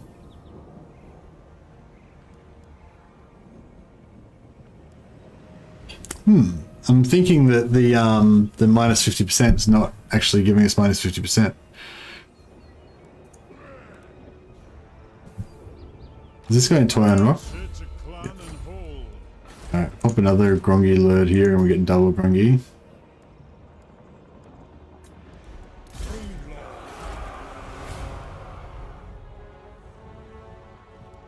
Yeah, it'll pay itself off eventually. My anger burns bright.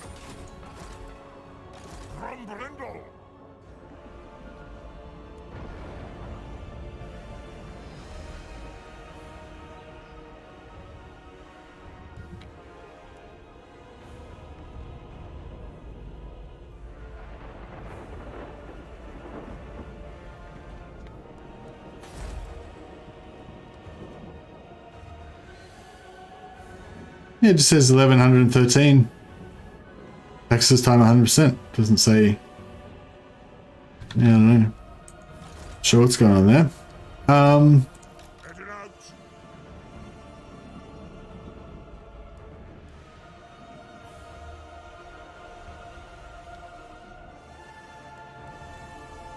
Aye, I'll see it done.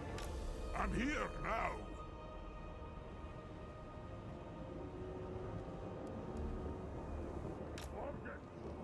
She's got the sword of Cain.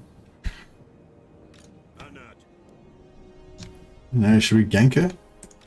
Thorek Ironbrow. You have my hammer. Actually, we'll put him in. We'll put him back in that, and we'll give. Lord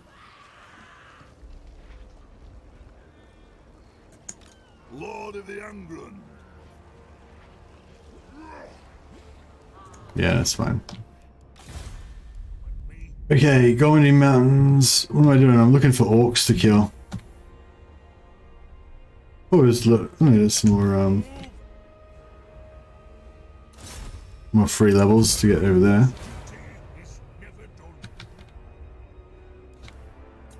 Yeah, I feel like we can. I feel like it's not 50%. I'm not sure what it's actually working off, but yeah. Another free level there. Trade income from beer. No, I don't think trade income shows up on those dudes. Alright, what are we doing here? So he doesn't have anything. This guy, here we go. We might get our assassination. 33%. It's not high, but it's decent. Oof, wounded. Crap. Oh, hopefully he'll pop here again.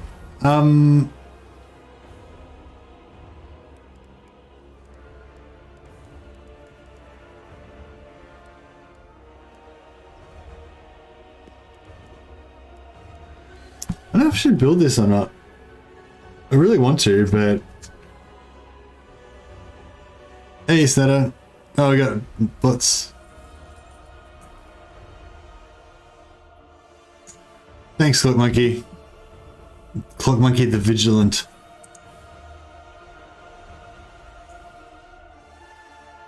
Oh yeah, you got a membership the other day, didn't you, Clock Monkey? That's cool. Welcome to the team. Welcome to the other team.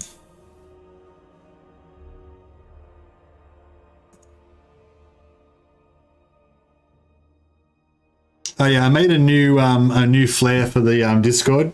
So we've got the patron of the science. So if you were one of the people who recently got gifted a membership or that recently joined up, actually I think somebody joined today, didn't they? I forgot who it was now. Well yeah, if you're the person that joined today, whose name I forgot, yell out, remind me. If you want to go onto our Discord and just at me, there's you can get a special flare, like Patron of the Sciences flare for the Discord, so your name will show up green on our Discord as well. You just go in general and write Atmos of the Mad, can I get my, my Patron of the Sciences, patron, get my Patron badge or whatever. Also, yeah, because a couple of guys, so Iaston Jones, Andrew Jones, and Almac, just thought I'd give a bit of a call out for them. They all have gifted memberships to other people. So I actually made a new flare called Patron of Patrons. So it's like a slightly darker green. So those guys have got the Patron of Patron badges. And Iaston's gift, I think Iaston's like single-handedly gifted like about 40 memberships to people now or something ridiculous. So he should be the Patron of Patrons probably. But yeah, anyway. Yeah, it's just like a little thing I do on my Discord. I have like badges for different stuff. Recognition. Oh, I just realized I had like that music pumping the whole time. Was it hard to hear with that music on?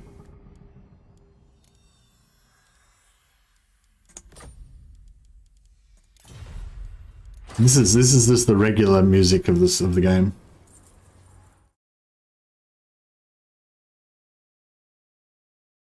I totally forgot what I was fucking doing now. Isn't that kind of poor shaming?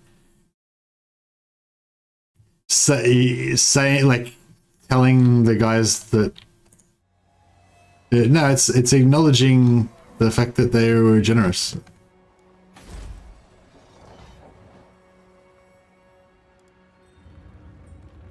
Bots are back, yeah. Alright, where's our other hero coming in?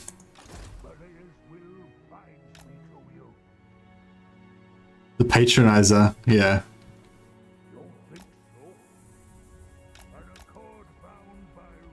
Yeah, basically we've got the Patron of the Sciences badge that you get for being a member. We've got the Sciences badge, the Science badge that you get for like teaching me something new that I think is awesome. And you got the Newsman badge for alerting me to new news that's just occurred that I'm not aware of while we're on stream.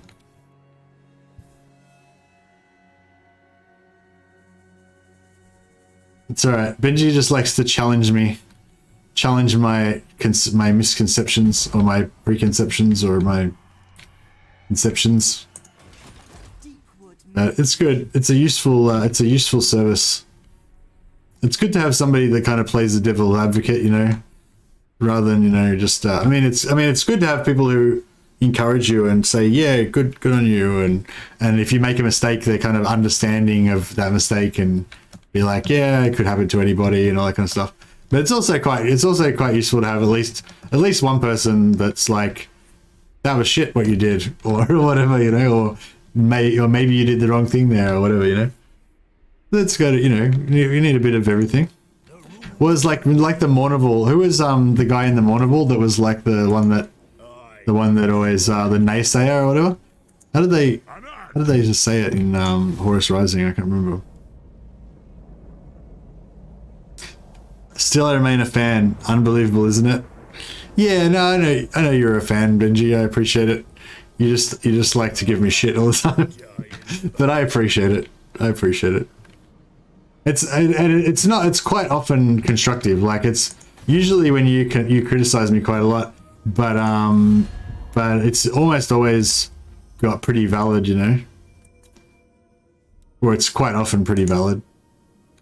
So I value your input. You have a proposal? We are willing to hear it. Empire's blessing, yes.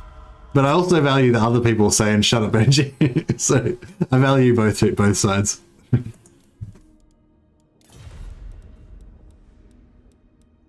What? Getting some sweet trade agreements in here. On it. Ooh, yeah. Thorgrim? Yeah, I think it was Thorgrim, yeah. Thorgrim was the one. And there was a special name they had for it, wasn't it? The guy that was like the naysayer? Like, and it was his job. It was basically his job to play red team or whatever, you know, to be the one to try to find the errors. And then, and Horus, like, used to respect him and, like, value the fact that he was a naysayer and shit. But then eventually Horus became all fucking evil and shit, and then he didn't value it anymore. So yeah, that's when you know. Once I if I ever like just ban Benji for criticizing me or something, then you'll know that that's when I became evil and shit. That's when you know that it's the beginning of the end. Chaos has taken over me. Not all the time, but come on, I teach you Tomb Kings back then like a pro. Chat showed you all the cheeses and tricks, and now you be like learning Tomb Kings, lol. What? That was too long of a paragraph. I don't understand. How are you giving me shit? You gotta be more specific about how you're giving me shit, Benji, otherwise I get confused. Revenge incarnate. Like the start of the paragraph, I felt like you were saying that you helped me learn Tomb Kings, and the point you were making was that you're supporting me. But then you ended up with, I think you ended up with, I'm actually like a pro Tomb Kings player, but I'm like trying to like pull shark everyone into thinking I'm not a pro player. Is that where we ended up? I feel like that was a very complex paragraph. Horus Rising was too long ago for me to remember the details. Yeah, I've already read it twice too. I kind of wouldn't mind reading it again, but even though it has been a while, like, because I've read it twice already, like, it's a pretty fucking good book, though. I feel like Horus Rising is, like, just such a fucking good book. It's probably my favorite Warhammer book of all time. Actually, probably I think it's probably my favorite 40k book of all time. Like Eisenhorn is my favorite, like emotionally, like reading Eisenhorn, you like kind of get that like thing of like when you watch a TV series and you start to like love the characters and they become like your little family and shit like that or whatever, you know. So Eisenhorn's definitely got that like emotional hook kind of thing, but Horus Rising is like, it's like a real like full on science fiction book set in the 40k universe. I feel like it's just, I don't know, like with like the bit about murder and the spiders and stuff, and the first story about how they invade that other culture that thinks that it's the Empire but it's not and stuff. It's like, it's really like tries to be, you know, like it's got like concepts and shit in it. It's not just a normal 40k stuff is pretty like genre fiction, you know. It's just a vehicle for you to like fantasize about being a space marine and fucking crushing Xenos skulls with your powered armored boots and shit, you know. And it doesn't need to have any like sci-fi concepts in it or anything, whereas I feel like Horus Rising actually did have a lot of stuff in it, you know. It was really good. I was there the day Horus slew the Emperor. Yeah, it's pretty awesome. Just the whole fucking thing's great. Like all of the individual stories in it are great. The whole like, just fuck, I don't know. It's just amazing. Just an amazing book. I think the Horus Rising, and yeah, it's just, yeah, it's good. Click clack. I was taking a bath. No, splish splash, splish splash. Yeah, I got the words wrong. Fuck. All right. How about we get some experience on Thorek? Get in there.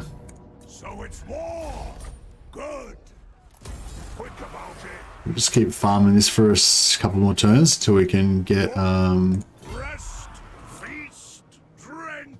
Until our Bugman's Rangers get ready. Onwards. This guy is going to go and try to search those ruins before the Lizardmen take it over. You hate Thorgrim? So glad to be done with that book. I don't know if I read that one. I read yeah, I think it was one of the early books. Yeah,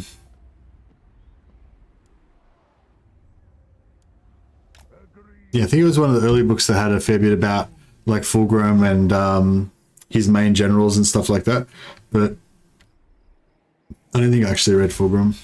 It's a clan and hold. Forwards. Yes, let's move. Got then. It is agreed.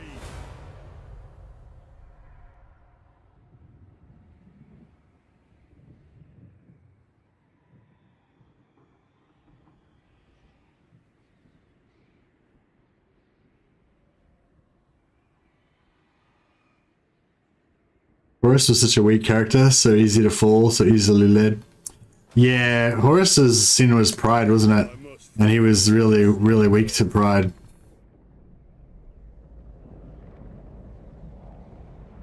So, do we have more quests to do with, there he is, Axe of Dargo.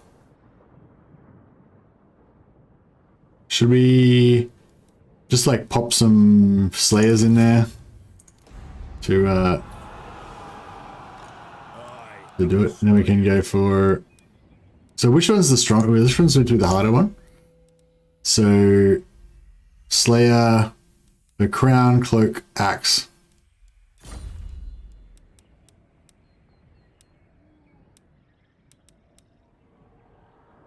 So the Cloak should be the easier one, right? It's the lower level one. Fuck, that looks bad. That looks bad too. They both look bad. Alright. Okay, let's do it.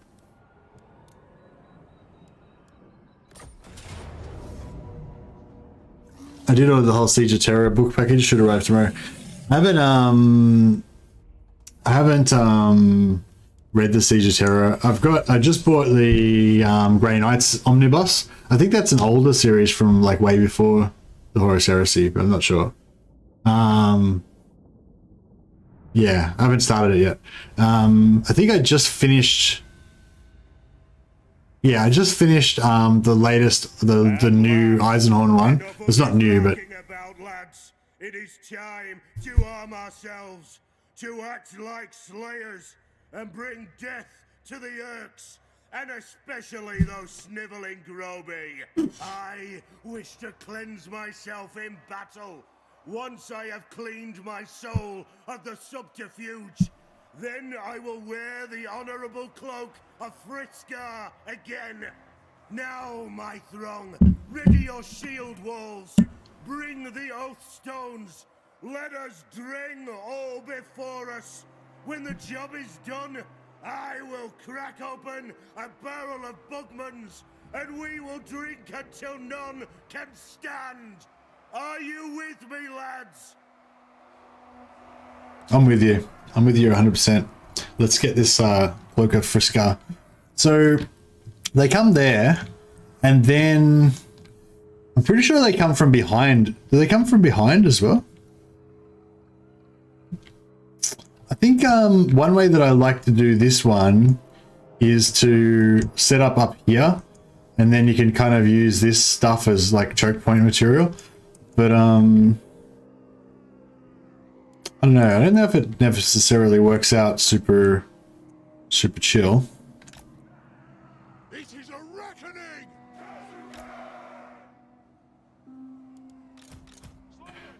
I have 2 slayers in the back.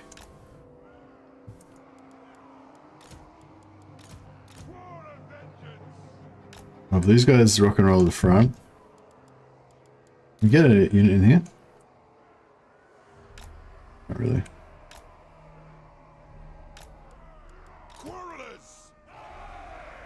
No, they can just fucking go whatever. Go there.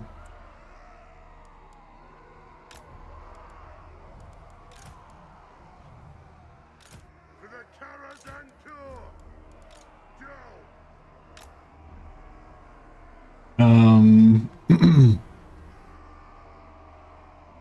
Battle mode, exactly, yeah. So these guys are going to come here. They're going to get screwed up by coming up here and whatever. We'll be able to take them out fairly easily. But we are going to get reinforcements. I can't remember. I think, like, I do remember this one quite well, but I can't remember where the reinforcements come on. I think maybe they come from directly behind, but I'm not sure. Or maybe they come from each side. Maybe they come from there and from here. I don't know. Can't even remember. Alright. Let's stop fucking around.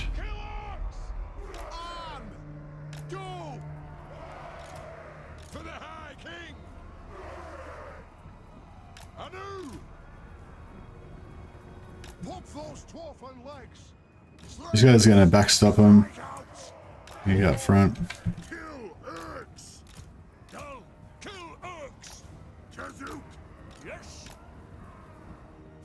And then we can start taking out their lord. Actually, we'll try dodge their arrows. Actually, let's just drill their arrows. What do you think about them apples? Shit. Fuck it, I don't know, whatever. Go over there.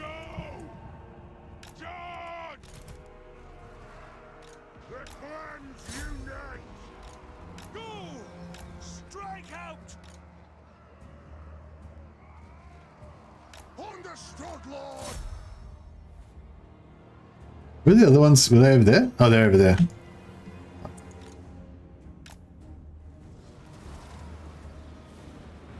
Yeah, no, I think we've got this pretty much handled.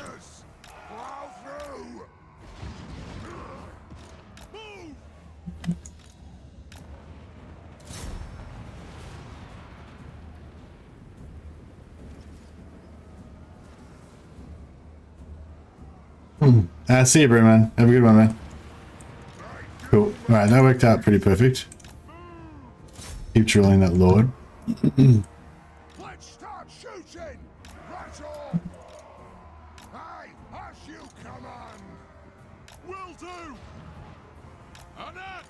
Hook those dwarfen legs! Nothing can stop us! Hello, through! Move! Move! Range fire! Range fast! Move to attack! Hello, through! Move! I was going to try and take out their lord before he gets there. If we can get the kill on the lord, then we get quite a good renown penalty, like a leadership penalty, sorry, which is going to help us break him in general. Quarrelers! Yes, Lord! Ready to strike! Ungrim Iron Fist! Oh, yeah, that's pretty good. Those guns are just knocking them back. Just drilling them. Oh, he's nearly done. Beautiful. These guys are going to try to flank us in the back. We're going to just just got a solid block of slayers to deal with this shit. Actually, let's turn all these quarrelers around. Get rid of the backline shit before it becomes a hassle. Alright, we get a nice artillery hit there with the Zuckbar 42 pounders. Thanks, we'll take care of that.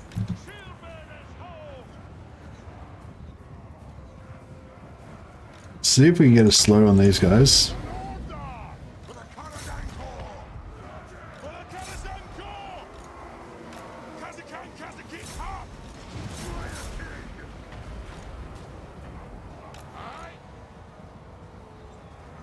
Strike out! Slayers! Go! Put those dwarfen light! Strike out! Quarrelers! Get moving! Ah! Runesmith! Yeah, cool. I think we've nailed this one. Hey Jules, welcome. Dwarves on a hill are scarier than an army of skinwalkers. Yeah, dwarves on a hill are pretty rough, that's for sure. Oh, here we go. Let's get a nice bomb on these guys. Range fire! Range fast! Move now! That's them about done. Charge! Brooch thrower!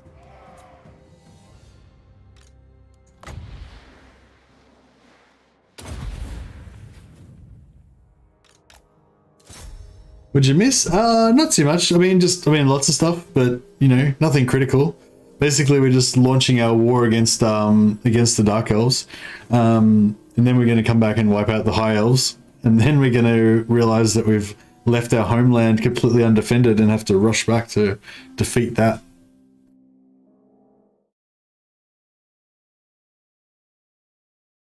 Inquisitor Chase never asked for his flare when he joined. Which flare do you want? Oh, for membership one? Yep. No worries. I'll set that up for you. There you go. Welcome, patron of the sciences. I dub thee patron.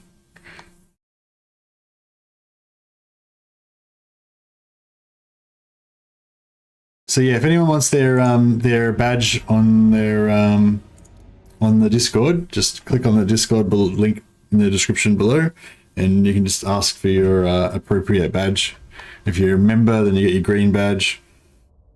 Is the shield of Belegar a good item, you think, Mercy, or are there better craftable items? I might have to review and check that out. I'll have a look. The 40k book I read was Imperial Munitorium, details Imperial Guard equipment.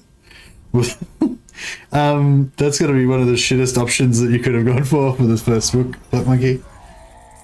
Do you like science fiction? If you like science fiction, then I'd recommend that you read Horus Rising, the first one of the Horus. Actually, I keep having this question: is Horus Rising like good? Is Horus Rising good if you? I feel like part of the reason why the Horus Rising is so like hits me so much emotionally is because I've got that so much background in Warhammer 40k, like current timeline 40k, or well, I guess now old timeline 40k of like pre rebooty and stuff. Return of the Primarchs and shit. And so like Horus Rising just gives you all the history and it's so grand because you know it's like Like Horus Rising is set in the time of myth, you know, the time of heroes, basically, compared to the current timeline of 40k. So yeah, I wonder whether it would be as good if you don't know. Like, do you need to know 40k to appreciate how good Horus Rising and the Horus Heresy stuff is, or can you just go into Horus Heresy and, like, you know, dig it straight away? I think I think Horus Heresy is best after you've dipped your toes into 40k, but yeah, I think so, yeah. But yeah, so I was gonna say,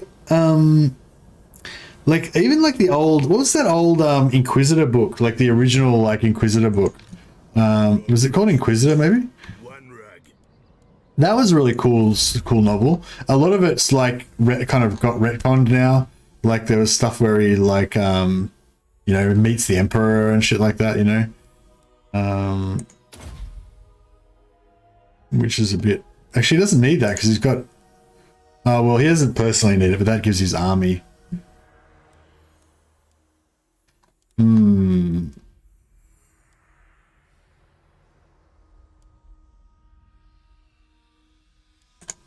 Give him some bonus versus large. Give you some. Should we go for inspirational leader? I don't know if he needs the replenishment because he's going to have, like, his slayers are going to have ridiculous replenishment anyway. Yeah, I don't know. Let's see how we go.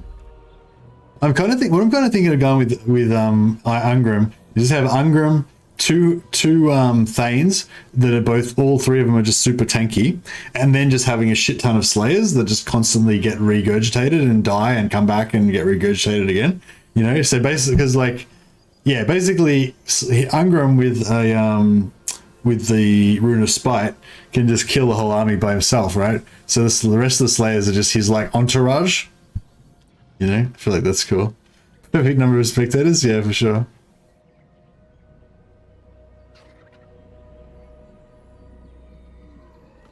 When Warhammer saw today, most of it focuses on 40k and not the fantasy. Is it newer, or why is 40k so much popular? Hey, Jules, they cancelled the fantasy part. Like, the fantasy part got ended. They discontinued it. So you can't play Warhammer Fantasy anymore. You can't buy any of the books. You can't buy any of the stuff. It just doesn't exist anymore. There's a new thing now called Age of Sigmar that came out quite a few years ago now. I think it was like 7 years ago or some shit? It was like a pretty long time ago. It still feels like new to me, but yeah, there's a new thing called Age of Sigmar, but it's totally different. It's not Warhammer Fantasy.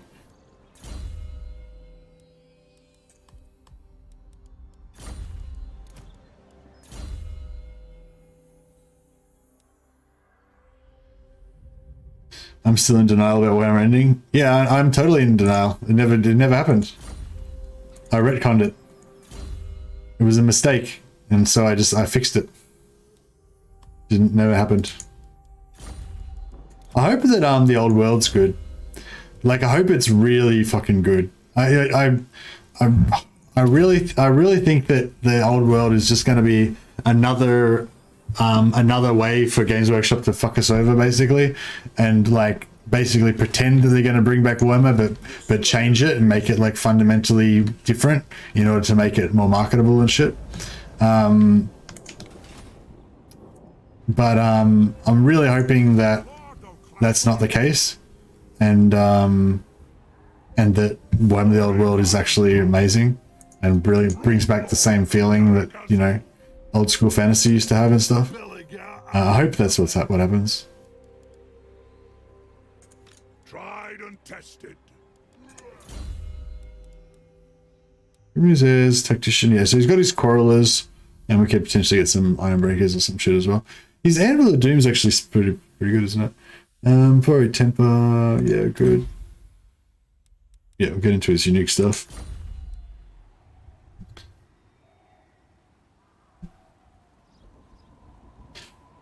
Sad's here, really like the Warhammer Fantasy Universe. Yeah, well, all the books and stuff, you can still get all the books from the library, the Black Library and everything. To be honest, the 40k lore and setting is way more rich and refined than the fantasy. Yeah, yeah, there's definitely, I'd say the 40k is definitely more filled, more, you know, deeper and whatever. But there's a lot in fantasy. Like, compared to a normal kind of fantasy like realm, Like if you think of like George R. Martin's Songs of Ice and Fire series, like the Game of Thrones series, you know, how many books is there in that? Like if you include every single little thing, like the books about Duncan, the ones about the dragon Targaryens and shit, or whatever, there's probably like 8 or 10 books maybe in total about the Songs of Ice and Fire world, the Game of Thrones world. You know, and Warhammer Fantasy's probably got at least 50 at least for Warhammer Fantasy. You know, Warhammer 40k's probably got like 200 novels or some shit. Like there's a fucking shit ton of Warhammer 40k novels and fantasy. There's a shit ton of Warhammer Fantasy novels as well. Like a shit ton. Compared to compared to Lord of the Rings or Game of Thrones, you know, David Eddings, any of the big fantasy worlds, you know, like it's just incomparable how much content there is for like Warhammer Fantasy. So, you know, even though you say that the Warhammer 40k is way more filled out than Warhammer Fantasy is still way, way, way more fleshed out than any normal fantasy series, you know what I mean? So it's still cool. Oh, Liz is there. Liz is just lurking, just fucking terminating bots silently. The silent killer. She doesn't need to be showy about it.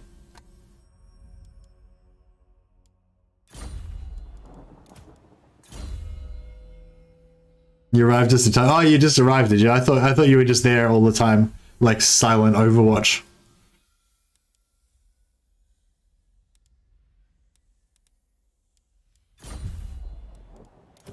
What are we gonna do with this 2 points?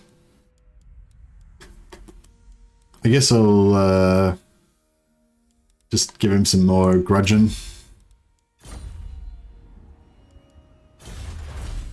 You arrived precisely when you were needed. Exactly. Excuse me. All right, how are we going? 731% now. You gotta get it higher. You need more research rate.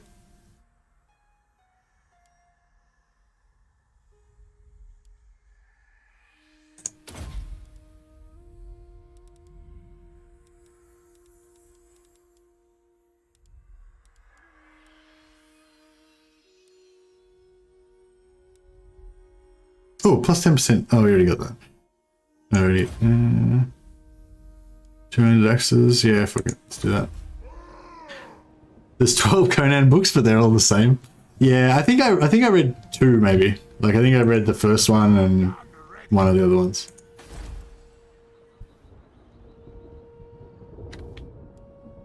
I'm here. Gromby's done all his quests, hasn't he? Oh no. Slayers, move a character to Blood River Valley. Shit. Oh, we had somebody that was right there.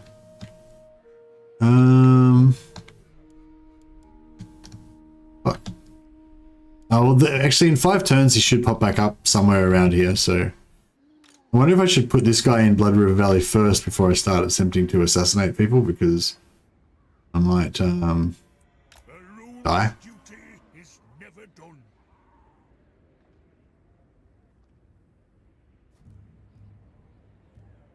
Choose one setting for the next Total War game. Historical, fantasy, sci-fi, Star Wars, Harry Potter. Doesn't matter. Which setting would you choose?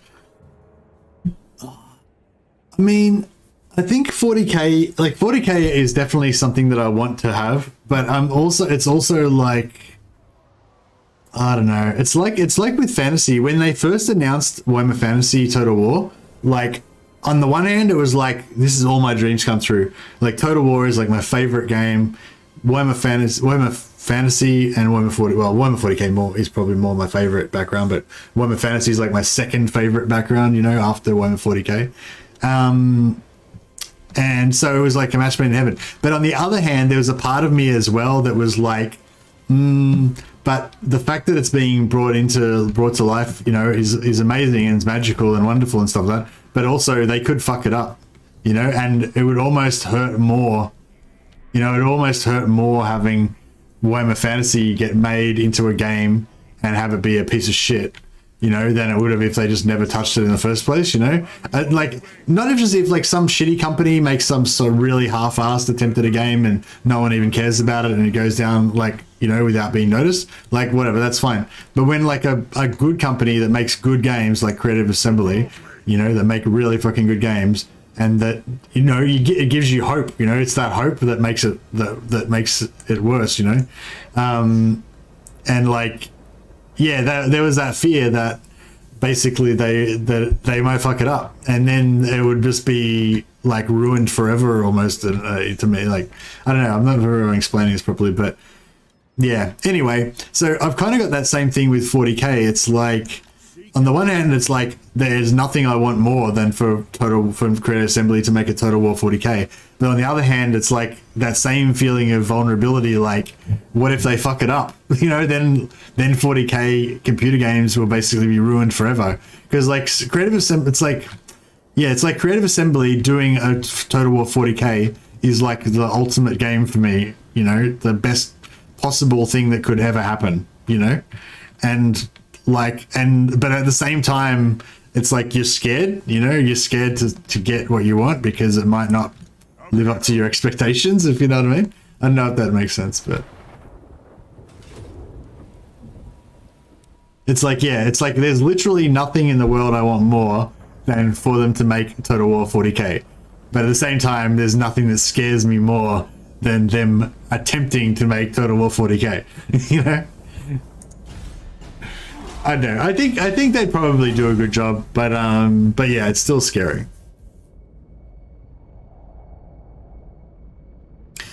Like the pussy part of me kind of like thinks I wouldn't mind if they just wait for like another 10 years and then they take on Total War 40k once they've had another 10 years to like get better and more skilled and stuff like that. Not that they're not already awesome, but you know, just then it'd be safer. You know, it'd be safer if we just wait, just get ready more. Don't rush it. Same reason why sometimes I don't start games I know for sure that I'll like, because what if I don't like it? Or what if I don't like it enough? Yeah, exactly. You get me. I am Belegar, true king of the earth. It's like going to the pizzeria you keep hearing about when the pizza's not as awesome as you thought it would be. Yeah, exactly. Keep practicing, CA is basically the message. No, I don't mean it as a criticism of CA or anything that they're doing right now. I think that everything they're doing is really good. It's just that I've got so much emotion like tied up in 40k, you know? Like, I don't know, like I've grown up basically my whole life with like 40k and Warhammer Fantasy infused into me, you know? I guess I'm not as studious as some people, because like even though I've been like obsessed with Warhammer 40k and Warhammer Fantasy for like basically my whole life since I was about 14, I still don't really know that much about it. Like I'm not as, my knowledge is nowhere near as encyclopedic as people like Great Book of Grudges and Great Book of Grudges and Lawmaster of Sotek and stuff like that. But it's just always been there. It's always been a part of my life, you know, like an important part of my life. I don't know if that makes sense, but I guess I'm like an escapist at heart, you know. So that's always been a really important part of my life, having those books to, you know, retreat into, or those computer games to like lose yourself in.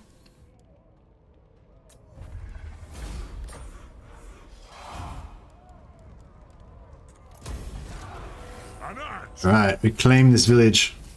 Oh, he got his campaigner now. Very nice.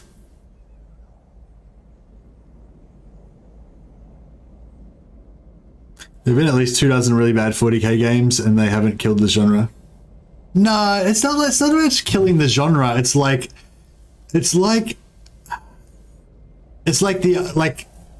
no other company could do it, right? There's no other company that could do it apart from Creative Assembly. Like, no one else can do it. Only CA can do it, right?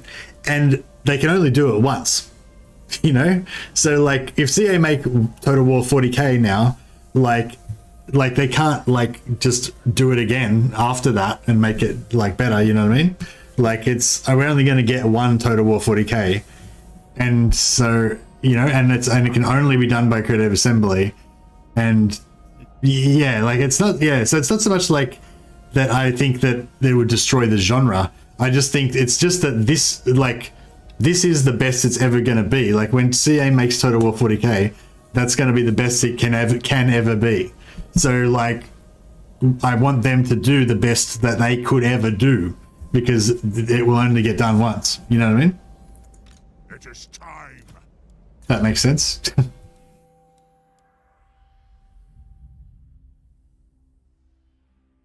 Yeah, it's kind of like, yeah, it's to a lesser degree, it's kind of the same thing with like Henry Cavill, you know, like eventually Henry Cavill will probably get be involved. He'll like be a producer or something, or he'll be he'll star in a 40k TV show or a 40k space movie, and like I hope it's fucking good, because if it is, that'll be the start of like a whole new world of like 40k related shit that'll be awesome. But if it's not good, then it'll be, you know, that'll be the end of it again.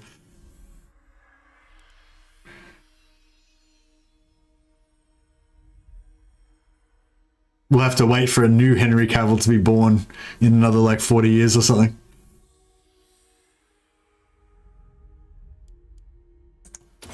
Yeah, we definitely have to start a Doomstack for Gromby.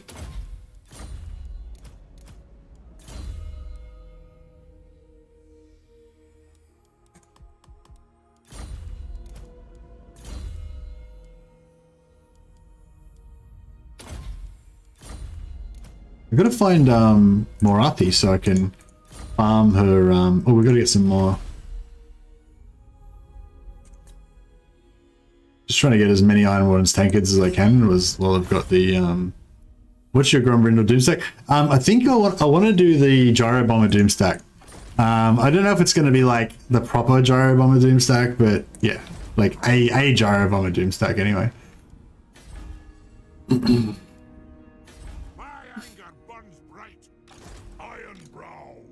Oh, cool. We've got our dudes here, right?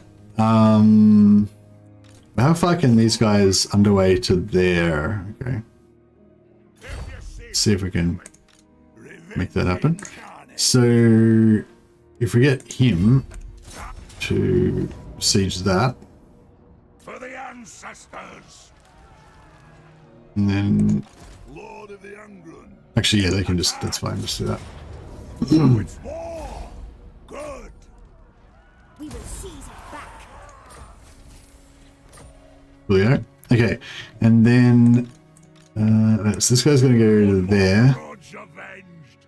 This guy, Belegar, is going to give all of his noob rangers Seeking to Thorek. Although we could probably just delete them, really, but I'm just for now, we'll just do that. Master of Runecraft. Ready. I'm going. Check out his movement. It's fucked up. He's got so much movement that he's like, yeah, Lord of Clan it's not working properly. My anger burns bright. Alright, cool. And then he can go into encamp stance, get some replenishment. This guy can teleport on top of him. Way. No. Not working. Fool! Gee over! No! You will answer for this insult! You insult me! Alright, well, whatever. We'll just have to take no replenishment this turn. Very well, I will do as you Cool. Got a full squad of Bugman's Rangers now. ask. Rune Lord. If you want something done right, to battle, Hey, sucker MTV. hammer and anvil. Alright, and what are we doing out here? Yeah, that's alright, I guess. We'll actually let's just occupy this. Ways are best. Will that I'm listening. yes, did give us replenishment. Nice. Good, good. Oh, okay, now he's unlocked, so he's unlocked both of his things.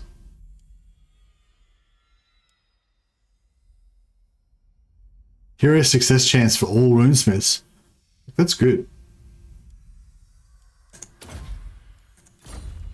Alright, we'll keep getting some more skills on him. Grombrindal is the doom stack, indeed. Battlefleet 2 is good. It's sweet, never played the first one. I played the first one, and I played a little bit of the second one. And I did a couple of streams with Legend, actually. It was really cool. It was actually really cool hanging out with Legend. I got a good big thrill out of that. Yeah, I hope we get to do another game sometime. I don't even care what game it is. I just want to hang out. I just want to hang out with them and play games with them. I hope I was a good co-op buddy. I was really fucking tired. I didn't have hardly any sleep like before either of the streams that I did with him, so I was like really exhausted the whole time. The first one I was fine, I think, because I was so wired from like doing a co-op with Legend that I was like super hyped. But the second day, I think I was a bit more relaxed about it because it was the second time, and yeah, I still hadn't had fuck all sleep, I don't think, or yeah, I was still really tired, so it was a bit shit, but it was good though. Did I check if Belegar's shield was decent? No, I forgot. Let's check it out. Oh, haven't got it yet. 15% ward save. Yeah, it's pretty good. I'd say 30% ward save would be better, but it's pretty good. Like 20% ward save and 10% physical resist or something like that would be like the optimal, wouldn't it? Who's let's look at some other people's armor. Oh no, sorry, no, 15 is good. Yeah, no, it's super good, isn't it? Yeah, because that's Armor of Destiny is like the best armor you can get. 10 ward save, 5 physical, and his shield's 15 ward save. So yeah, he's good. It's good.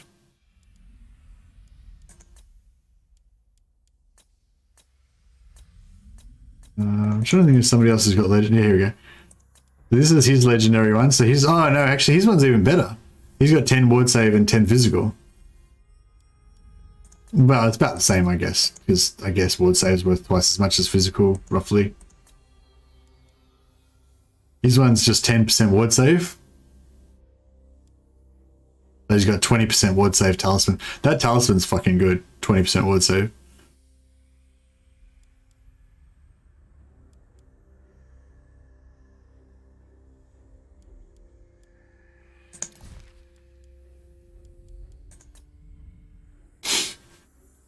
Cool.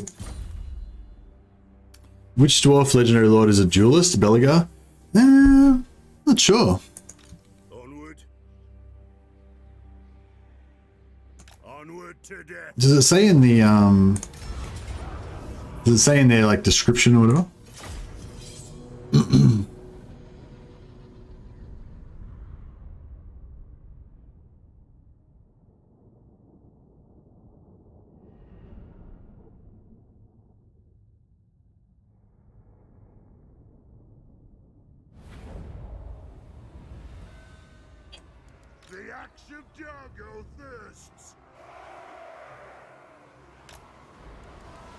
Right.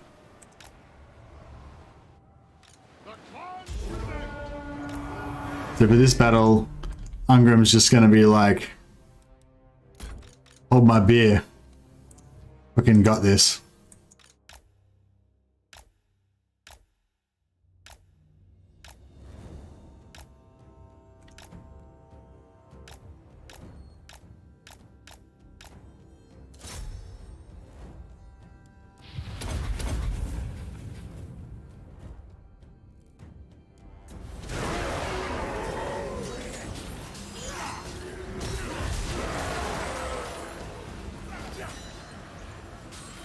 Has anyone been able to confederate Zhao Ming or Miao Ying yet in Warhammer 3? Yes. A number of people have done it, Jules. I haven't done it myself yet. I've actually got a Miao Ying, a Zhao Ming stream running, looking into that very question. I'm probably going to do some more of it. I don't know if in next week sometime, maybe tomorrow or next week. But yeah, I want to do a little video about it as well, just before Warhammer 3 comes out. But I'm kind of running out of time because the Model Empires is going to be out soon, and then no one's going to care about the old Warhammer 3 stuff. Yeah. Concentrate on the battle? I don't need to concentrate on the battle. Ungrim's got this. He said, hold my beer, I've got this. And then he's off to just kill him. When did you play Azag last time? I've never played Azag, I don't think. I mean, I've started up a campaign with him, but I've never really like played him. How's he going? Yeah, he's doing alright.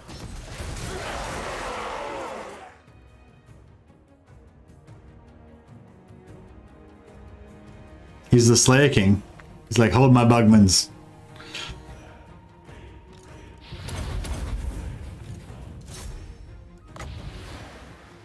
Have a bit of this. You bastards. Where's that Lord? I want to go kill him.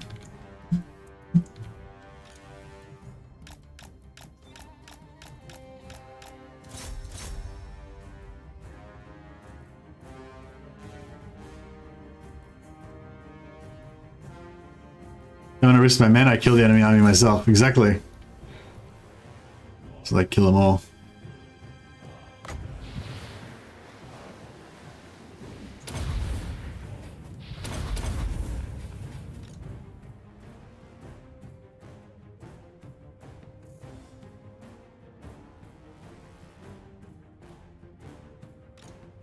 Mirror Spy does get a lot done.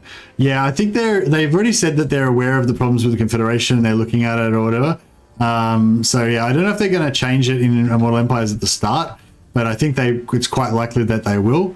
And if they don't, then I think it's quite likely they will change it, you know, later. Jinking a little bit to dodge those bullets. Better keep him healthy. Get after it.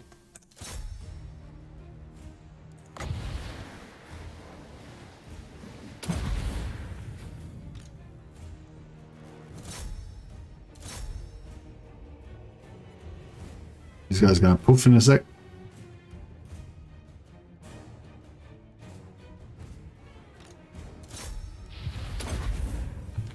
They should be melting, shouldn't they?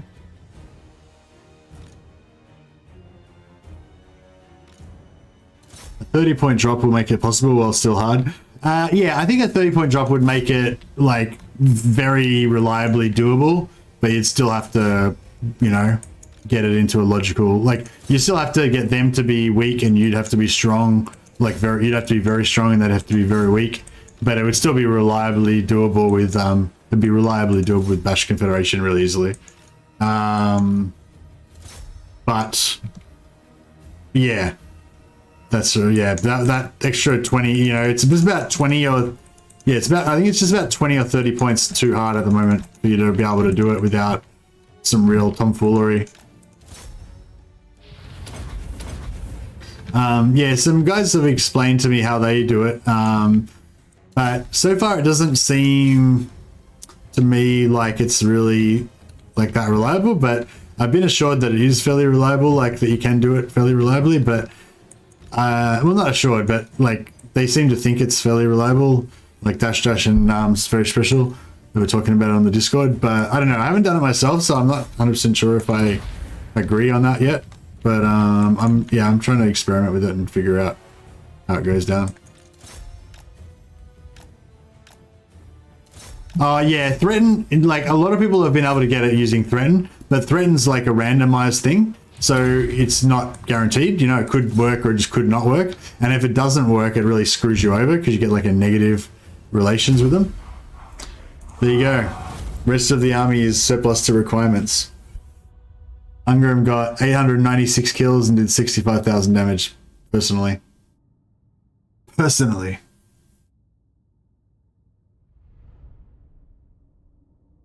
what I was sort of thinking about, maybe giving him an army of Slayers, and then the Slayers can all just die every second battle and it doesn't matter. It's like, it's good roleplay, you know? If only Lords got XP from kills and not battles. Yeah, well, they do in Warhammer 3, but they have to, but it's for the whole army, not just the Lord. It's not like you get more for not having an army. You still get the same amount, but you get more if you have more, if you kill more enemies. Okay, Okay. Should we send Ungrim up there as well? Fuck it, yeah, let's get into it. Yes, my oath is intact. Seek our doom. My vows will be satisfied with this. Where's this guy going? This guy is going to Thorgrim. The rune's duty is never done. Orders. Beards in belts. Move. Onward. Forwards. Moving off. The binding oath. Let's keep powering and leveling up this guy by that. Just keep power leveling this guy by discovering these Skaven realms we have to pay for. Who's your favorite legendary lord? I have to go with Grombrindal, I think.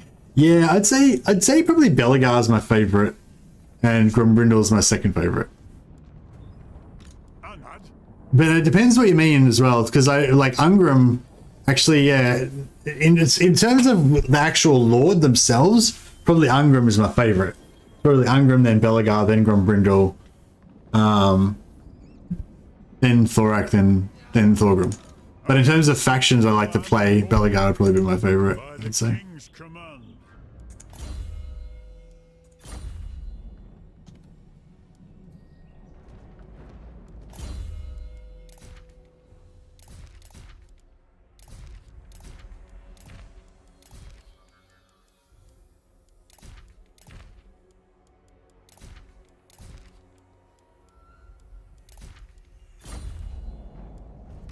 The dwarfs need me. Onward.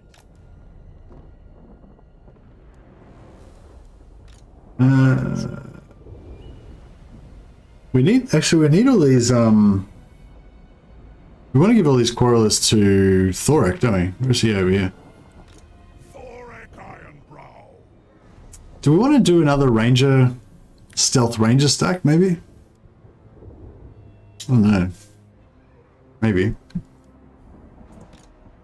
worth keeping those rangers. Belegar Ironhammer. Aye. The clan honor. Don't think so. You summoned me. Right, we'll bring this guy over here as well because we might need more heroes. An accord bound by runic law. Clan honor. Aye. That is an accord. Ooh, we got one. Triangle. Trickster's Helm, very nice. Ward save 10. Melee defense plus 5. That's a pretty good item.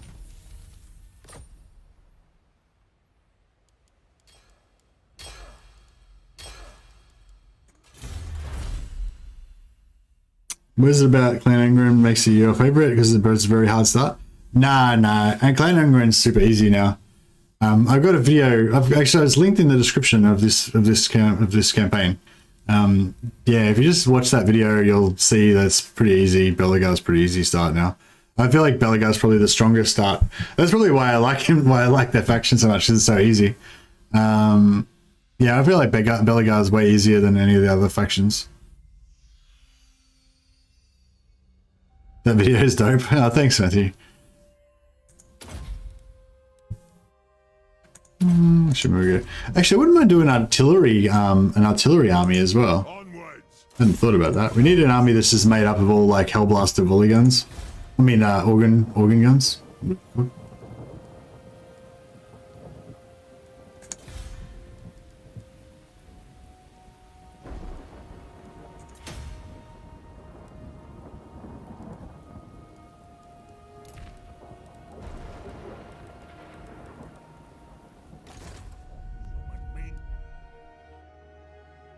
A wise direction. Check this guy. He's going after these orcs.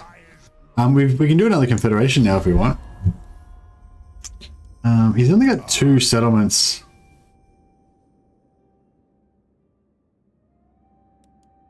Wonder how many heroes has he got, do you reckon? You reckon he's got any heroes?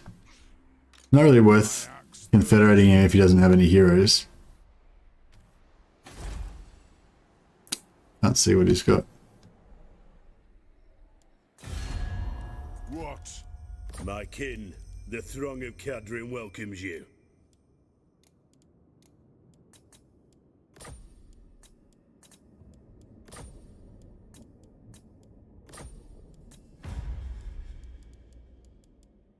All right. I think the defensive alliance allows you to see their buildings, doesn't it? No, apparently not. Right, that was a waste of time.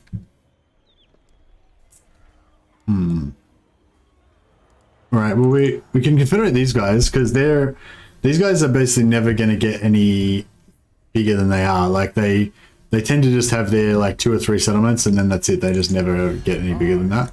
Let's hear what you So I think we can just confederate them as they are. We can maybe even keep this stuff down here because we don't really have any natural enemies down here, I don't think. Everyone's kind of friendly-ish. Summon me if you dare. They have no heroes. The axe thirsts for war. Oh no, they do. Here we go. What's orders? Got another, that's cool. We got another, Thane hero. Aye.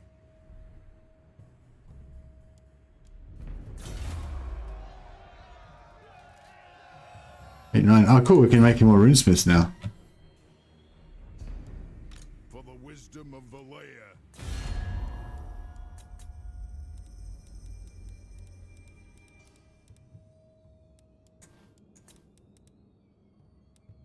Kimri. Alright, we should try to make friends with some of these factions.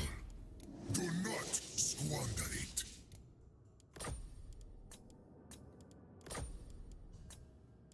Wow, he's got a lot of money.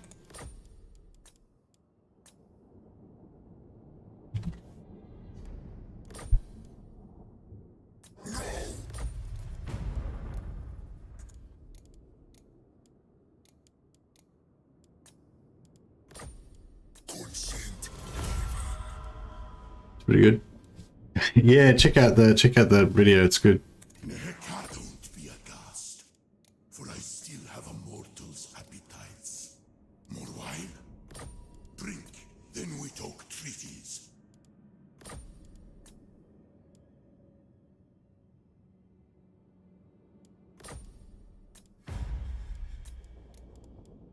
Oh yeah, and just a disclaimer as well, like a lot of the videos that I do, like most of the videos I do, I don't like invent the stuff that's in them, you know.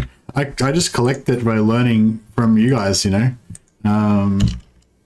From like you guys tell me stuff that you hear about or different, you know, different strategies and stuff.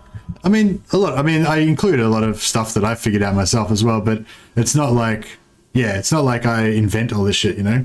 I just record it basically, you know. I just document it. I mean, I try to contribute my own ideas as much as I can, but yeah, like the main job I do is not like inventing shit. The main job I do is just you know, documenting it and transmitting it back to you guys, you know. So yeah, I usually try to put some thankses in the description so you can sort of tell like who gave me the idea mainly or whatever, but it's sort of hard because, you know, a lot of the stuff you just learn over time. You don't really remember exactly who told you about it or where you found it out or whether you figured it out yourself or what, you know. Not since the coming of Morga have... But yeah, I always try and credit people if they've helped me out or they gave me an idea for something or whatever.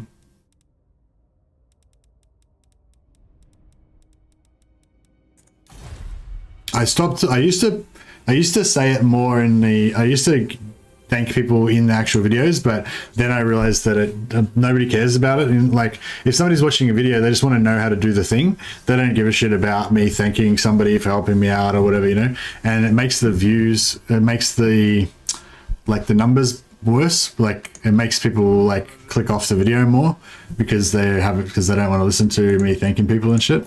So I stopped thanking people in the actual videos, and I just put it in the description or in the comments or whatever now. Look at those giant slayers, gold giant slayers. Pretty sexy. Just got an archivist. Got to keep pumping that tech rate up as high as you can go. Yeah, I'm not going to conquer anything in this area.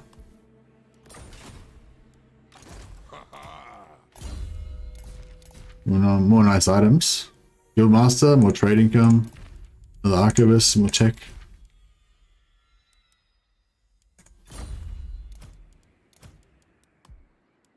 Yeah, I'm not going to conquer anything in this area. I'm just going to kind of hope that it stays passively, just stays there and doesn't get taken over. Check out this, we've got tier 4 and a tier 5 settlement. Green and orange.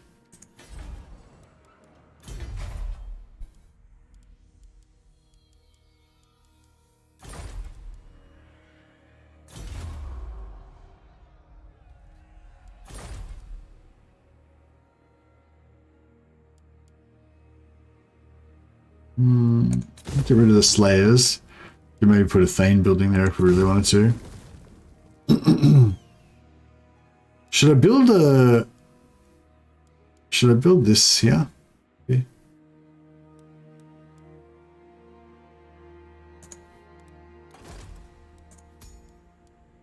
I should have double grungied it while Lake has a chance. Now, I might just level up the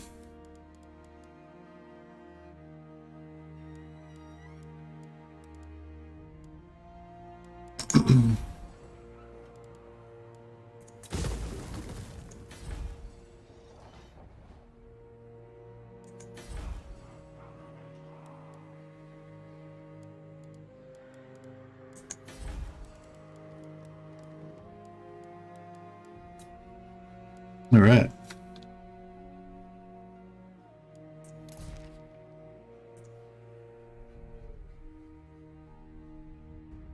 My axe thirsts for water.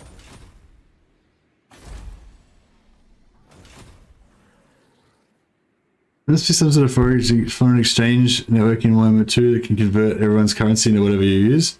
It's impressive. It sure is. It is. Yes? You just hand wave that stuff. That's how it gets explained. Check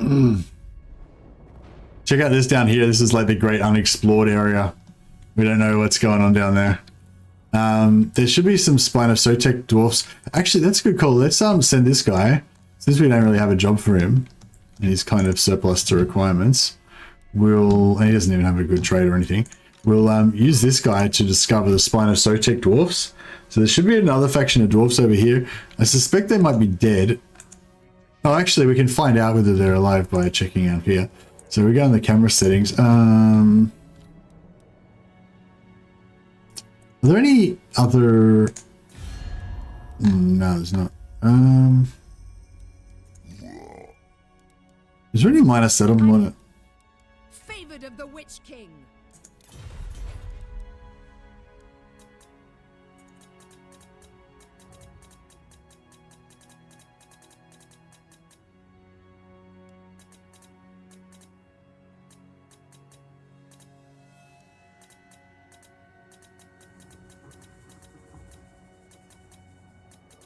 You don't have for dwarfs.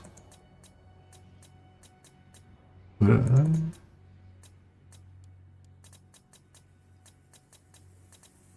I don't think they're left. I know. Yeah, I think they might be dead.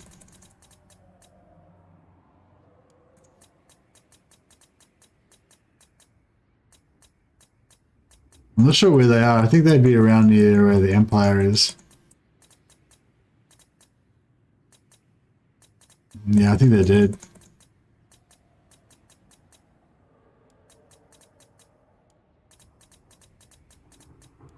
Okay, well, there's no point then. Yeah, the dwarves in the north are dead, and the Spine of Sotek dwarves are dead as well, so that's right. Oh, these guys can just exit us over to the fourth one. So yeah, we've confederated every dwarf faction in the game, and Karakadrin have, they've re-emerged, and we can now confederate them again as well if we want. By the king's command.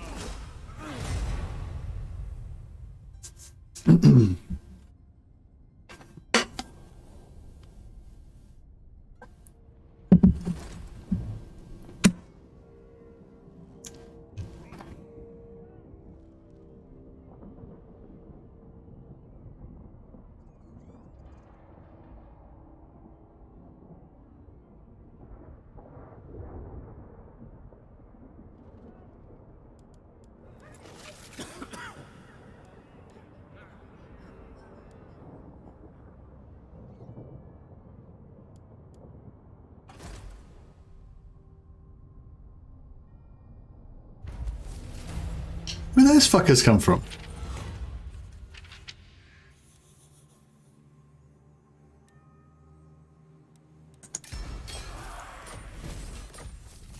That's really fucked. Like, how did that happen? I'm confused. Oh, where was it? I thought it was here.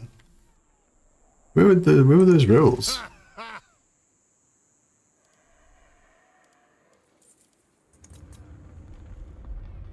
Oh no, yeah, it is here. Okay.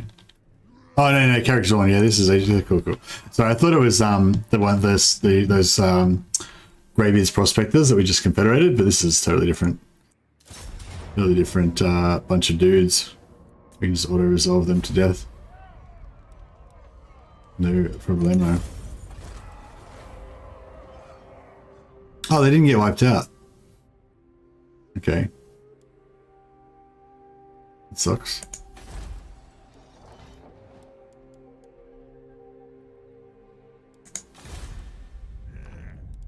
Oh yeah.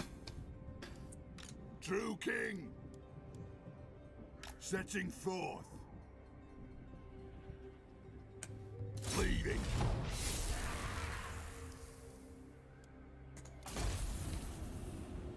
Should we just go to war with the Clan Rictus as well?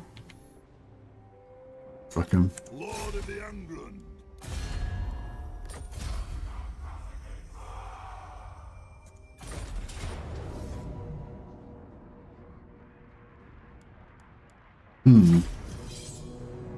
Is this going to be problematic? Maybe.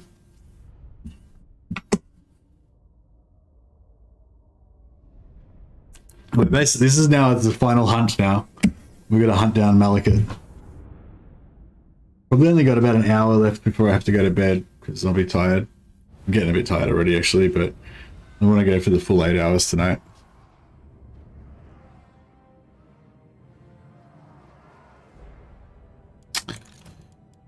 Okay, so these guys just chill back here and be all invisible and stuff. That will work pretty well for us, I think. War of vengeance. I think sometimes they can. I think sometimes they can drop the. Satisfy the grudge. Sometimes they can drop the dwellers below. I mean the. What are they called? The menace below. On invisible units. I feel I remember somebody telling me that.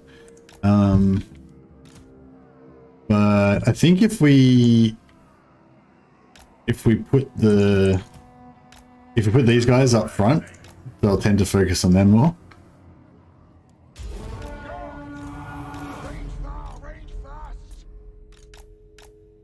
These things don't shoot magic damage, do they? No, I don't think so.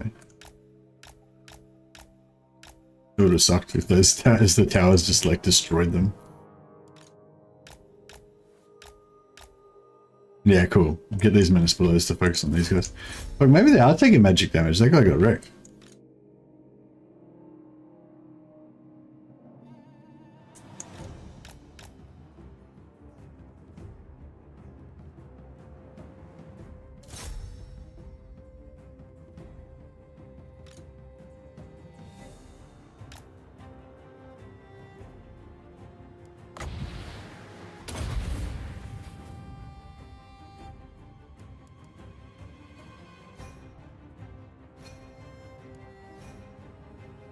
Yes, warp towers shoot magic damage. Yeah, I guess so. I mean, it's, yeah. It was the tower that wrecked him, wasn't it?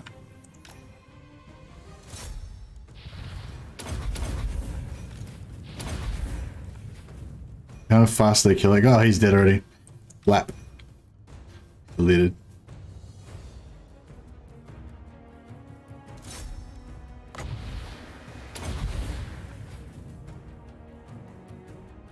No, he's not quite there. I couldn't quite catch him. He's trying to run away.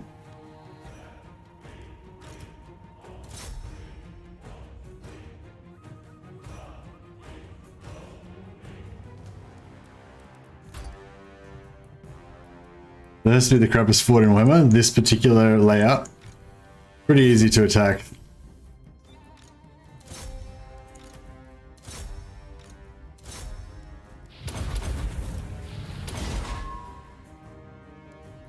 What's he knocking now? 27 ward save, 40% physical. So 67% physical. Not bad.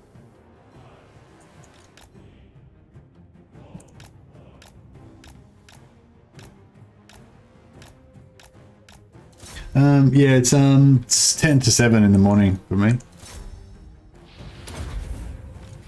Yeah, it's so I'm finding it so hard to do anything in terms of content. Like, my plan was to after today, Saturday, like today's Saturday morning for me, Saturday morning. So my plan was after this that I was gonna later on today I want to play some more of my Miao Yin campaign and like figure out some more stuff about this confederation so that I can then work on a video. But like, probably take me a few more hours of experimenting before I figure out what I want to say in the video, basically, and get some footage and stuff. And then it'd probably take me a bunch more hours to actually make the video and shit. And that was my plan, to like get started on that. But it's like, you know, by the time I go to bed at like 8:30 in the morning, you know, if I could get up after like 4 hours at midday, then I'd still have quite a few hours to work on videos and stuff. But the likelihood is that I'm not going to get up after 4 hours because I'll be fucked. So I'll probably sleep for like 10 hours. And then it's like, you know, nearly dinner time already and I got to cook dinner and shit. You know, it's just like hard to, I don't know. Like normally I can do it because I'm super pumped about the game and about making the content and all that sort of shit. But I feel like at the moment I'm just in a bit of a limbo because, you know, I haven't got early access to the game yet. You know, it's the Warhammer 3, I'm talking about Warhammer 3 Immortal Empires. I haven't got access to it yet. You know, and the stuff that we're doing now is like, it's interesting, but it's like, you know, compared to like when we get the real game, you know, in a couple of weeks or whatever, like, you know, doing stuff on Warhammer 2 or on Warhammer 3 Immortal Empires, like old Warhammer 3, it's not as, you know, doesn't grab me as much. But anyway, first world problems, eh? Battle ready. But anyway, and that is why I love Belegar so much. It's just for that hero hammer shit, you know? Belegar hero hammer is better than any other dwarf faction. You always stream on time? Maybe you need a timetable content creation. Yeah, I think so. I think I just love streaming. Like, I love streaming. I love just talking shit to you guys for fucking hours on end while I'm playing Dwarfs and killing Skaven. You know, this whole like gameplay loop of just talking shit about Warhammer, hanging out with you guys, streaming, it's just addictive to me. Like, you know, so I find it's, yeah, whereas being like, I feel like it's not, like when you're trying to make videos, it's a lot more of a creative thing, like in terms of like, you know, like people who are like artists or whatever, who do like paintings or they write novels or they write poems or they write dance choreography or whatever, like they quite often get like, you know, writer's block, or they get like uninspired or fucking depressed or whatever. I feel like with videos it's a lot more like that. You're trying to like create something and it's like easier, it's much easier to get like kind of blocked or whatever, whereas with streams I can just do it, you know what I mean? It's the only limit is my endurance, you know.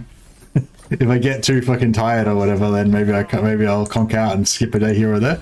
But with videos, it's a lot. It's not just about being awake. Like, you also have to be like a bit inspired. Yeah, it's a bit harder to organize it, I guess, for me.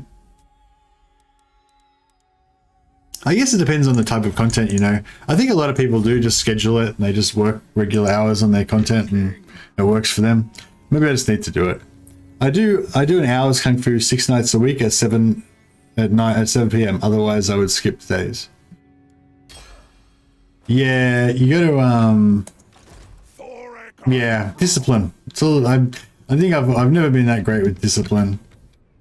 Maybe I just need to, you know, be better. Is this ancient city of Quintex going to... Oh shit, we should have taken... Ah, fuck. I just realized I was sending this guy down here to like discover this stuff. Well, I should have been occupying this shit. Now we're gonna have to kill the lizards if we want it. It's not like super important, but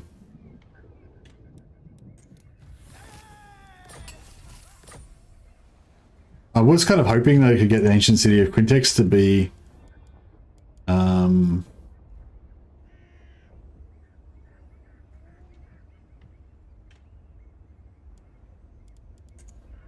one of my top money makers.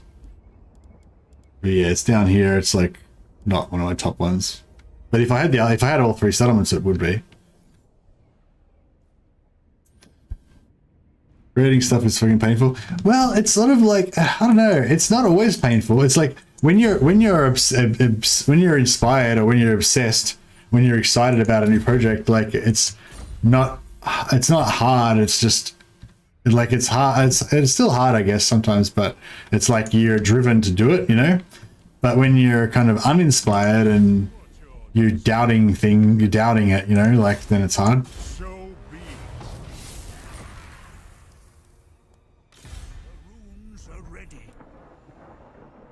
Like if I have a really good idea and I'm like, this is fucking rad, I need to make a video about this shit, it's awesome, you know, I'll generally be like, you know, I'll get it done, you know. Whereas if it's like, oh, I don't know if this is that awesome, and also Immortal Empires is going to come out in like a couple of weeks, and then basically everything we do now is going to be irrelevant. No one's going to give a shit anyway because they're going to be too excited about about Immortal Empires. And, do you know what I mean? It's like all like kind of demotivating. But I don't know. Even as I'm saying that, I feel like it's just an excuse, you know. I just need to be more disciplined and just get shit done, basically. I'll try to get up a bit. Earlier tomorrow and actually get some work done.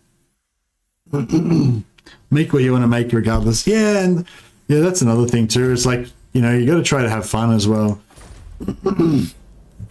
It's like the whole point of doing something that you love is not for it to be like just work that sucks all the time. I've already got a job that's like that, you know. So you want to like enjoy what you're doing as well.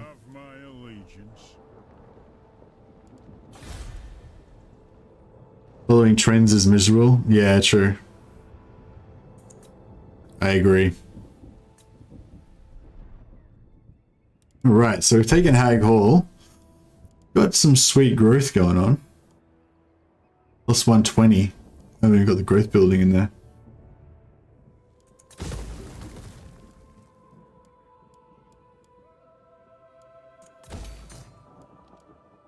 Belegar Ironhammer. Titan Peaks. Ungrim.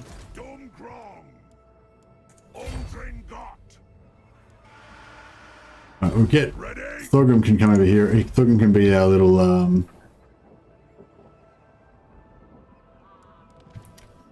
police force here. We'll get a Grungy Lord in here just so I can be a tight ass and get a bit of a discount.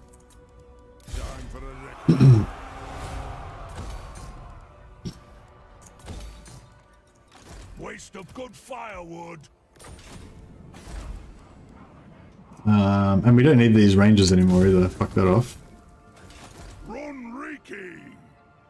Or yeah, no, that's fine. Yeah. We should get a few more. Nah, that's fine. Is there a really good build? Yeah, this one here gives you 600 income maxed out. It gives you 800 income. But even here, it's 600 income, and it also is giving you plus 80% for all buildings in all regions in this province. So it's really high value. But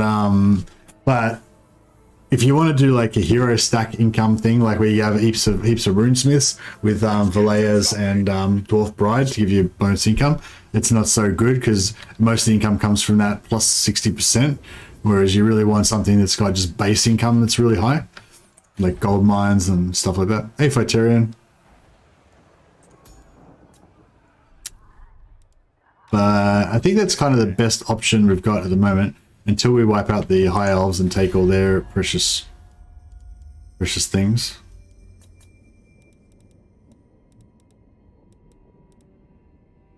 The nation calls. I smell a trap. unachievable.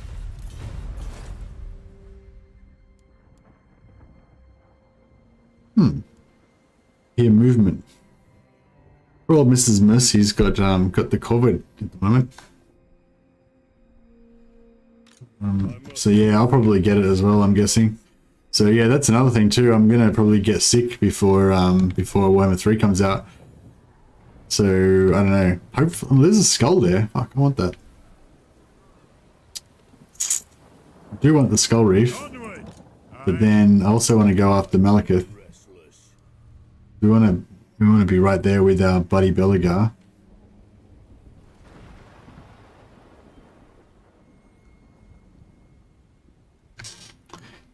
That's okay. Actually, we'll come over here.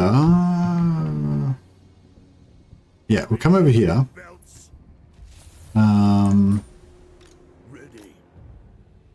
And then we can give these Corollas to Thorek. And we need to start a new army. Oh no, we've got this army here. Yeah, so we can give these Corollas to Thorek as well. Potentially. And then I need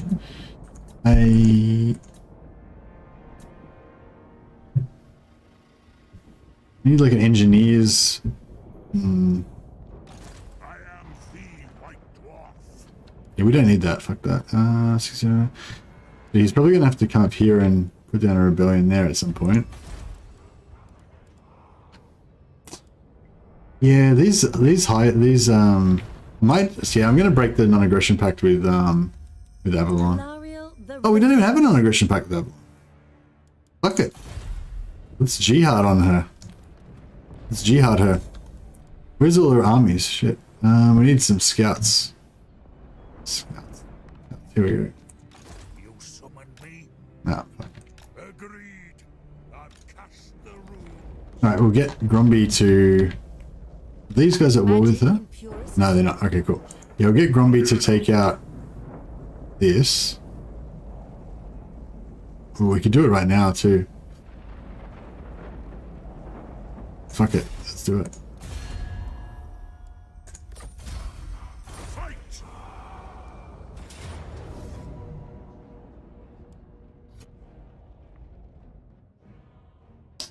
Look at Messi trying to time his Kovido with the IE release. Yeah, I know. Yeah, so she's had it for a few days and I don't seem to have it yet. And we've still been sleeping in the same bed and stuff, so probably shouldn't be doing that. But I kind of figure like I'm gonna get it anyway, so like, you know, why bother trying to avoid it, sort of thing. But yeah, I don't know. Like, I don't know. Should I be trying to avoid getting it? Like, I just feel like, you know, I mean, I guess I could not sleep in the same bed with her. But then it'd be cold. No, but yeah, like I said, I feel like it just, you know, I'm probably going to get it anyway, so I may as well just, you know, not make her be lonely as well as sick. Have you had it before? No, I haven't had it before. I had it when I was barely noticed, but my friend was insanely sick from it. Yeah, nah, but I just had my latest booster like a week before.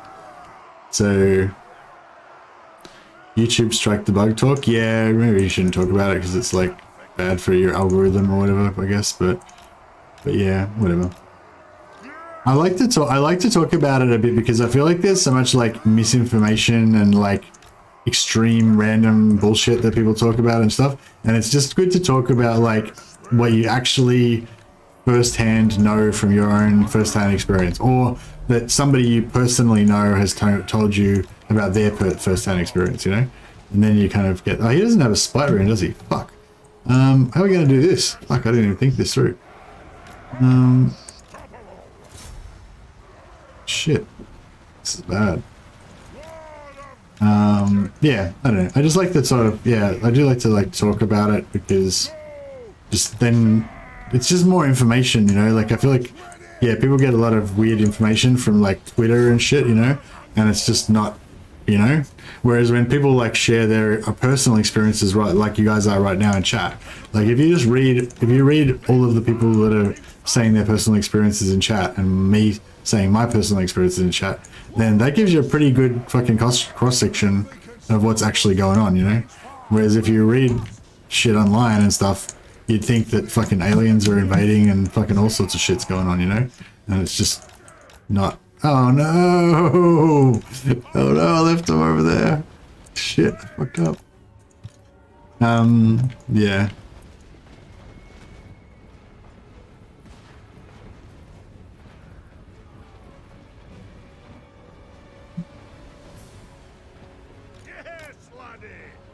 Fuck, I hope I can rescue that, I hope I can rescue these guys. They seem to be doing alright, actually. Surprisingly.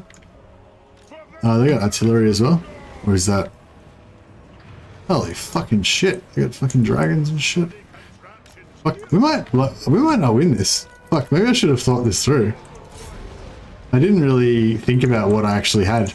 I don't have the Rune of Spite. Grombri's not a one-man doomstack. We're getting shot by fucking artillery.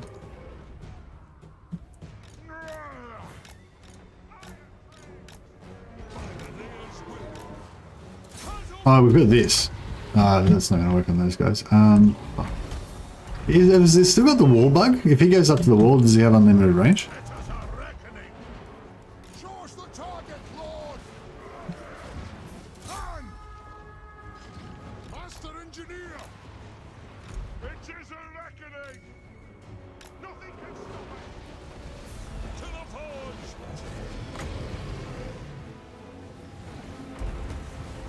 No, I think they fixed that wall bug, didn't they?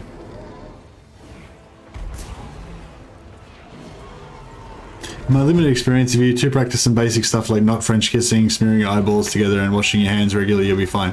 Yeah, that's pretty much what we've been doing so far. Just trying not to, oh yeah, the bug's still there. Nice, the unlimited range bug. So if you just touch the wall, then it'll let you, do whatever you want, basically.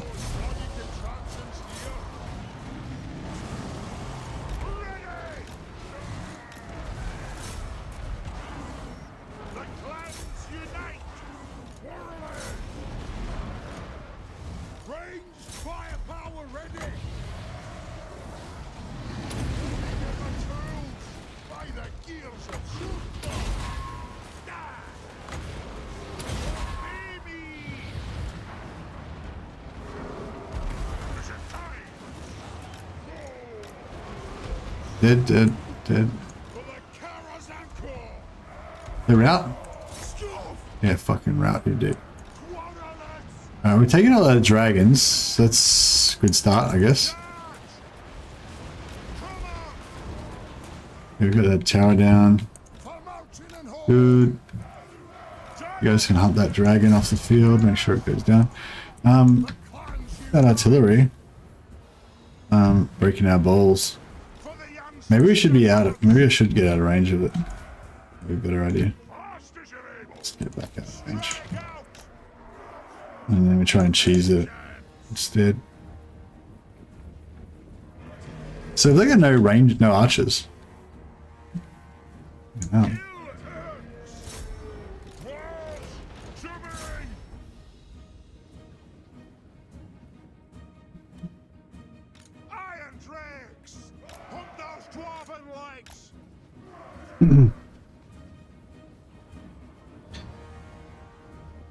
I was in the hospital even by sick. Yeah. Got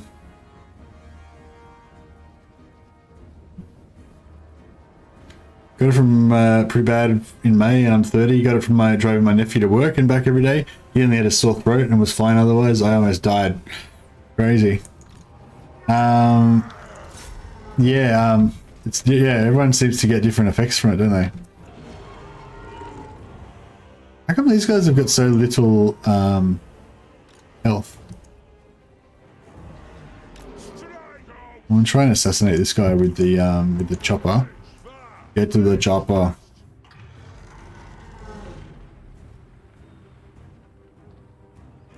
What can we shoot with our artillery that's gonna, with the thing that's gonna actually do some damage?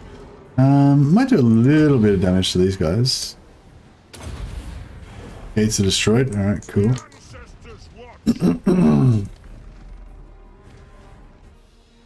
Yeah, it did fuck off.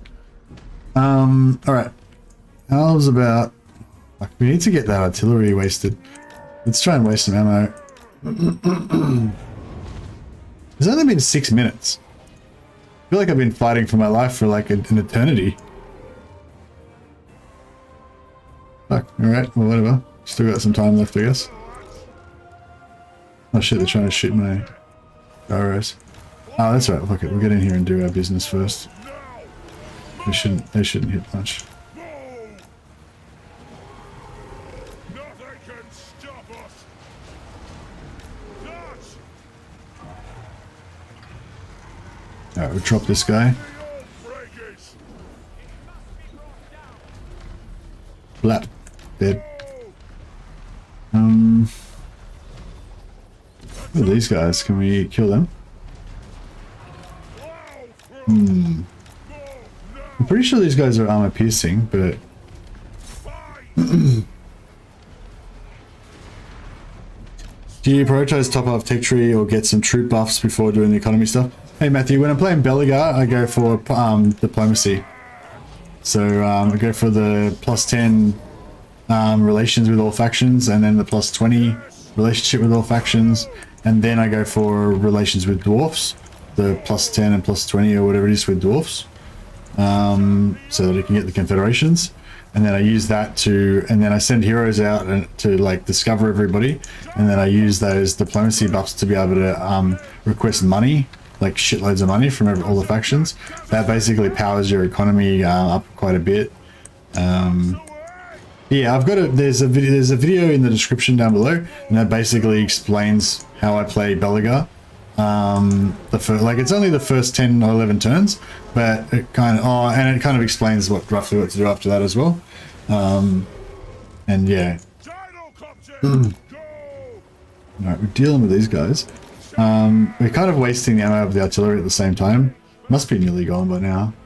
Oh yeah, 3/4 wasted. Oh, two-thirds wasted maybe.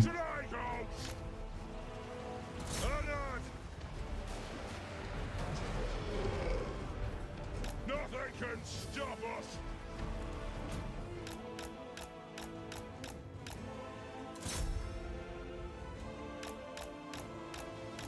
Now we're still taking some shots.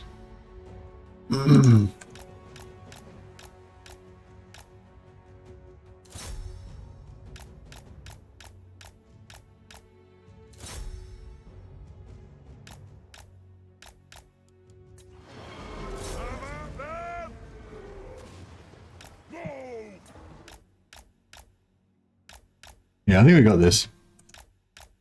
Just gotta keep working it down. See, these guys can probably hit the walls here, because then the Tree-Man Lords won't be able to get them, because the Tree-Man won't be able to get them because they're...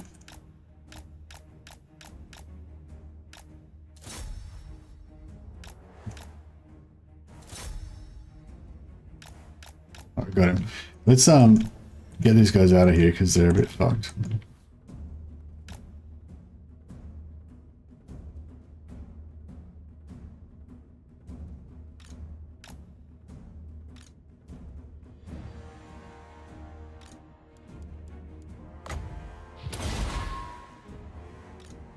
Get Belegar up there. I mean, Grombrindal. Grombrindal's got the tankers, so he's the one that can tank everyone.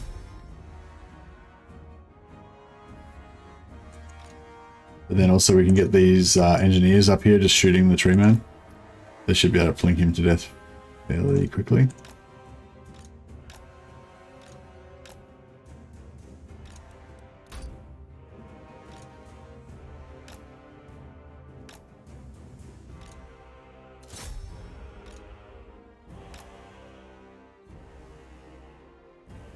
Is this guy shooting down there, or can he not?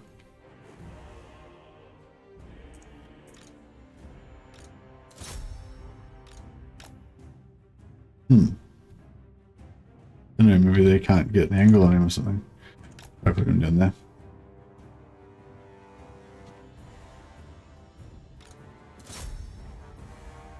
Hey Evan Mackie, how you going, man? Oh, no worries. Oh, see you later, man. Thanks for joining. Can we get an angle down there? No. This tree man knows exactly where to stand. If you do the Imric Dragon encounter exploit, do you get X times the amount of money in dragons as well, or you only get longer duration of asking for a friend? Yeah, no, you get the money every time you do it, man. So yeah, it's basically every time you get one pop up, you get like 150,000 gold by just doing it over and over again.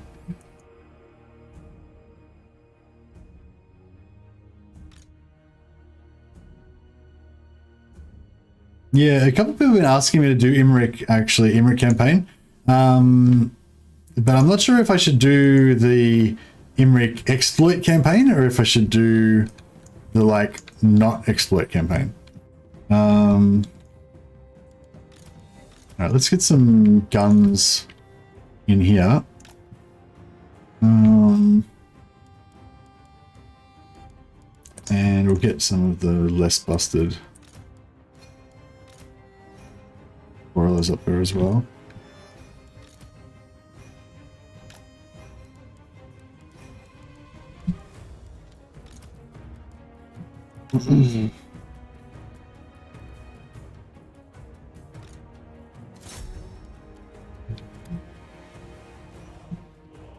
I get this guy to shoot down.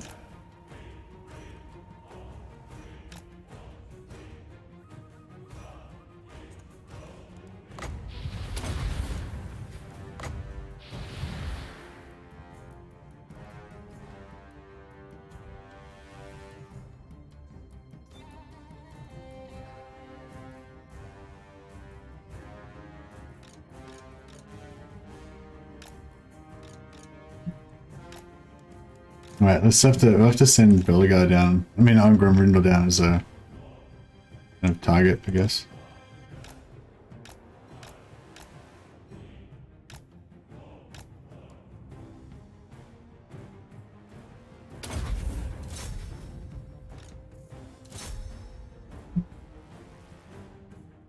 Yeah, he seems to do alright.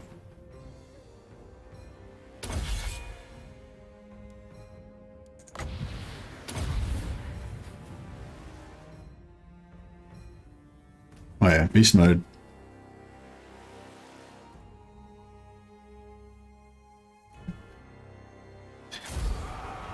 Yeah, I've thought about trying to save all the dwarf factions before. I feel like I really want to do that from a settlement, I really want to build it. I really want to try that from a roleplay point of view. Like I have tried it before, but it was like, you know, that one of the factions died like straight away, and so, you know. But yeah, I really like you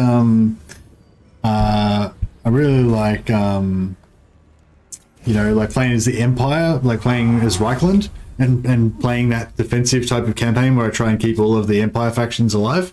And it's really doable for Empire because they're all right near each other. You're in range to reinforce, and if one of them dies, you can always just resettle and give it back to the original faction again.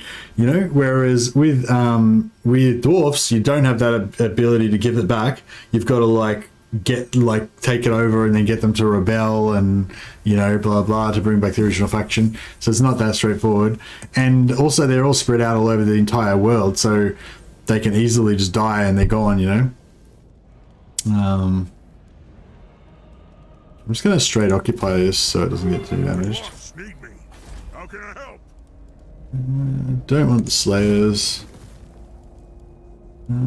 Trade, yeah. And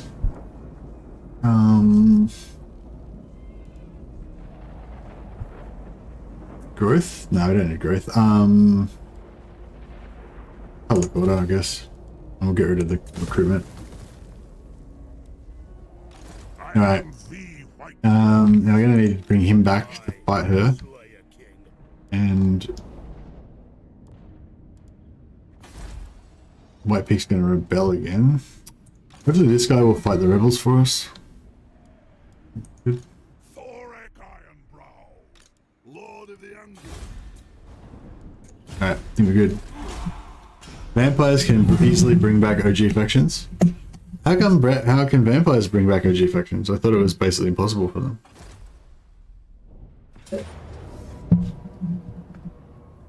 Because they can't get untainted enough. Oh, I didn't mean to click that. Cool. Okay, she's over here. That means Belegar can smash her. Belegar can just do a little circle back and beat the shit out of her. What does she give you? She gives you like magic regen or something like that?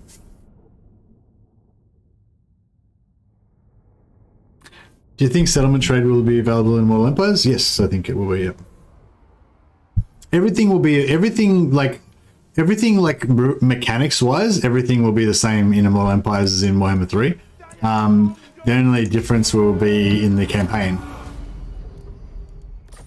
You know, like which factions are in the game, what the map looks like, things that spawn on the map, like, you know, like rifts, for example, where there are things that spawn on the map. They're not going to be in Immortal Empires. That's specifically Realm of Chaos. All of the actual realms of Chaos aren't going to be in Immortal Empires map. I hope I removes the magic cap. Nah, it won't. So that's what I'm saying. The magic cap is like a core mechanic of the game. All the core mechanics are going to be the same. I mean, they might do some updates that they release at the same time as the Immortal Empires, like they will. But yeah, no, like the core mechanics are going to be the same in Immortal Empires as they are in Warhammer 3.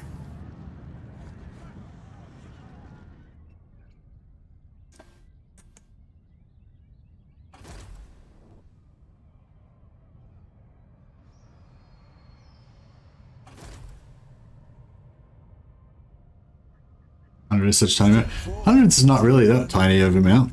I mean, a lot of spells only cost like 4 or 5 wins. Like for Balthazar Gelt, you know, he gets his main spells down to 1 wins of magic, and 0 for the Rust one, the Rust debuff he gets.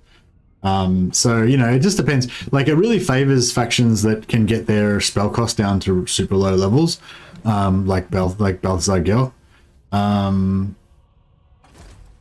It sort of really doesn't favor, you know, like vampires and stuff that have Wind of Death. It costs like 30 wins per cast or whatever.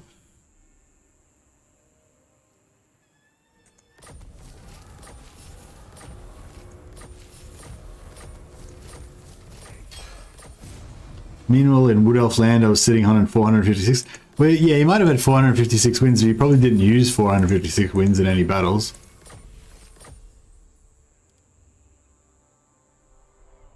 Like, was 456 wins just the right amount, or was that like massively excessive?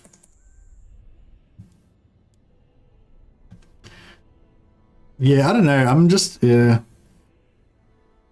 I don't know. I kind of was getting sick of the magic dominance of Warhammer 2.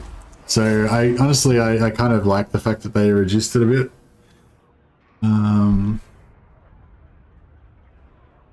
I don't feel like this army's much stronger than this army. I feel like we could beat that army with this army. Let's give it a crack. Yeah, most about them doing war on Chaos Dwarves, only because I expect some greenskin improvements with the coming of Chaos Dwarves.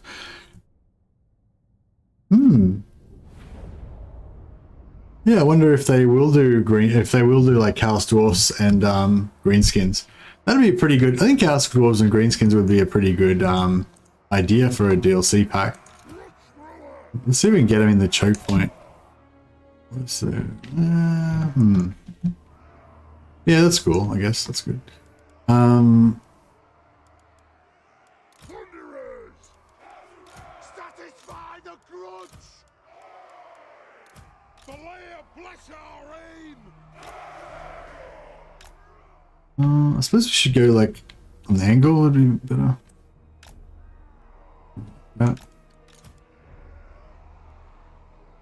We demand blood! Thunderers! Yeah, something like that. And I got some melee.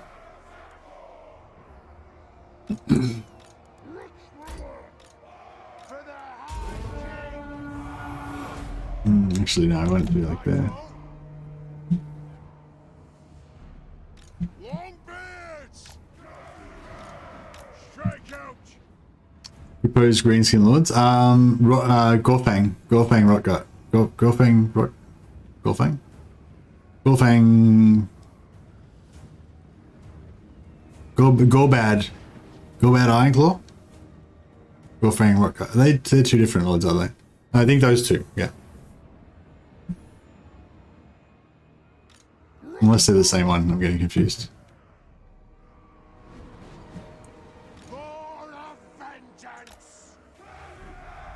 See if we can waste some ammo with this guy. And then, it should be just about... Ah, fucked up. I should have probably... Oh, no, that's good. That's good. Go! Pump those dwarfen legs! Nothing can stop us! Skarsnik has what? Oh shit, they're firing right into my... Shield-bearers, ho! Thunderers! Let the vengeance begin! Range fire! Range fast! Move to attack!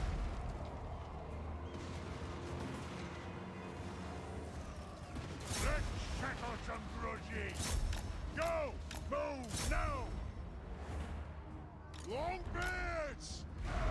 Go! I think this is working out okay. For the clan! Thane! Strike out!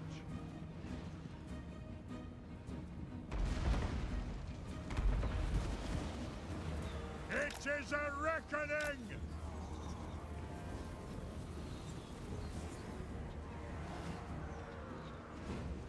The clans unite! And killers! Up those dwarfen legs! Move. We are relentless! Does the little bridge on the right work? Both of these little bridges work, yeah. Oh, this little bridge? Nah. That'd be cool though. We had like these little, there's all these little details like that you can imagine how like the really cool tactical applications that they would, you know, make for the game, but they don't actually do anything.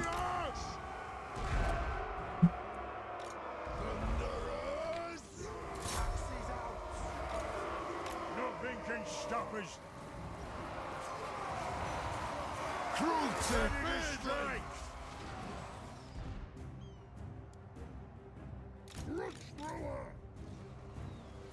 Yeah, we'll just now just annihilate these units one by one and we should be good to go.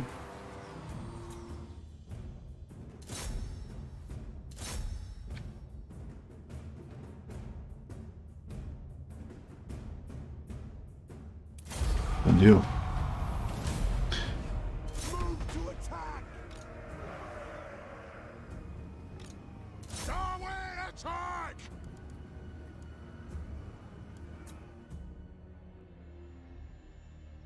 The only problem is we can't wipe them out.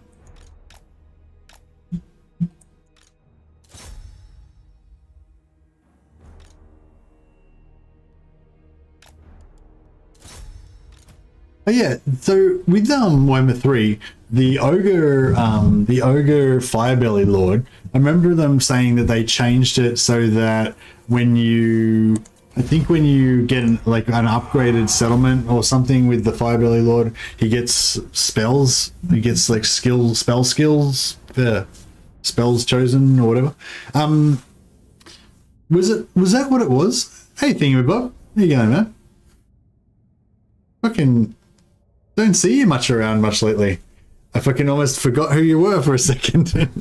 Fuck, it's been a while.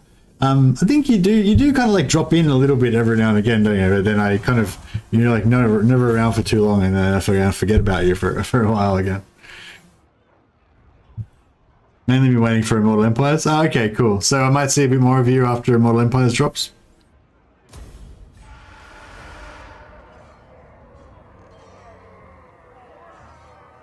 Yeah, it's just there's so much like, yeah, I'm kind of like about to be overwhelmed by Immortal Empires, you know. It's like kind of what I was whinging about before. Like I feel like at the moment we're kind of in this hiatus before Immortal Empires comes out, So like there's still lots of stuff to science on, but it's like we know there's going to be like a mega overhaul of the entire game. So it's almost like, you know, is it even worth like worrying about, like trying to figure out what's going on right now? Failure there. You know, but then, but conversely, in like a couple of weeks when we get Immortal Empires, it's like every single faction in the game is getting an update, at least a minor update, and quite a few of them are getting pretty significant updates, and some of them are getting like complete overhauls. So it's like, yeah, it's like I'm going from, at the moment I'm kind of real demotivated to really do any sciencing on anything, because it's like, it's probably going to get changed next week anyway, you know? But then I'm also aware that like really soon I'm going to be like just overwhelmed with shit to think about, you know, and shit to figure out and play around with. So it's like, yeah, it's kind of a weird time.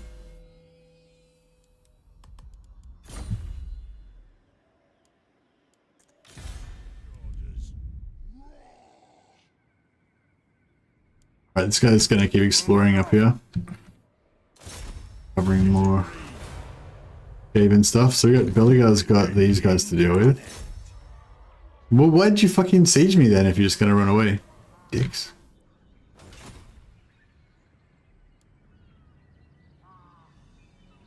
I've been trying a couple of lightly modded campaigns for Mortal Empires. Okay. What, just for fun basically, just something to entertain yourself with? Something done right. Oh, I just realized these guys aren't stealth. For vengeance. It's okay then. For Caracazol. Your end is nigh. Nice, perfect. We go to him too. Getting campaigner for all of them. You reckon he could sneak down here and get Iron Spike? Ready? And give it a shot. I answer to clan and hold. Own your skills, Kelly. We give that, if we can give this guy Wanderer, make the Rangers snipe, and then he can hang out with these Rangers wherever they go.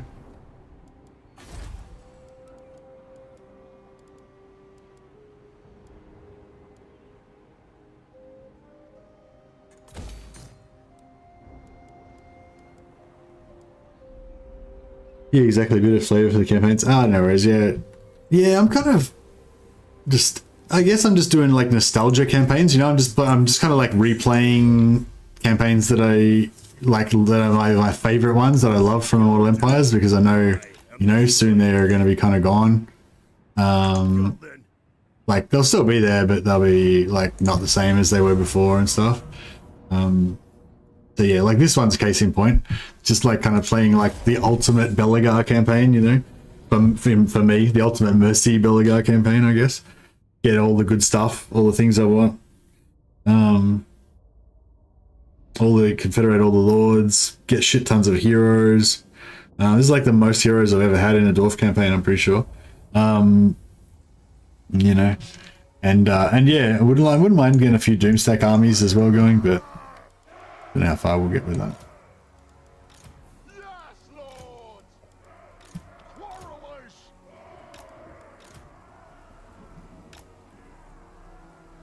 How much artillery have they got? Iron Drakes.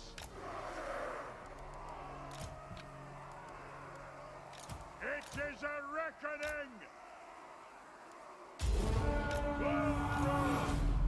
Blow through. Slayers. Master Engineer. Range far, range fast. Move. Pump those dwarven legs. I think this one's the one with, yeah, this one's the tanked one. You can do some tanking if we need it. Try and get this guy around the back. Have they got, what artillery have they got? Mortars. Mortars aren't too bad, but it'd be good to get rid of them before they get into our troops. Looks like they're not moving with them. That's good.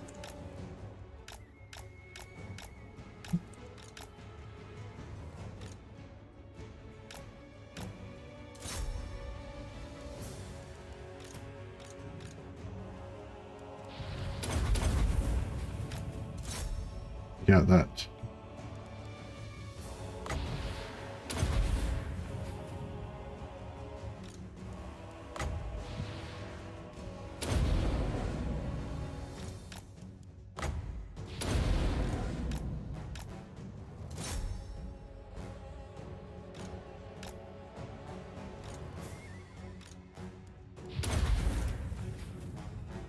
You kill that one? No, nearly. Yeah, it's about to go down.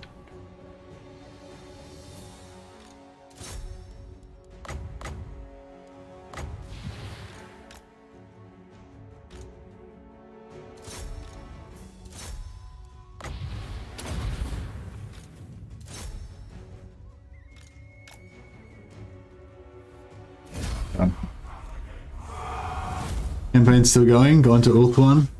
Things happened while I weren't looking. Hey, reckon. Hey, I haven't seen you for a while either, reckon. Or maybe I have. I just haven't noticed you. But yeah, welcome back.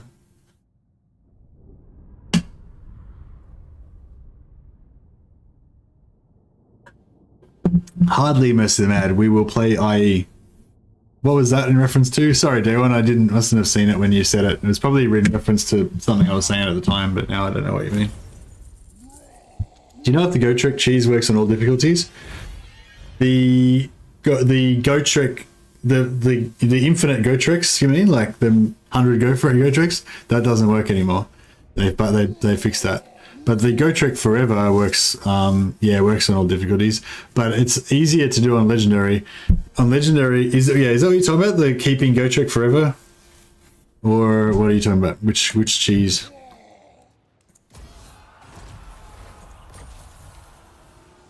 Go Trick Forever? Yeah, so Go Trick Forever works best on Legendary because it auto-saves at the start of the turn. So, start of the turn, auto-save, then the event pops that gets rid of Go Trick. So then you just reload the autosave, and then the event never happened. And then you just keep Go Trick Forever. But if you're not playing on Legendary, then apparently you can do it. You just have to like press, I think, is it F5 or Control S? I think it's like Control S to save. So basically you go back to your autosave that's at the end of the previous turn. So as soon as a Go Trick leaves, reload your autosave, which will be at the end of the previous turn. Then press end turn, and then as it's coming to the end of the end turn, just keep pressing Control S, keep trying to spam Control S, and and it'll, apparently you can actually get it to click, and then get the quick save, and then as soon as you get that quick save at the start of the turn before, you know, that Go Trick's going to leave, then you can just load that. But it's something, it might take you a few tries to get the quick save to happen, apparently. I don't know if I've actually done it myself, but a few people have confirmed that you can do it. Yeah, I can't remember whether I actually tested it or not. But yeah, apparently it can be done. But it's easier on Legendary. Get Lightning Strike. Alright. So, if she's over here, I think that's the only army she's got. I am the White Dwarf.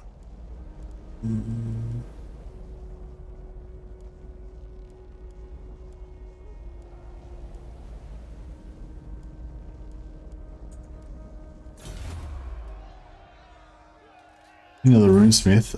We may as well build another runesmith building here as well. And actually, how many Thanes we got? 10 Thanes. We could probably get another Thane if we were really keen.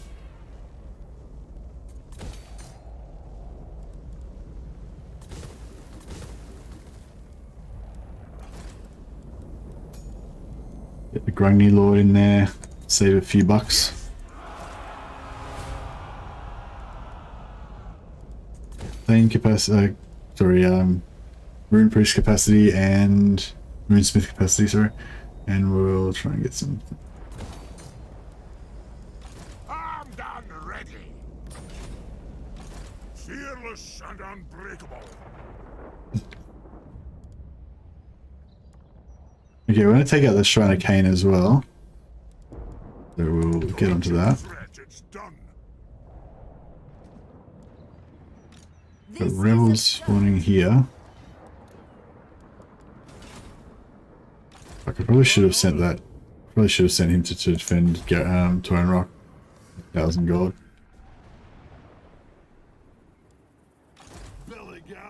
Oh, check this out. Belegar can move from there back to here in one go. Take her out. Here we go. I'm on hard because I'm still a coward. I'll give it a go for science. Yeah, well, I'd love to, yeah, find out. Did he just leave this turn or is he not left yet?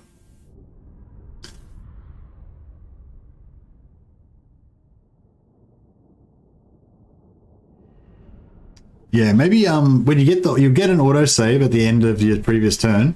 Maybe even load that and back it up, like save, like load your autosave at the end of the previous turn and then save it again immediately. So you've got a backup of the save to make sure you don't, you know, don't lose it or whatever. And then yeah, just keep reloading it and just pressing Control S at the start of the turn till you can get a quick save to fire.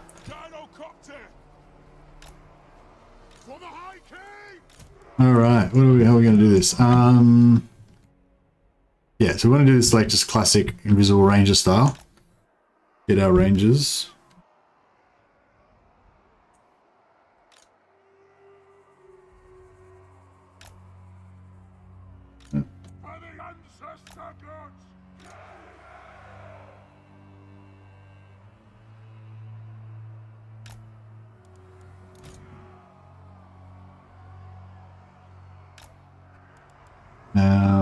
Belegar and Hopkinoff.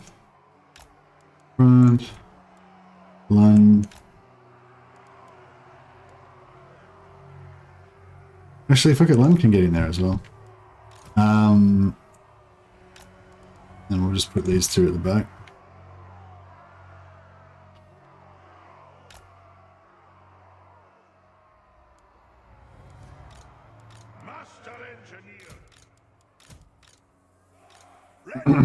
Alright, cool. So yeah, I want these guys like about here. Quite a bit ahead of this. And then we'll at least keep this guy well out of it. And then we'll aggro them. Right, we'll just wait for them to stop moving. We'll give them this. That was nice.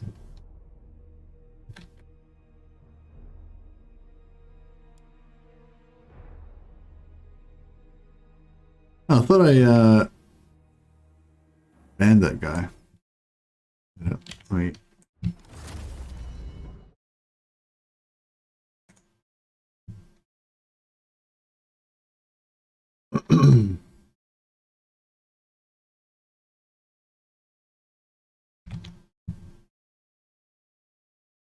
Alright, I think he's like banned now. I don't think he'll be able to come back.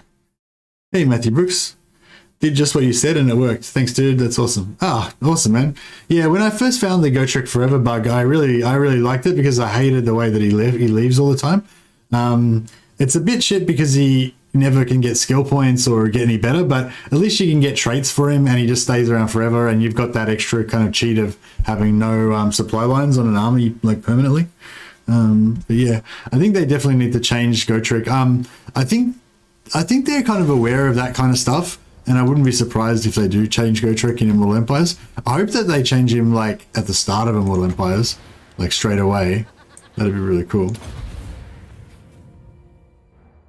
Yeah, that's awesome. Yeah, thanks for sciencing it for us and sharing your results as well. Very awesome. Go Trek Forever, yeah. The Go Trek Forever exploit. All right, let's put some defense. Nerf you.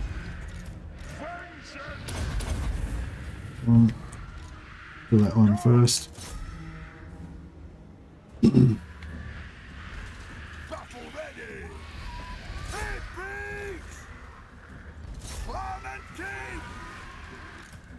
They're pretty good anti-hero, these in things.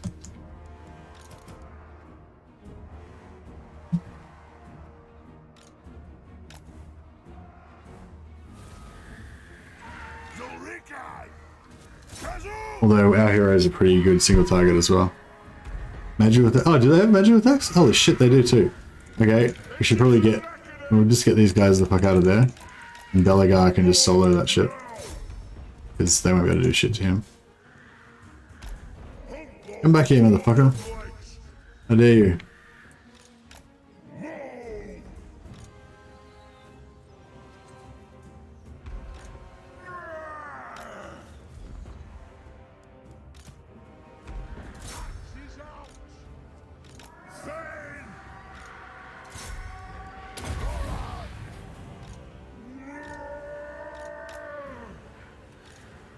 I check him out, he's smashing it.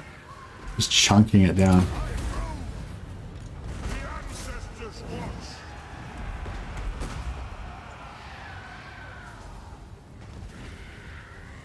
Vengeance calls. Away me.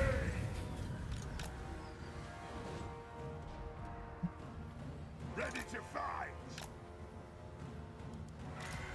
Very well. I speak my lord's will. Slay them! They can only come back once at maximum, can't they? Yeah, I'm trying not to get them wrecked too much by the magical damage, but... these guys aren't magic damage, are they? Oh fuck, they are too. Shit, there's tree cannon magic damage as well. Shit, this is bad news. This is Belegar can just tank it by himself, he doesn't need these dudes. They're just, you know... Bonus dudes. Alright. I'm gonna freeze that. It's getting drilled pretty hard. Yeah, shrieking on Belegar. These are the lords, other heroes by themselves. On the spearman.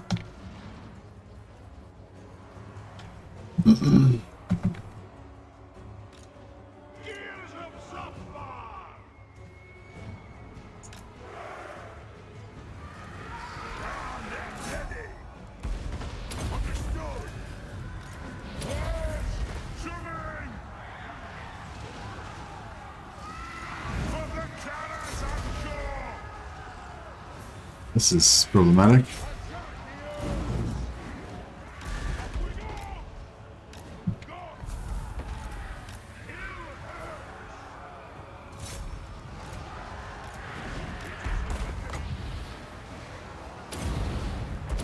Yeah, so it's just I know I didn't know I did that.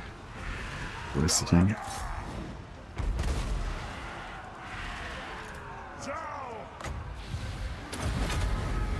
Try and debuff those Treekin so they can't get him. And this bird actually is a problem too.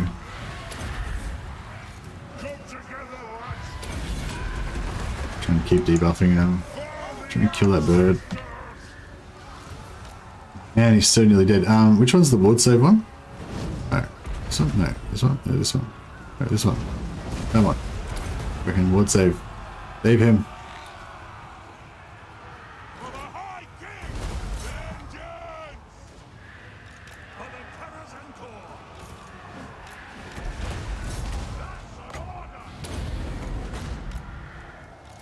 Yeah, Halkanuffs that needs to get the fuck out of there. Leave Lung tank. Alright, probably it's time we bring the Rangers up to rescue everybody. I probably should have done that a little bit earlier.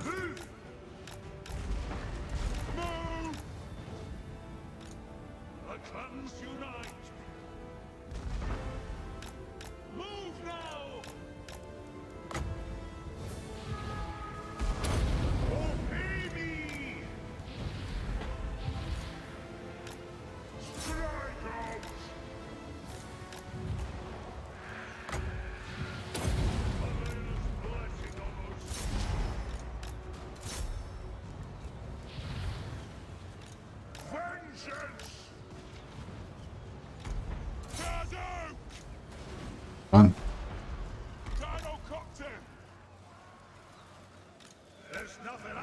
Oof, see that hit that he took then. Jesus. That was rough. Alright, we'll just let the regen kick for a while.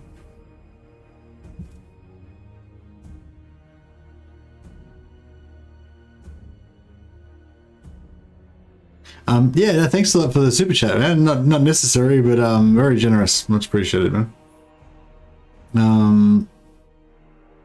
Hey, Branislav, how you going, man?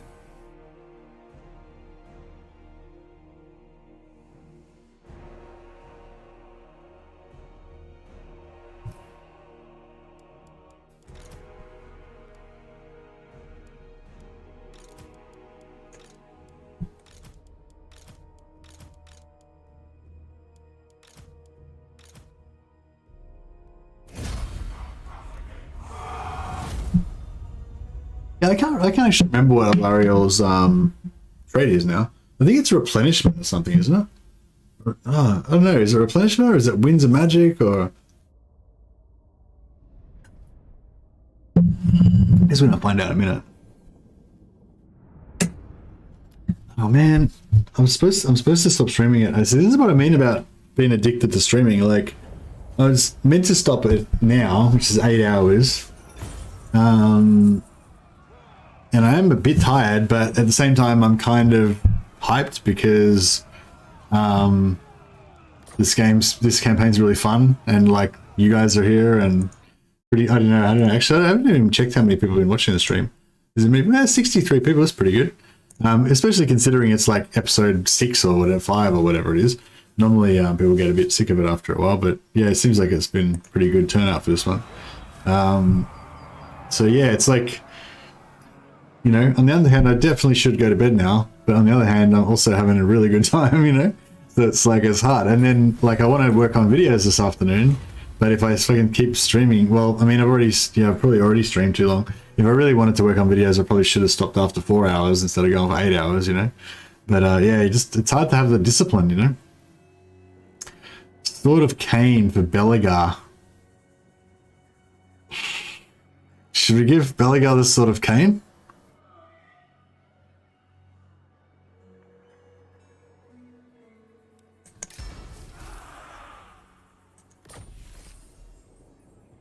It's got gold.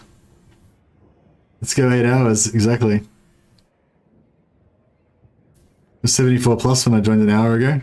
Yeah, I think I got up to like 85 or something at some point. Yeah, that's right. You all have to leave so I can go to sleep. I can't stop unless you all leave. So if everyone exits the stream right now, then I can go to bed. But as long as one of you are still there, I just have to keep streaming. Thorek Ironbrow.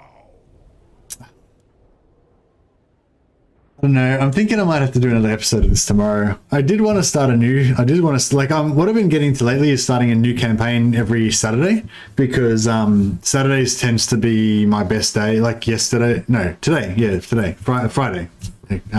Friday tends to be my biggest day. Probably because Legend doesn't stream Fridays. So it's like it's extra good if I start a new stream, a new campaign, because new first episodes tend to do the best, you know. But I don't know. This campaign is like, I don't know. This is like my last Belegar campaign in Immortal Empires, and I'm never going to play Belegar again. I may never play Dwarfs again until in Immortal Empires. Obviously, I will, but in Mortal Empires. So yeah, I don't know. I might do one more. At Belegar tomorrow. We'll see how we go. All right. Well, that makes me feel a bit better. You could try doing one weird titled "Uncanny Allies." What would uncanny allies be?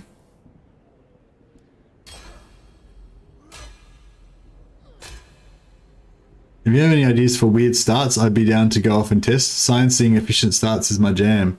I literally redid Ungrim 25 times. Oh, dude, you got to get on the Discord, brother. Are you on our Discord, brother? If you're not already on the Discord, go and subscribe to the Discord. It's in the description down below. And then go into general chat or whatever and say, at Mercy the Mad, give me my Patron of the Sciences badge so I can give you a blue name. And then we'll put you to work. Now, there's like multiple conversations going on in different streams. There's all different categories for like high elf science, dark elf science, greenskin science, Ungrim science, whatever, dwarf science, and there's different conversations going on in each one. So, but yeah, I'm often interested in that kind of stuff. But I won't get into it right now because I want to go to sleep. But if you go into the Discord and just write at Most of the Mad with whatever you want to talk about, I'll check it out when I get a chance. Or if you want to just put a comment on the stream, on the not now in chat, but I mean after the stream ends, put a comment on the video or on one or any of my videos. I'll read all the comments, so I'll see it and stuff. Yeah. Anyway, cool. All right, everyone, go join the Discord and chat with me and Boulder about weird starts. Finals, Benji's ready to play chicken. We'll see who dies of dehydration first. No, I better go, man. I better go, guys. As I said, my wife's got COVID, and I probably should try to keep my immune system up a bit and stuff, so I don't fucking die or some shit. Yeah, we should check a host to somebody there. Hey, I'll just do a quick search and see who's playing the Total War Warhammer. Oh, what's Invicta doing? Is Invicta playing Total War?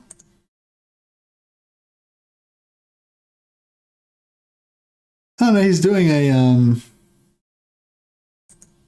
I know he's doing something weird. Would have a legend that could say, I mean, it could be anything. So with Septimius Severus, I mean, we see so much coinage under his reign that, like, I mean. Oh, look, I know this is not probably what you guys want to watch. It's not Total War, but I've never seen Invicta do a stream before. I'm not even really necessarily recommending that you watch this stream, but just if you haven't seen Invicta's stuff before, check out his channel. Just subscribe to it. He does like really awesome historical stuff about like ancient battles and stuff like that. So yeah, I'm gonna chuck a quick host over to Invicta. It's yeah, it's weird. It's different. Yeah, I don't know. It's not Total War. But yeah, maybe it's worth checking out. If you want to check out some Total War, I think Dame Offensive is streaming. Well, you know, just Google Total War Warhammer, and I'm sure you'll find someone that's streaming that you can want to watch. But I definitely recommend Dame Offensive.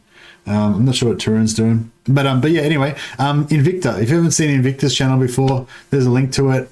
Definitely recommend you check that out if you like watching some like videos about historical stuff presented in a kind of pretty modern, interesting way. He's a really good streamer, a really good creator. I've never seen him stream before, but yeah, there's a stream going on at the moment if you want to check it out. Anyway, all right, catch you guys later. Thanks so much for all the support, and welcome to the new members and new subscribers. Yeah, I'm gonna go try and get some sleep. Have a good day, guys.